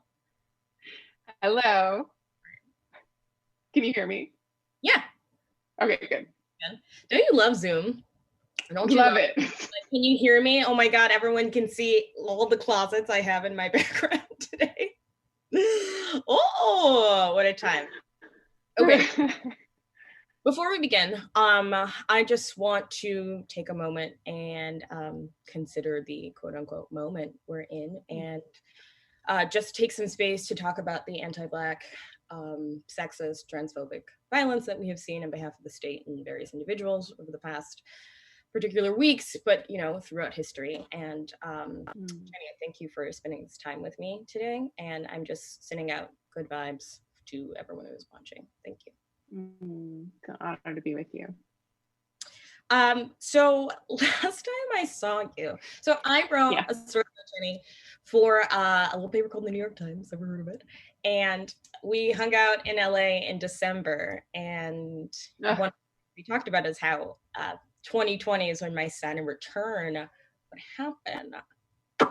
And so I have to ask you, did I with my Saturn return? Not to make it about me, but as soon as my shit started popping off, everything started popping off. What's good? The Saturn and Aquarius crew is really, really getting it. Like, what a start to your Saturn return, because Saturn is a planet that's all about restriction and confinement. And so this year has just been, so heavy-handed with all of that. So it feels like everybody in your little cohort is having this, the extra added layer of the world also going through it.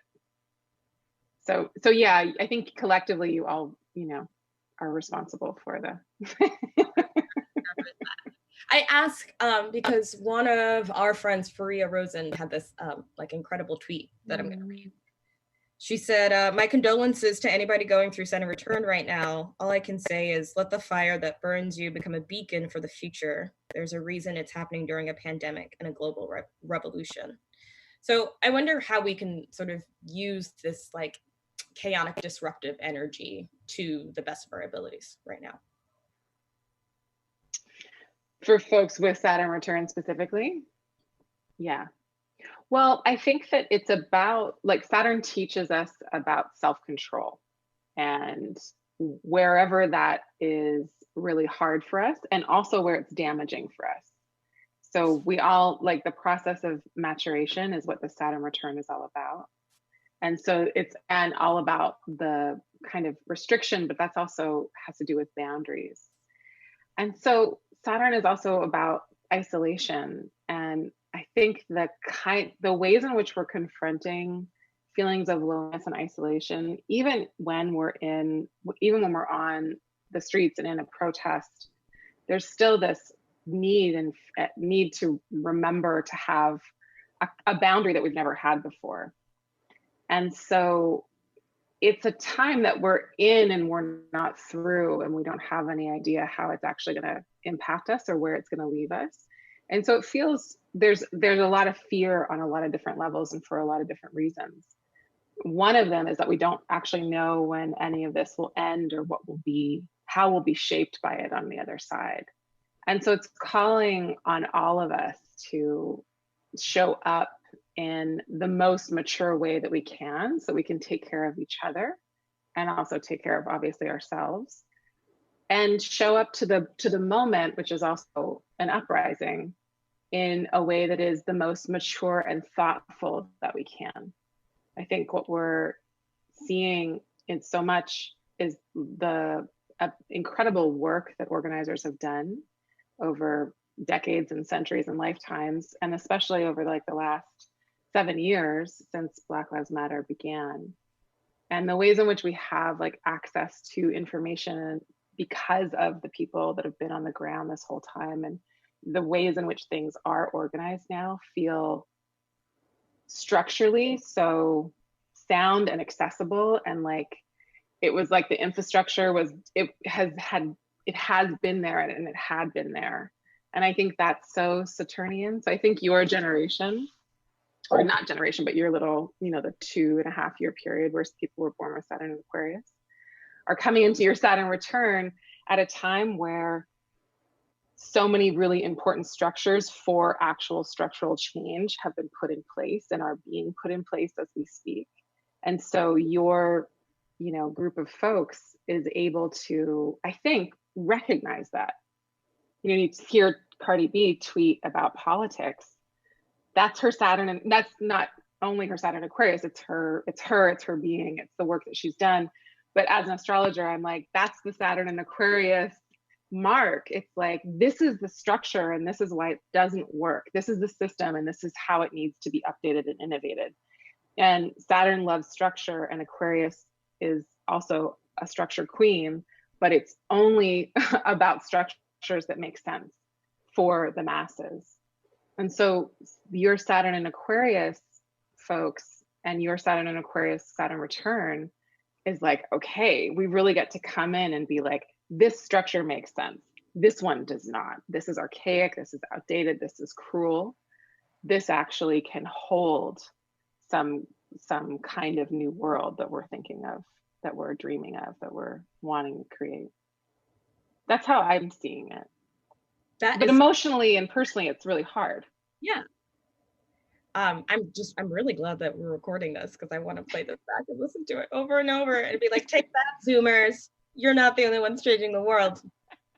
I was wondering, so you were tweeting a couple of days about and I'm sorry, I'm probably going to get some of this incorrect, but the placements of the stars and the planets in the sky, like there are some antecedents to this, right? And I should have written it down, but you were talking about the passage of some civil rights legislation, and where the placements of the stars were then mimic the places of the stars we are now. So are there any periods of time that we can look back to give us some insight as to what's going on right now? Yeah, so the last time, well, one of the important, I think, things that I've been looking at and other astrologers have been looking at is when the March on Washington happened, Saturn was in Aquarius. And that's not enough to make, structurally, that's obviously, again, it takes people. Everything that we're talking about is like, people did the work and people, organized, and it's because of human effort. But if we're going to look at patterns, Saturn was in Aquarius when that happened. And again, because Aquarius is about the masses and it's about the group, what's beautiful about this moment that Angela Davis has been speaking to for a long time, but recently did in an interview with Democracy Now!, is she was talking about how feminist and queer this moment in the movement is, and how collective it is. And I think if anything, that's like Saturn the structure and Aquarius the collective. And so it's not about one central leader. It's not about one central personality that's going to lead things through. It's really, this moment speaks to so much about the collective and how the collective can hold and respond to and build structures that are for the collective. And so it's like this decentralization of personality in this iteration of the movement. So I think that's very Saturnian. That's one link that we can make. The last time Saturn was in Aquarius was in the early 90s, and that was a time when apartheid was being dismantled.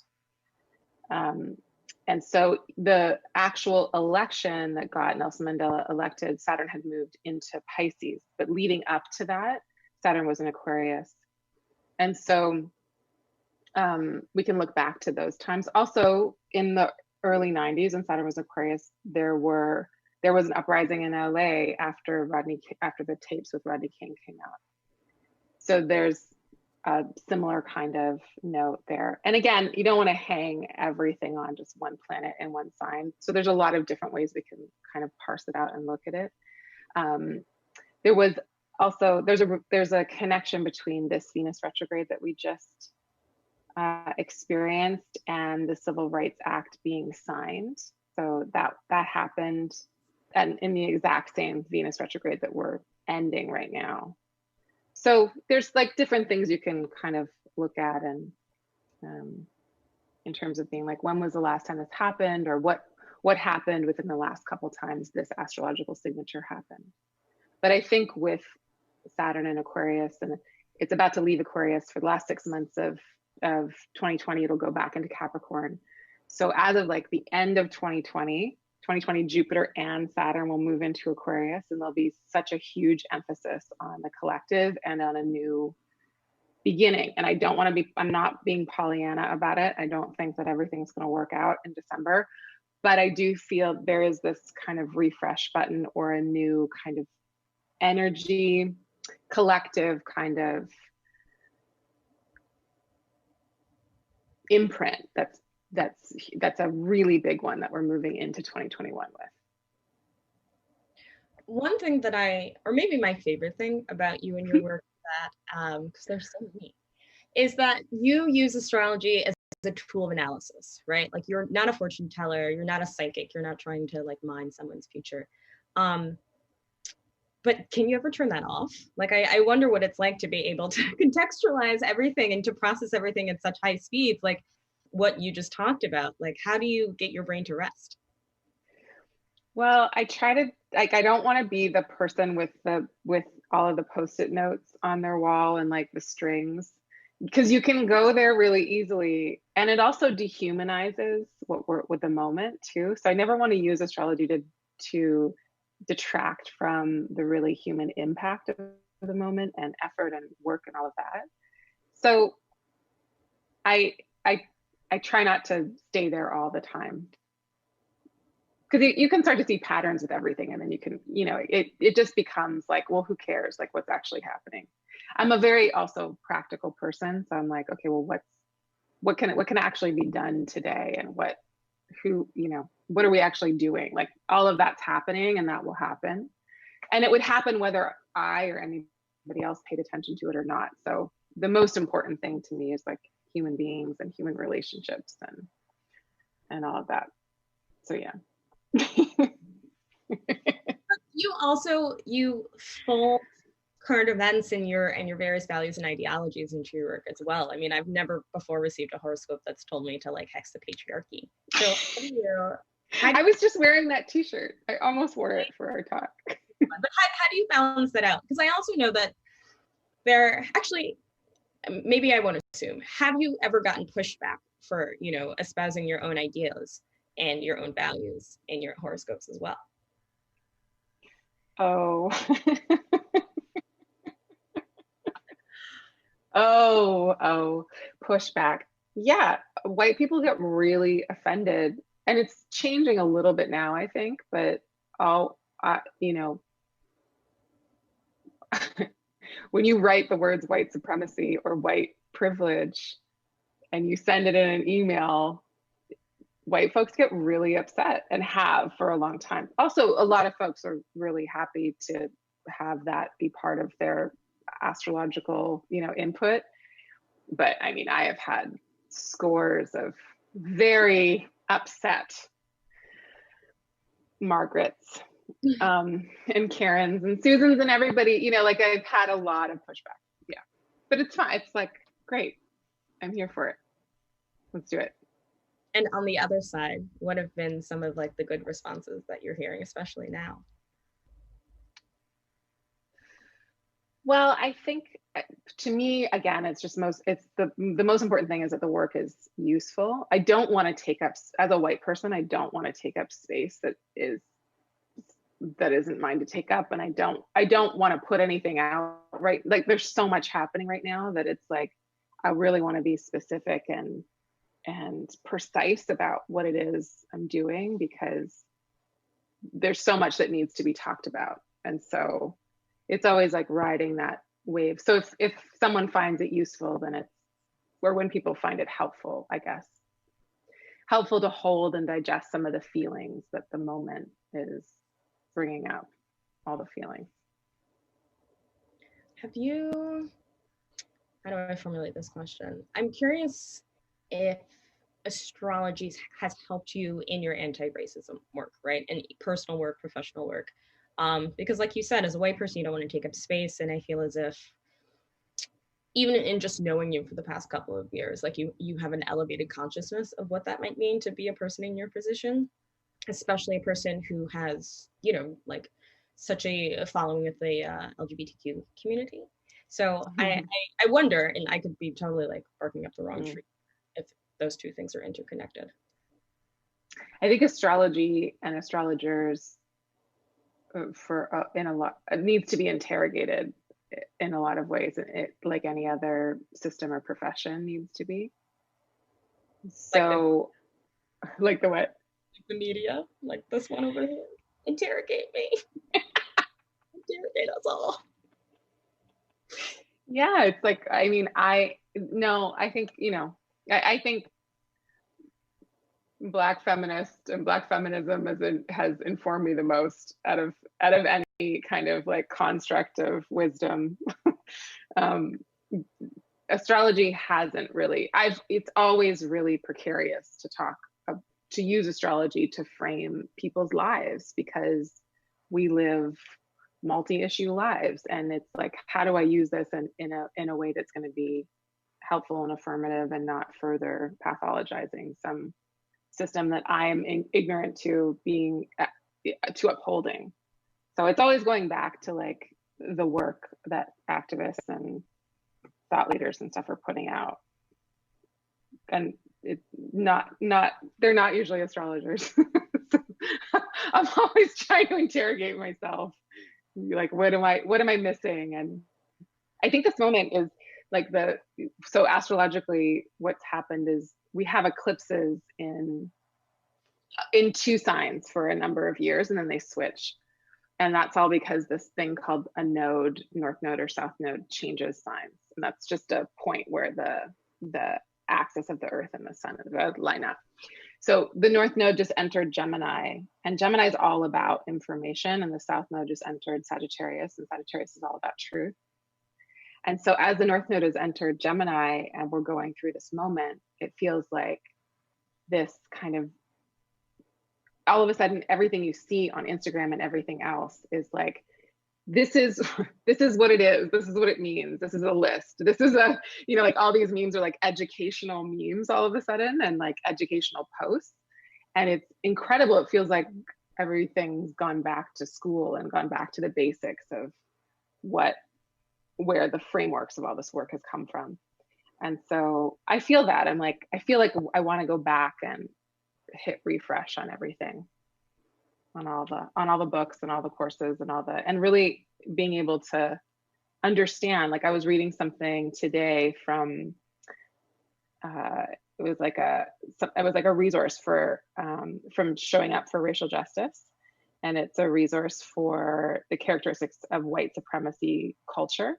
And just looking at that and I was really attracted to the whole perfectionist thing, and really looking at my own perfectionism and how that relates to an upholding of white supremacist culture. And I don't know, I just feel like there's this like, oh yeah, right. All of that I studied, you know, whatever, 10, 20 years ago, kind of going back to it and re-examining my life and re-examining how I do business and how I run my company. And, you know, just like, I think all those things being unearthed again and also so needed and so,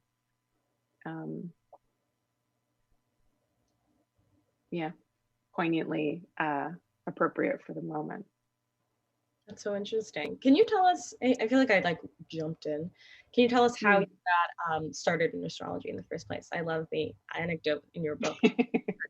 You knew. I knew. When I was 12, I got a reading from an astrologer.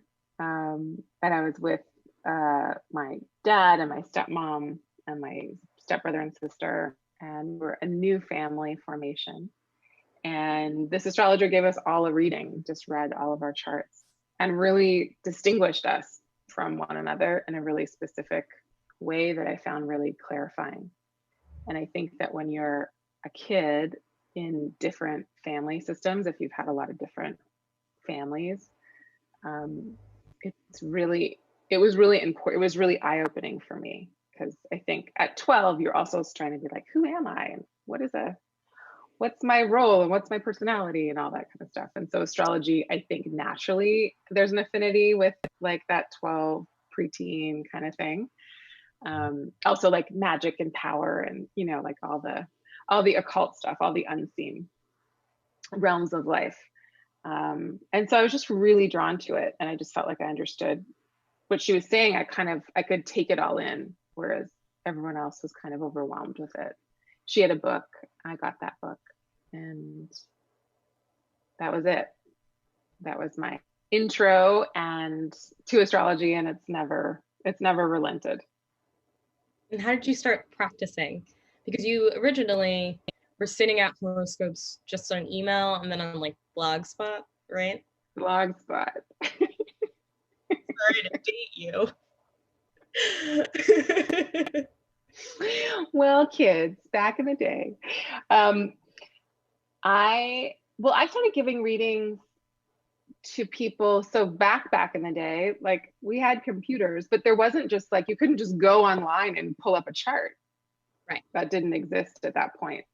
And so we would have to send away for charts because I'm really bad at math. So I was never good at drawing up my own charts. It's like one of those, it's a sore spot for me, but I never worked through my like blocks around math. And so I would have to wait 2 weeks to get someone's chart before I could read it. But I've been reading charts for people for way longer than I've been writing horoscopes. But it's hard, you know, like especially when you're in your like early 20s to like go through someone's life via a chart is like it was a lot of heavy lifting for me at that age, and it wasn't the be all end all of what I wanted to do. So I didn't focus on it too much until I could start writing. So what's your writing process like now?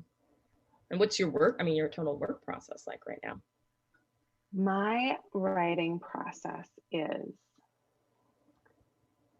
panic, fatigue, more panic.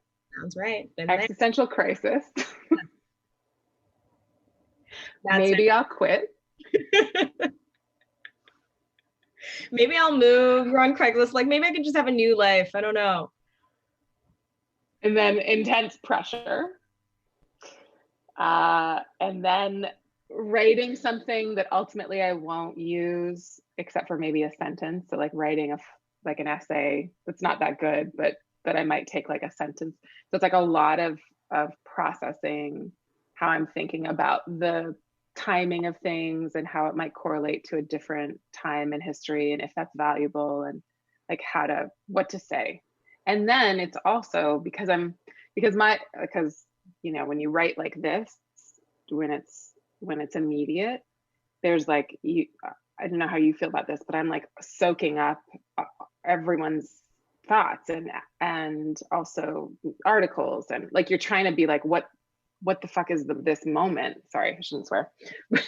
What's this moment and how can I respond to it, or what would be again valuable for me to say about it? So it's also because things change so much and there's just so much happening. It's like, okay, how can I even talk about this without sounding dated in 3 days? So it's like a lot of absorbing everything and then being like having a crisis about it and then trying to find, and then it's the listening, right? Then I start listening to everything. And I start listening to conversations I have for the in. Do you do that? I'm always listening for the in. Like something will strike me and I'll be like, that's the way that I can get into it.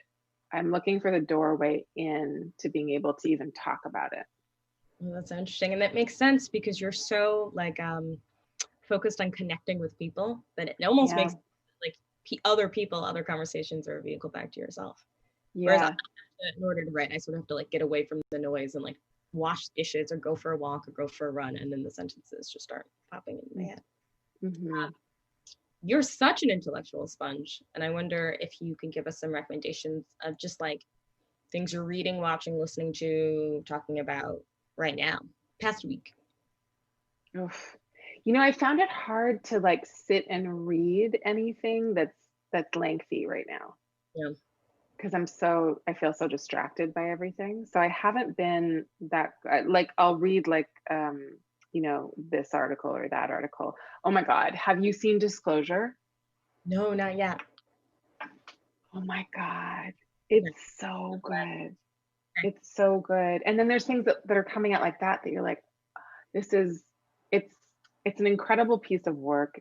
They did such a great job. I'm so moved by like the friends I have that are in it, and the way they framed everything was really beautiful, and so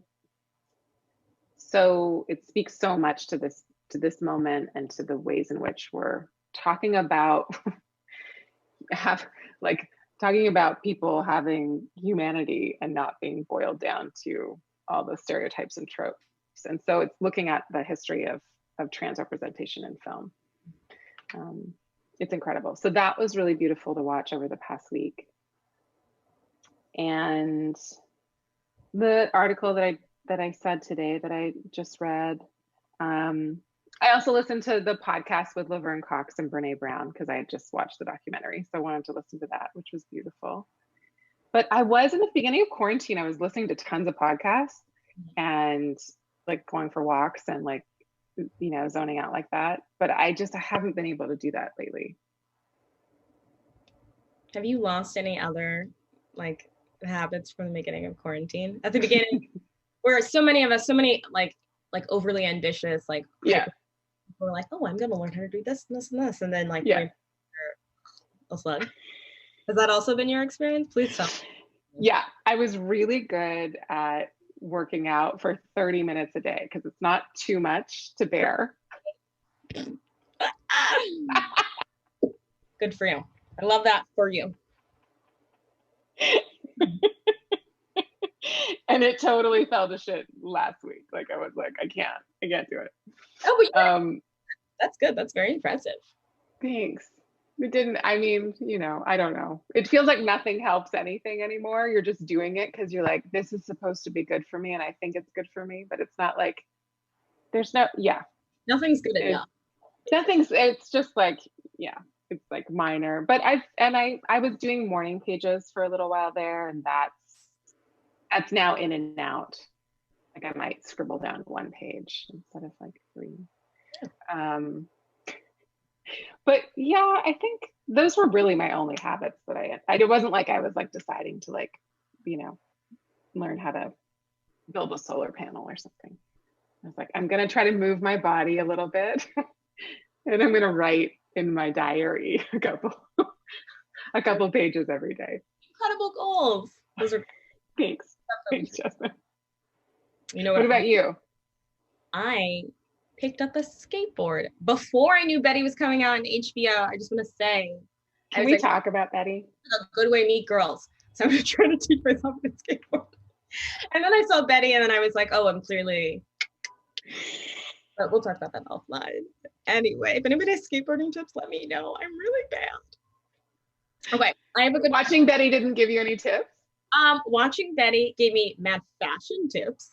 You know what I'm saying? Incredible, but they're like doing heelys and kickflips and ollies and shit. And I'm also because like one of the character, I can't remember their names, but one of the characters just starts skateboarding at the beginning of the series and then is like, but you know that she's low-key professional skateboarder, so she like her journey from like getting on the board to being comfortable is like 5 minutes. I was like, I am not being represented in the media.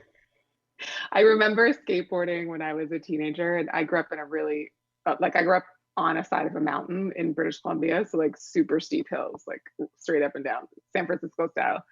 And I remember being like, yeah, I'm totally going to be a Betty. And then it would come to like going down the hills, and I would just sit on the board. It's so scary. Oh my God, it's terrifying. So invigorating, you know. We won't spoiler alert, but did you watch the whole series? No, I'm 2 episodes in. So Oh Betty, my God. Closure. That's gonna be my Friday night. Okay, when you get to the last episode, will you text me when you finish it? Okay. It is the most glorious 30 minutes of TV I think I've ever seen. Oh, I can't wait. All right, I'm excited. Okay. It's so beautiful the way they deal with everything. Okay. I posted to Instagram asking if anybody had any questions. And the 2 big questions. One was, what's Channy's skincare routine? So just for the goals, if you could let us know what you're putting on your face. Oops. Oh no. People would really appreciate that. And then I have another question, but I like literally want to hear what is on here. Okay. One of my great indulgences in my later years of life is shanty kai. I'm writing it down. Okay. CHANTI, some other thing. It's French. But so it's a gorgeous skincare line. It's expensive. It's organic, I think. Mostly it's like natural, but it is like, it's like putting dew on your face. So I use it like sparingly. I like drop the oil on my face so it doesn't get soaked up in my hands. It's like, so I do oil at night. I do have toner, which I've not been good about my skincare routine since quarantine. I'm lazy, like I'm despondent a little. So, but at night, it's really nice to do like a face wash and a toner. Just feels so refreshing. And then oil at night to sleep in. And then there's a day cream that I use in the day. That's really it. I have 2 different creams and a toner and a face wash. I love it. I was doing people wanted to know. People wanted to know, and as a journalist, I was like, I will get the answers for you. Also, rose spray. Oh, I love it, especially in the summer. It's so refreshing. Not on your tongue. Not on your tongue. When we used to travel, it's incredible in an airport. Oh, smart. It's like just because your skin's so thirsty. Right. Like soaks up like a plant leaf. Thank you. So Tamara from Instagram wants to know, how can we sustain ourselves in what looks to be a challenging rest of the year?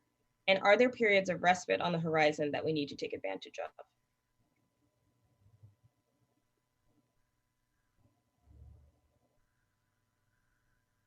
I mean, take advantage of any respite you feel personally. You know, this is like eclipse season we're in right now. And then there's not. The 2020 is just relentless. And now that we're in it and we know it, it's like I can say it. Because being an astrologer in 2019 and everyone was like, so what's 2020, new decade? And everyone was like, yeah, it's gonna be a lot. Oh, no. Like I've had to postpone huge projects so the end of the year, just because that's the timing of it, but it's also the astrology of it. So I don't know. I think it's so important just to stay, for me, it's just so important to stay in the day. Just literally, I know it's trite, but it's really one day at a time. I think if you try to think too far ahead, besides strategizing about how we're all going to vote, and if whoever is gonna, like, whoever's leading the charge around whatever voting, like that's what we need to be really organized about, I think, and think ahead of. Also all kinds of strategies, but in terms of your personal situation, I think it's, for me, it's just really much healthier to just try to stay in the day. Because it gets overwhelming. It's like it's the whole thing is claustrophobic. It's like, it's hard. It's just a hard moment. And also, like, there's a lot of ease that we still have running water and electricity and the things, but a lot of things to be grateful for.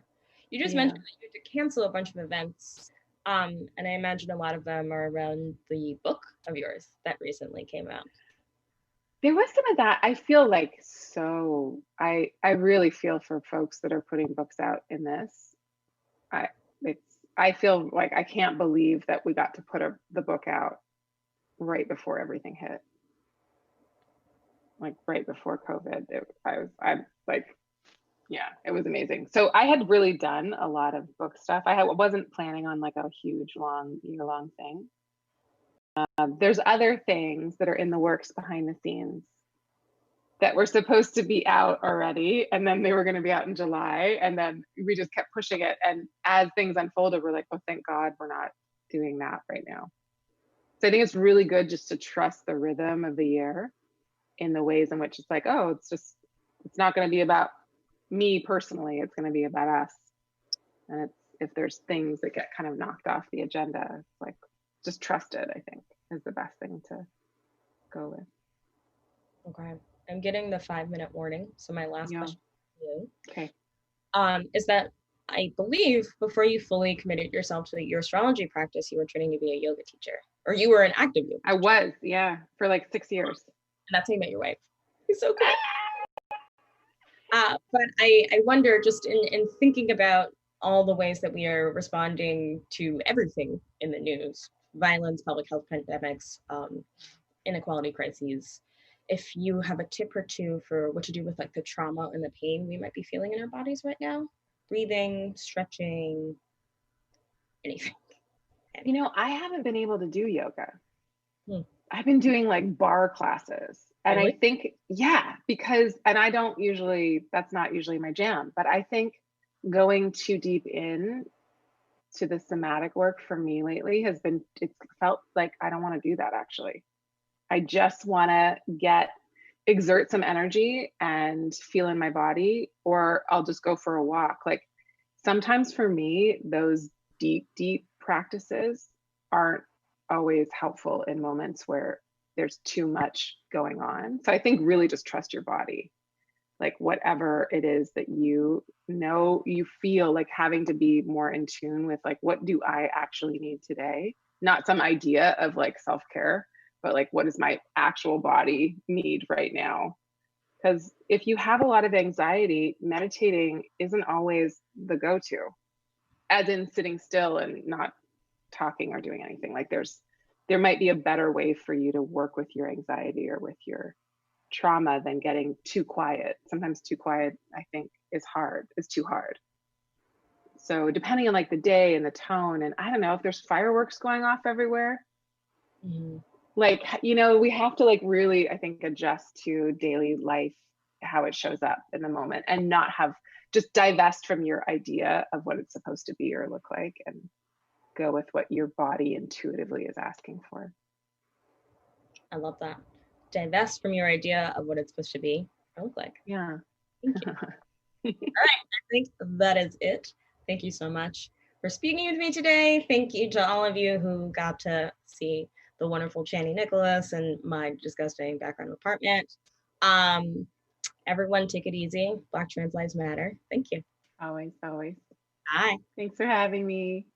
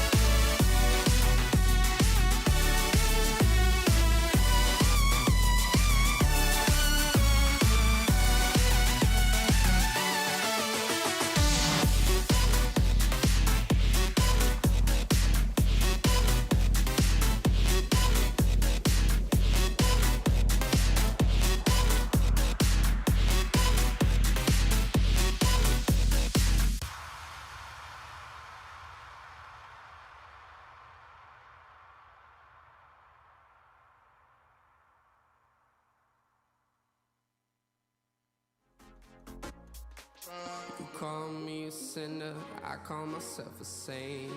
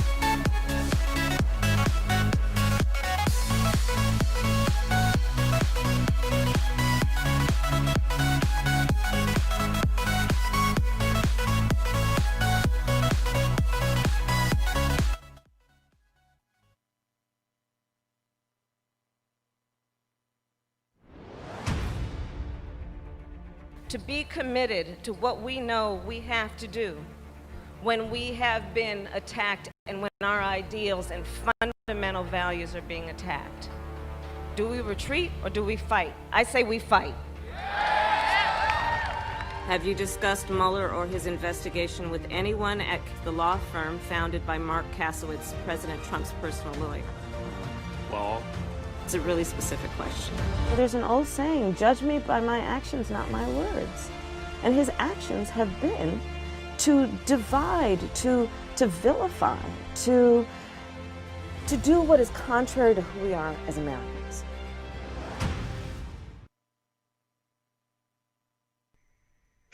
Welcome back to the Not in Real Life Lesbians Who Tech Allies Pride Summit. I am so excited to have our next guest, Senator Harris. We like to start off every event with a high five. So I have a special guest that's going to join me real fast. Here we go for the high five portion. This is my little nugget, Luca. Oh my God. So everyone, you want to give the senator a high five? She's going to give me a high five. Hi, Luca. Oh my goodness. High Everybody five. at home, do a high five. Oh. Say bye, everybody. She was really excited for that in person, but you know, sadly, we're making right. It's the best. She's 8 months old. What we're doing. Why we're doing what we're doing. So we know it's been a long day for you. We'll get into more about that in a little bit later, but we like to do a little warm up, a little speed round, just to kind of get the conversation going. Favorite song that you like to dance to? Work That by Mary J. Blige. That is a great song. Favorite dish you like to cook? Roast chicken. Solid choice. Yeah, Favorite or a marinara if I have like 5 hours, because I cooked it for a really long time.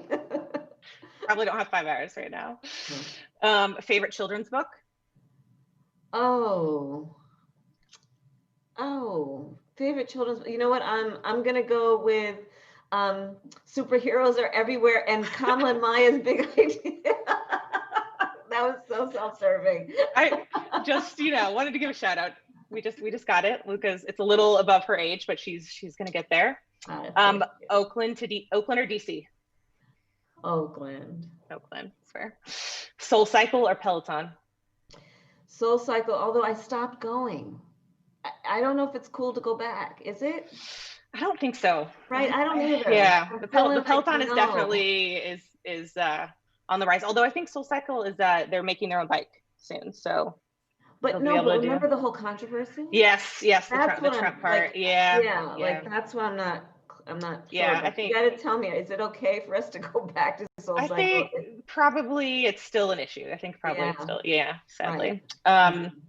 We asked this of every new teammate because it's more on the personality side. Team LeBron or Team Curry? Curry. You're from the Bay, you sort of set you up. The app you use most on your phone? The New York Times cooking app. That is a great app, actually. We use that really every single day. Yeah. The last app that you've deleted, if you've ever deleted an app? I just ignore the ones I don't use. You just update all. Yeah, that's fair. All right, so I used to work for Quality California back in the day during Non-Prop 8, and we're going to play a little clip here from when the marriages commenced, and it's one of my favorite clips of you telling the state clerk that they have to commence the marriages. So I just want everyone to see it and then ask you a few questions about it. Okay.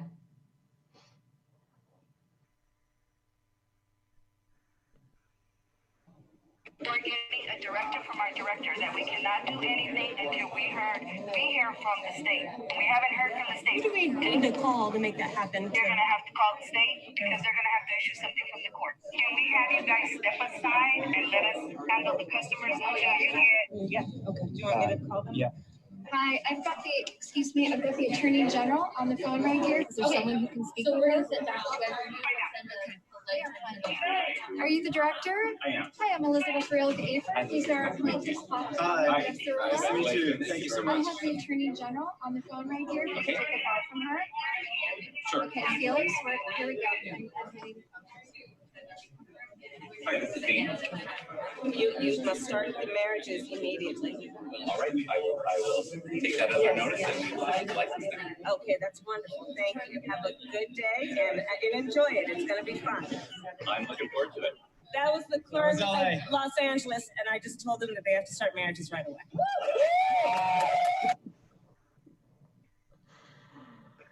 I love that moment. I just love to know what you were thinking about in that moment. Obviously, the fight for marriage equality had taken on many years at that point, really decades. And I'm just kind of curious what was going through your mind in that moment. It was such an incredible day. I mean, you remember, right? It was,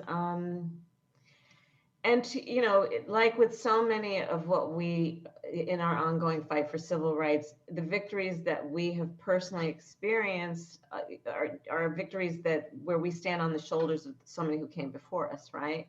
So it makes the victory even sweeter because it is the product of a long-standing, many generations of people fight. You know, I remember fighting against in California, the Knight Initiative, Prop 22. Yeah.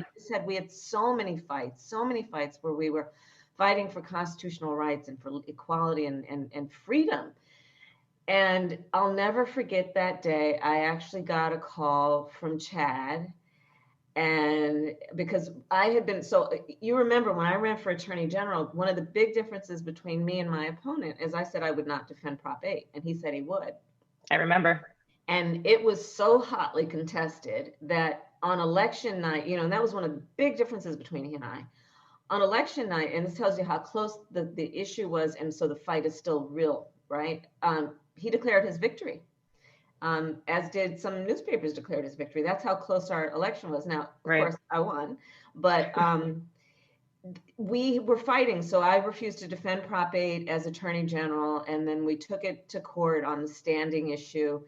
And then we won on that, but there was still a stay. And in fact, and I said we need to lift the stay because every day in the life of someone who was denied justice is a very long time. In fact, in the brief that we submitted, I wrote about the children that have been born, the parents that are waiting to witness this marriage, the couples who have been denied the ability to have legally recognized their love for each other and their commitment to each other. So when that came down, and then when Sandy and Chris were flying back to San Francisco, and I got the call from Chad, and he said they wanted me to perform the first marriage.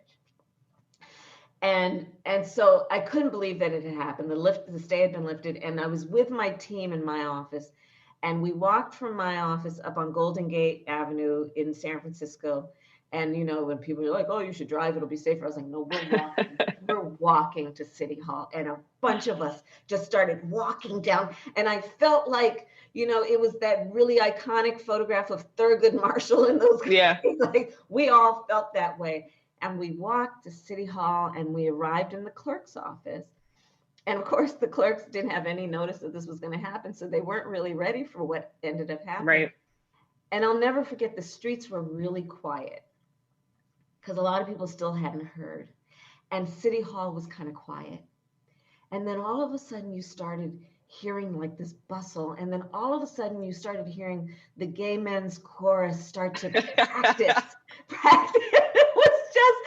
And it literally built up to this literal crescendo when the place was packed shoulder to shoulder with just happiness and with love. And then I was honored to perform that first marriage at City Hall. And it's one of my most favorite memories of the work that we've collectively done paying off.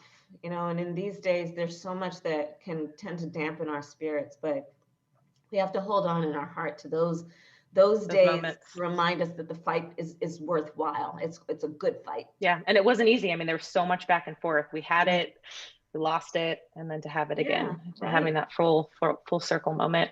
Right. So you've had a lot of firsts. You were the first African-American DA in the state. You're the first woman, first African-American, first South Asian American to become Attorney General in California, second African-American in the Senate, and first South Asian American in the Senate in history.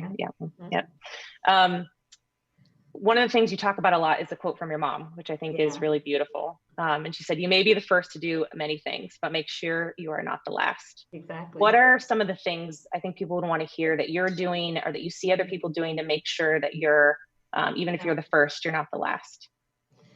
Well, I mean, we have so many leaders on this call, and I think we all know that many of us have been in rooms where we're the only one like us, the only one who looks like us, or the only one who's had our life experience.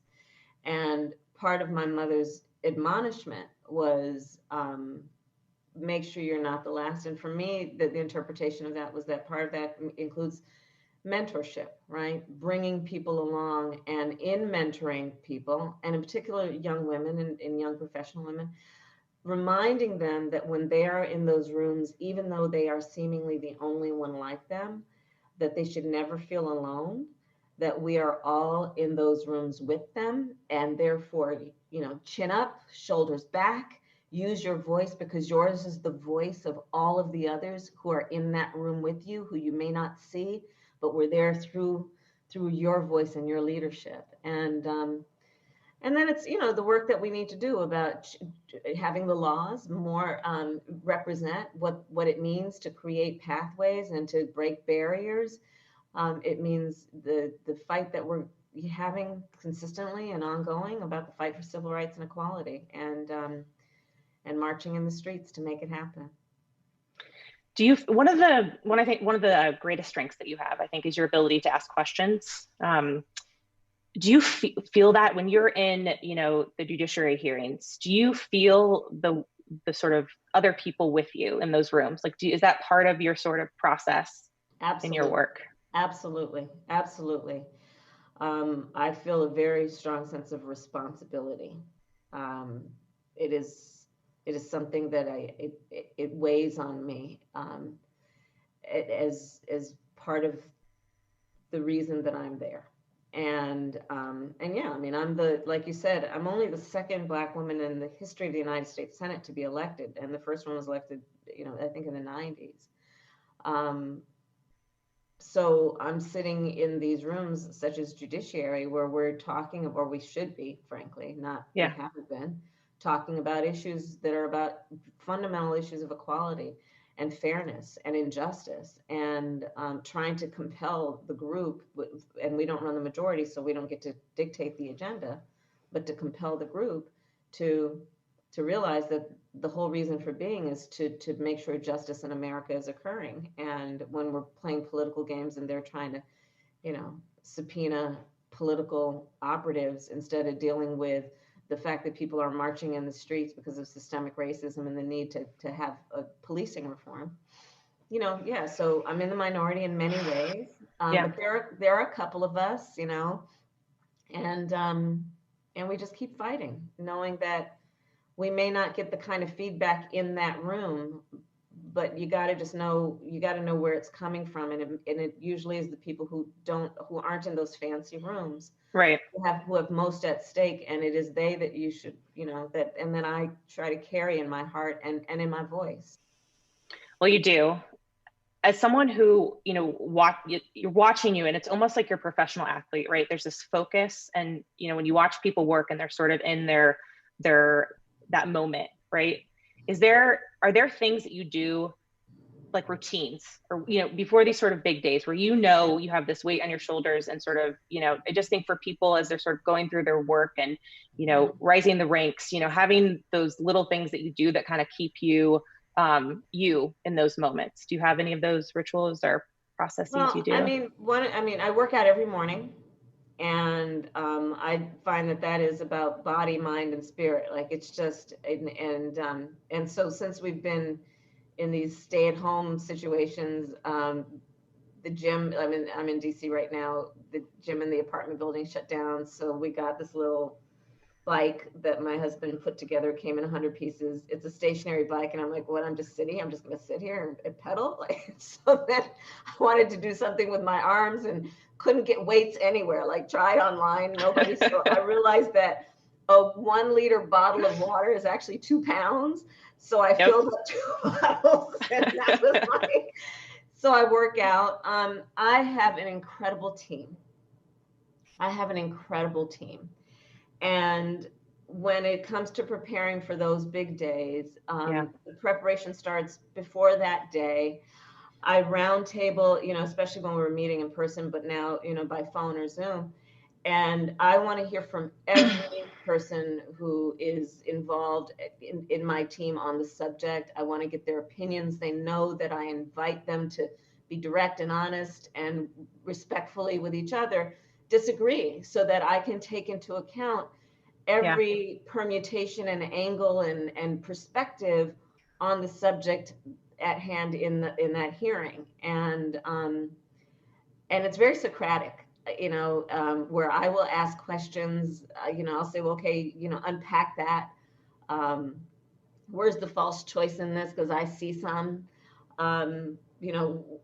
Sometimes I'll say, look, just explain it like you're explaining it to my grandmother, right? Yeah. Like, because there are so many issues that are seemingly very complex, and for highly educated people, we engage in the complexity of it. But if you can't break it down, and everything can be broken down, then I don't know, maybe it's a display of how smart you are, but it really doesn't have any impact on elevating public discourse or educating people about the issues that they should know about or be informed about. So when I'm in those hearings, that's how I'm thinking. I'm thinking, one, I'm there to help get to the truth, whatever is the truth. And under this administration, I believe there's been a lot of obfuscation of the truth, lying. Yep. And there to really just break it down so people understand how what's happening in their nation's capital affects their daily lives. So let's move on to tech regulation. Yeah. So I don't know, let's say you were vice president or maybe president someday. How would you go about regulating big tech right now? So first of all, I'll say, as a proud daughter of California, and as the daughter of a scientist, my mom had two goals in her life: to raise her two daughters and end breast cancer. She would take us to the lab with her after school and on weekends, and her whole reason for being was to create those things that would improve the human condition, and to see things that haven't been seen before, but to have the ability to see what can be unburdened by what has been, right? And I try to adopt that motivation in the work that I do. But I say that to say I admire, I respect, I love innovation. I love those people who are creative enough to imagine what can be. And so I don't ever want to be in a position of suppressing innovation. Right. I also come to the issue as a former attorney general, a former prosecutor, knowing that in every space and place, there will be people who are vulnerable. There will be people who are uninformed. There will be people who need to be seen, and that they need the tools that are necessary for them to protect themselves. And in particular, obviously, I'm talking here about privacy issues. And so when I became Attorney General of California, I created, in the California Department of Justice, which is the second largest Department of Justice in the US, I created a division that we call the Privacy and Protection Unit, focused on what we need to do, in particular, to think about consumers of technology and to make sure that they are informed, aware of, and have the tools to make the decisions about their personal information, their data, so that they're not in a system that might bring convenience to them without realizing what they might be giving up in exchange for what they're giving. And there was, and still remains, there's a lot of space in that place, meaning that there's still a lot of work to do to inform consumers and to protect them around their private information and their data, which is, that's the new gold, right? That is why the tech companies and the startups that have done so well do so well, because they have figured out a way to accumulate a lot of data, which can then be processed and dissected and analyzed in a way that, things can be sold and things can happen. And so I think about it as the need to strike a balance where we don't suppress the innovation, but at the same time, that people's privacy is protected and that it is they who will have the choice in deciding what is taken from them and what is not. And again, there's still a lot of work to be done in that regard. And You started that back in 2012, right? That was sort of. Yeah. Do you think since it's been 8 years since then, what have you seen change in that 8 years, and sort of what are the, like, give me an example of, if we did this, then you would kind of see it go to the next level? Well, one thing that pops into mind when you ask that is after I came to the Senate in 2017, January of 2017, on the various committees, we talked about judiciary, I also serve on the Senate Intelligence Committee. And in the Senate Intelligence Committee, we started an investigation, and that was on the heels of the intelligence community of the United States doing an investigation, which determined, it's public information, Russia interfered in the election of the President of the United States in 2016. And it was a cyber operation. It was the use of technology and social media to sow discord, to get the American people to go at it, go against each other, to create chaos in a way that compromised the integrity or had the feeling and therefore the appearance of compromising the integrity of our election system. And it's very clear that Russia did this because, whereas they may not be able to raise armies to meet our military force, they realized that they could attack us, a longstanding adversary, in another way, which is to attack one of the things that gives us great strength, which is that we can, at least before this guy was in office, we could walk around the globe and talk about the fact that we are a democracy, imperfect though we may be. And one of the great pillars of a democracy is our election system, and it having integrity. Well, when they influenced our elections, they diminished in some ways the integrity of our election system, and therefore their goal was accomplished. They did it through technology. So this is a long way of saying that, one, they're not going to relent. You listen to Christopher Wray, he is the director of the FBI. You can just, that they're not going to relent. So 2020 is not going to be immune, and you should bet will be the subject of attacks, misinformation campaigns, distortions of reality and truth to turn the American people off from this election and basically to suppress the vote and manipulate how people vote. So what do we then do in terms of the correspondence and the relationship between government that has a responsibility to the United States government to fight for our democracy, to preserve the integrity of our democratic systems? What do we do vis-a-vis our relationship with the technology companies as it relates to what role they may consciously or unconsciously, wittingly or unwittingly play in a foreign attack on our country? And I think there's a lot of work still to be done in that regard. And do you think Jack Dorsey's decision not to sell political ads on Twitter was a step in the right direction? Yeah, I actually have a bill that we proposed. It's now been a couple of years ago that McConnell won't put it on the floor for a vote. But basically what we would require is that political ads, would have to state in the ad who's paying for it, because that's also one of the problems. Right. So that's great in terms of if it's about banning political ads, but we still have, for other companies, they can host and promote these ads. They take the money for it, but they're not requiring that the purchaser list their names. And so unlike on television, where that's required, it's still not required by social media. And until we can get legislation passed, I would urge that social media companies institute it as their policy.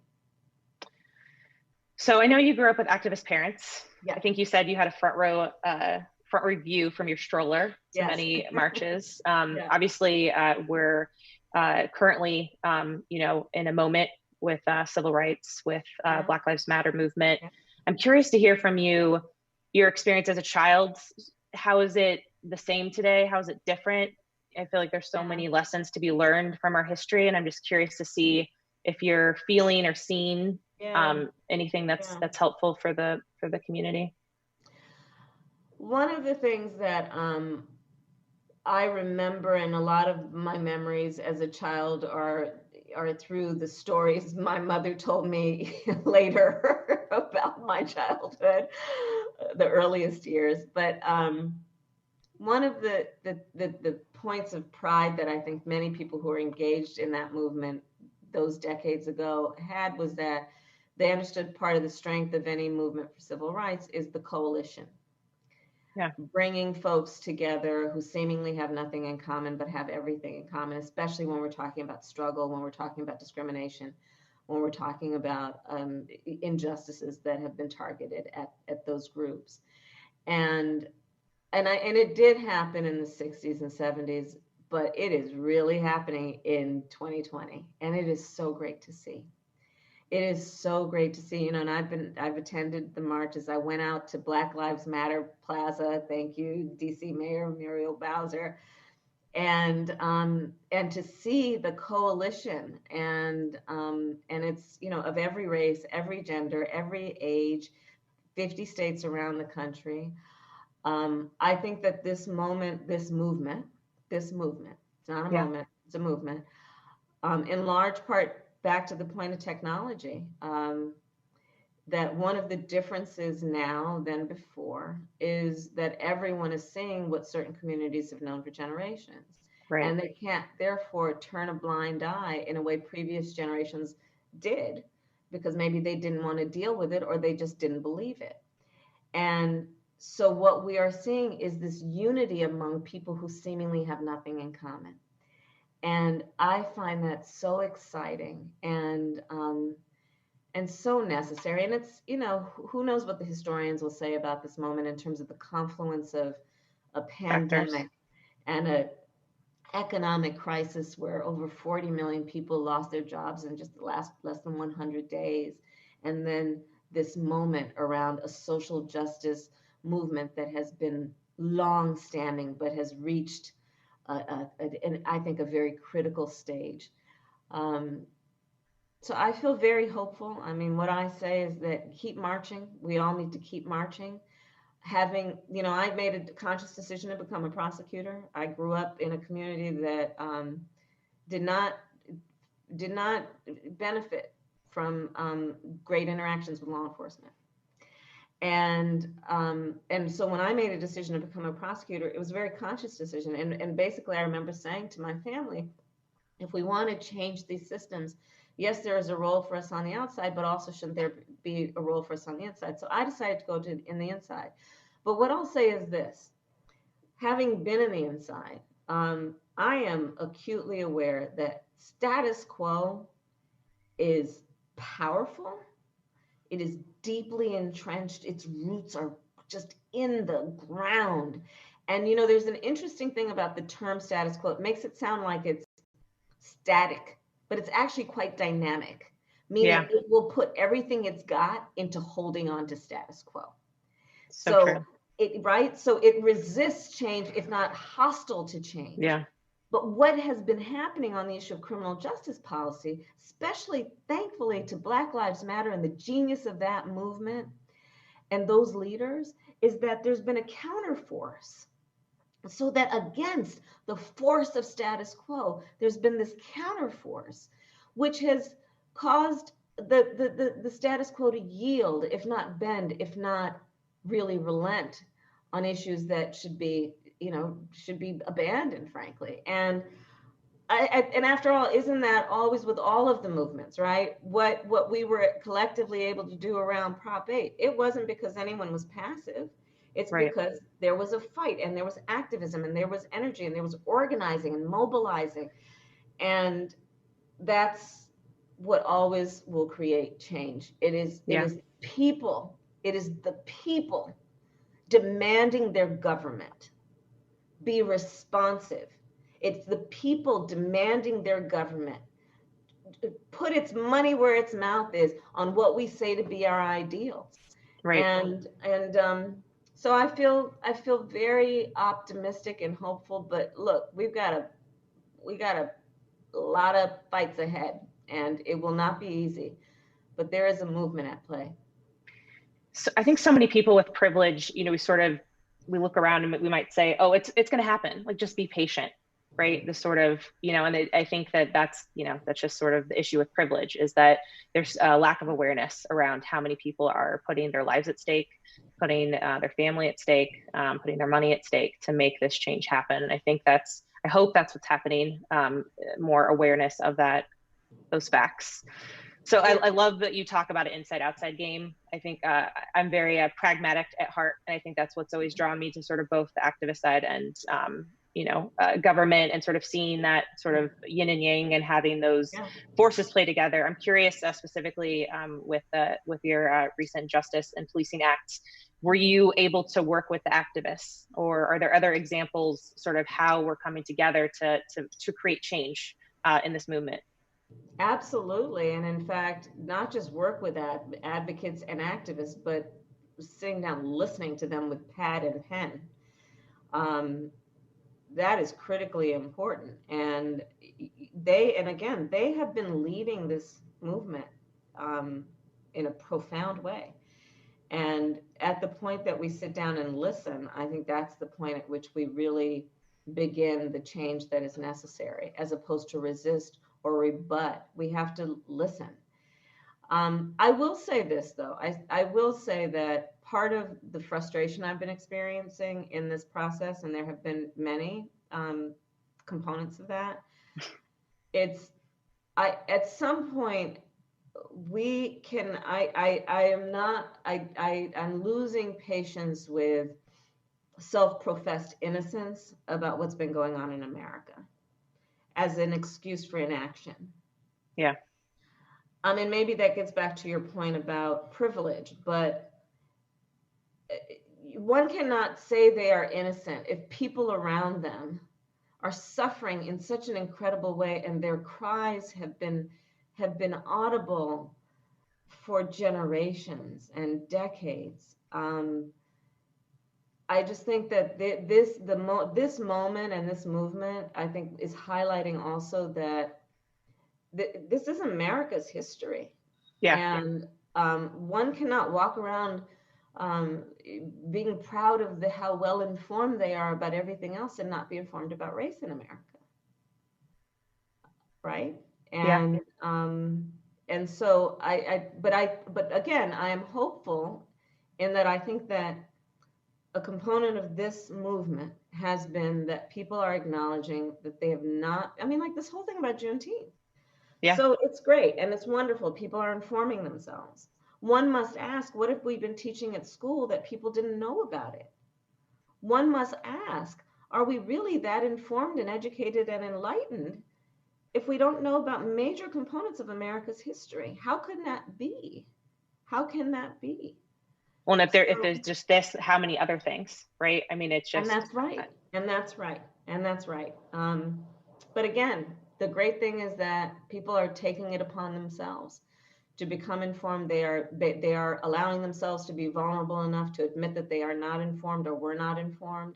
And that's healthy. That's good, because we do need to get to the place where we can't progress as a country if we don't remember where we're from. We can't.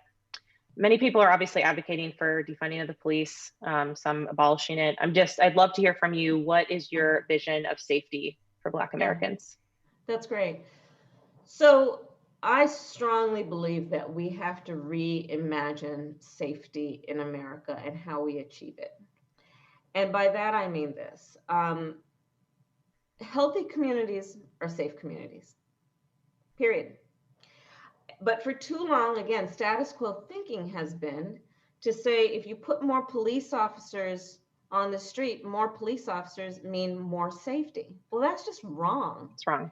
And as an example, I'll offer you a stroll down any street in upper class suburbia.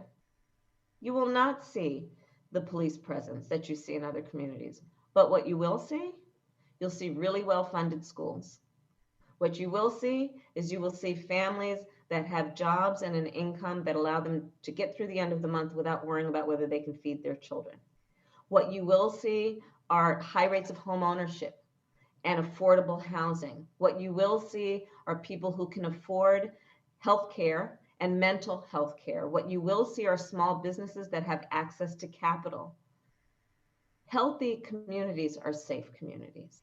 And when in many cities in America, the city is paying 1/3 of its entire budget to policing, that demands a very critical analysis of whether we are being smart with the distribution of resources if our collective goal is safety.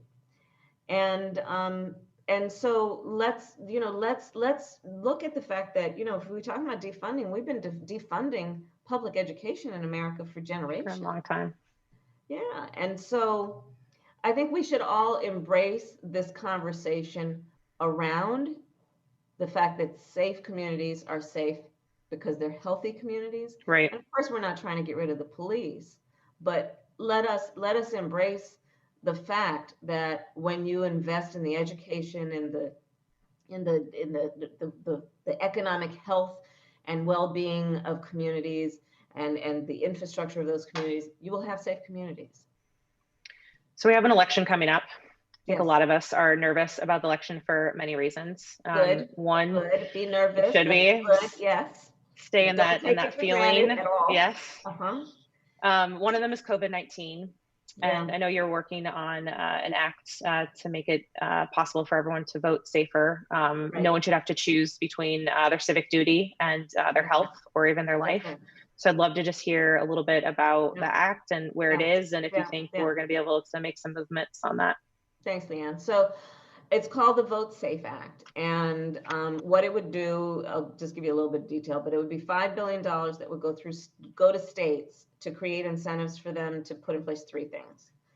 Vote by mail, if they don't have it. In California, we do. Early voting, so voting at least 20 days before the election so people can organize their lives and do it in a convenient way. And safe voting on election day if they do go to the polls. So things like curbside voting, things like states putting in place a standard wait time. So instead of like Wisconsin that had 2 and 3 hours of people standing in line and then 50 people caught COVID, right, including poll workers, that, the states would come up with a certain number of minutes that people should stand in line and then set up the polls and the infrastructure so that people only stand in line for those number of minutes. So these are the things that we need to do. But I'm glad that we started this discussion around also talking about voter suppression and voter intimidation and misinformation campaigns, because we are going to be working against a lot of obstacles in 2020 to get the people who have most at stake to vote. And so I mean what I say when I say, yeah, good to be nervous, because we can take nothing for granted. They're going to be very powerful forces that are going to work against the most vulnerable, the people who are most at risk being able to actually vote. And it's going to be a combination of obstruction around legislators, creating laws and purging voter rolls. But it's also going to be misinformation campaigns like the one, coming out of the president where he speaks the quiet stuff out loud, which is that he believes that if people vote by mail, Republicans lose. And so pushing against vote by mail and suggesting that there'll be nothing but it's rife with fraud. We're going to have to push against that, and because that is false. And so we're working on it to make sure that people can be safe. I'd also urge you, everybody, the people that in other states, if you're in California, but wherever you are, let's just remind people that if they have vote by mail, that's what they should do. That should be their first option. And then demand these other reforms in their states and in their local jurisdictions. With COVID-19, I'm just curious, little tangent. It seems like the female leaders have been doing a better job managing COVID-19. I would love to hear from you why you think that is. That's probably, I haven't done an assessment, but that's probably right. that is what it says on the interwebs, going through all the female leaders and sort of assessing the management of this. Yeah, that's interesting. I don't know. I mean, I definitely don't want to say it's because we, I don't, do I need to mention the fact that it is because women tend to be the primary caregivers of their family, that women tend to be always very in tune with literally the health and well-being of our families and our community? Is it because women know that when you're talking about addressing healthcare, by doing that, you will address so many other issues. And in many situations, healthcare can be the root of many other problems if we don't actually get people access to healthcare. But I will tell you that there has been an abject failure of leadership by Donald Trump and this administration on this coronavirus issue from the beginning. Dismissing it, calling it a hoax, minimizing the seriousness of it, muzzling public health experts.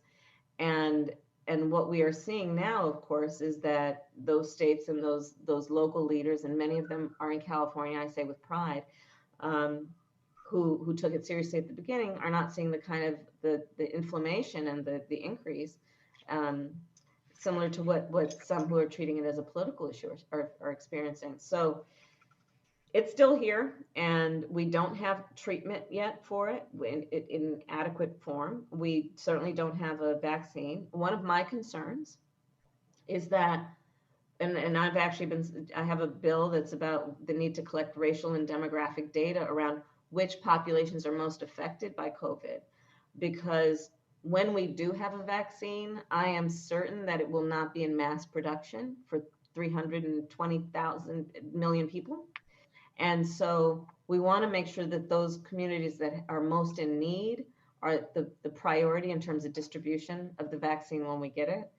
And again, if we don't pay attention to that now, when it comes time to distribute the vaccine, what we're going to see yet again is a stratification where the people who have access or have wealth get access to the health care that is necessary for them to go back to work. And the people who don't have access to healthcare, don't have access to wealth, don't have access to power, are going to be without the thing that they need to actually be able to check in at the job and earn a paycheck and take care of their families. I only have you for a little bit, and so I have a few questions that are more curiosities, because I know you're brilliant, and so I just want to know what brilliant people are thinking about. So when Speaker Pelosi, at the end of the State of the Union address, tore up the paper, there's a great clip of your facial expression. It's amazing. Oh, really? Yes, it's amazing. And I just want to know what you were thinking about in that moment when that was happening. Obviously, you already listened to the address. I'm just curious what was going through your mind. Well, that State of the Union was bananas. And the level of manipulation and, again, deception and just outright inaccuracies and lies, it was extraordinary. And so I understood exactly. And Nancy's just, she's just badass. I mean, she's just, and she's not by nature performative, right? She doesn't she doesn't do things for the camera. She speaks clearly. She is always very moderated in how she talks about things, always extremely well informed. But it just, these are crazy times. I mean, really, what's up is down and what's down is up. And so we all just have to kind of stay focused. And what I was thinking in that moment was that this guy is really dangerous to our democracy. And we haven't even begun to talk about what he has done to erode our standing with our friends around the globe and not only our allies, but our adversaries. Yeah. What he has done to weaken us, not to mention his refusal to actually address what is necessary for America to compete in a global market and a global world. He has spent more time talking about himself and whatever is politically advantageous for himself than he has investing in the American people and what we need to actually not only survive moments like this, but thrive.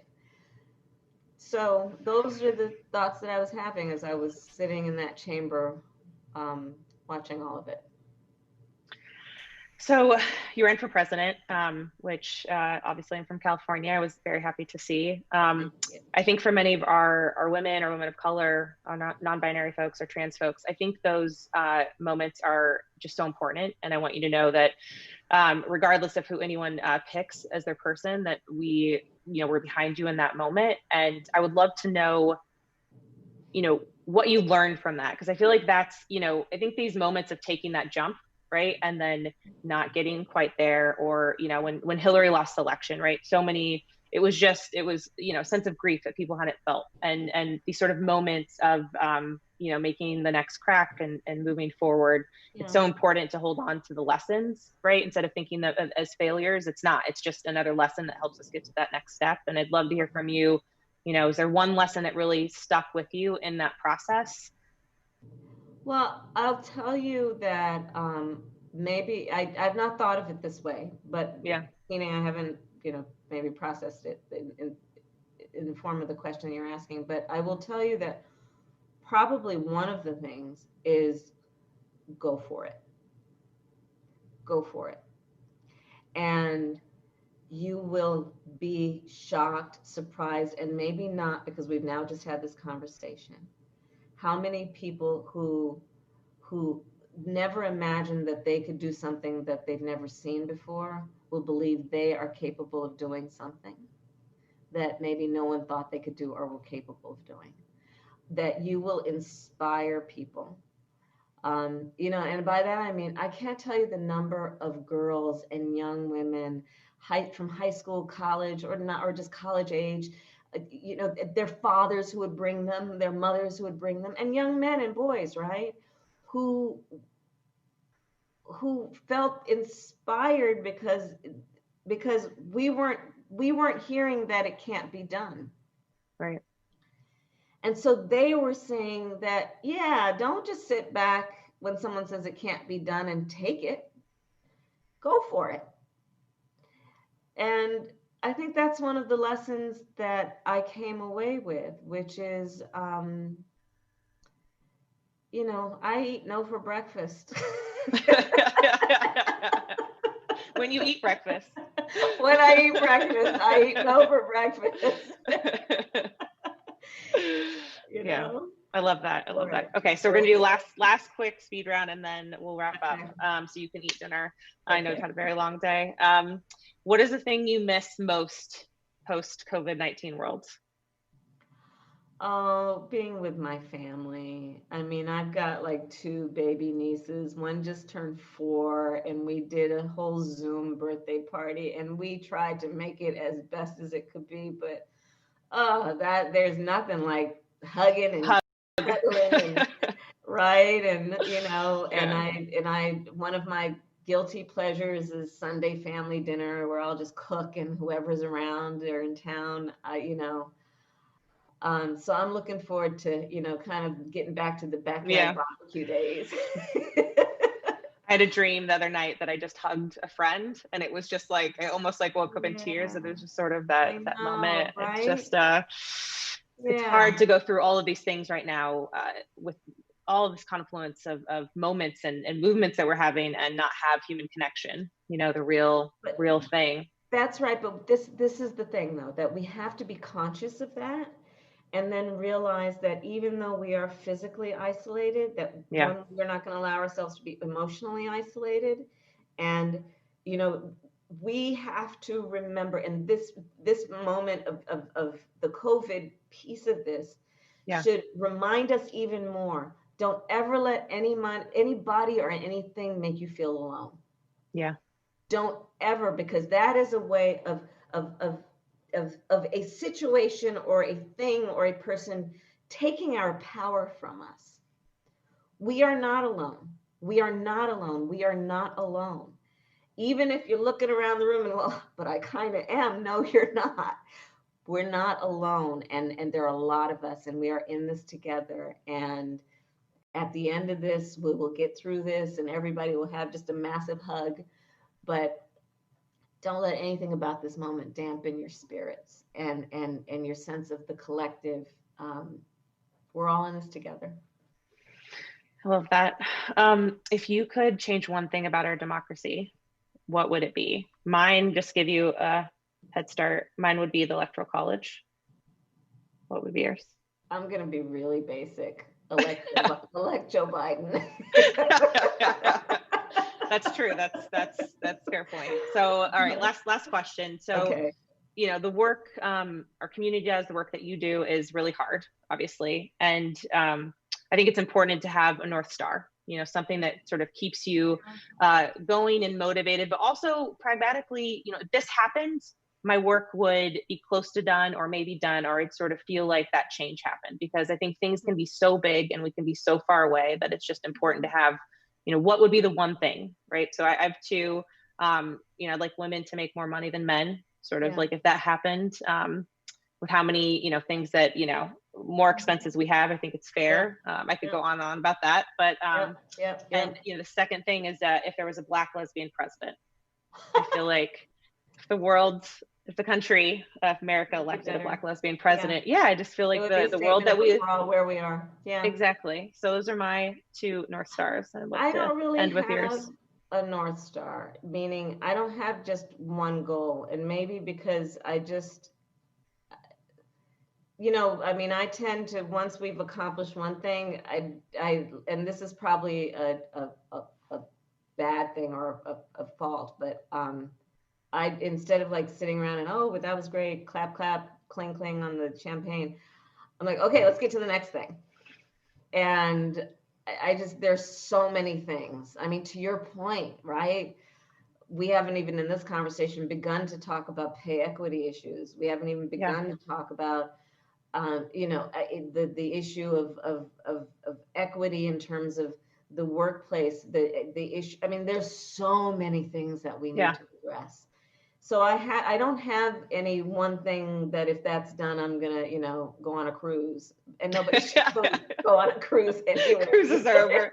Cruises are over.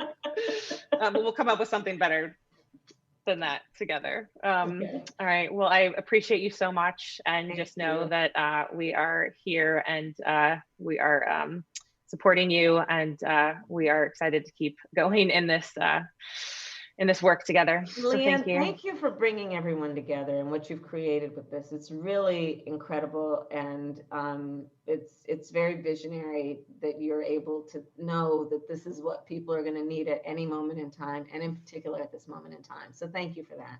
Thank you for your you gotta come experience it in person when we can be together. Yeah, it's like San Francisco, Castro, like just imagine like, thousands of queer women of color, non-binary folks just taking over the streets in the Castro. And we're not going to have pride in person either. I mean, it's anyway. Yep, I'll see you soon. 18th in Castro. 18th in Castro. We will meet there. All right. Thank you, Senator, so much. Okay, be well.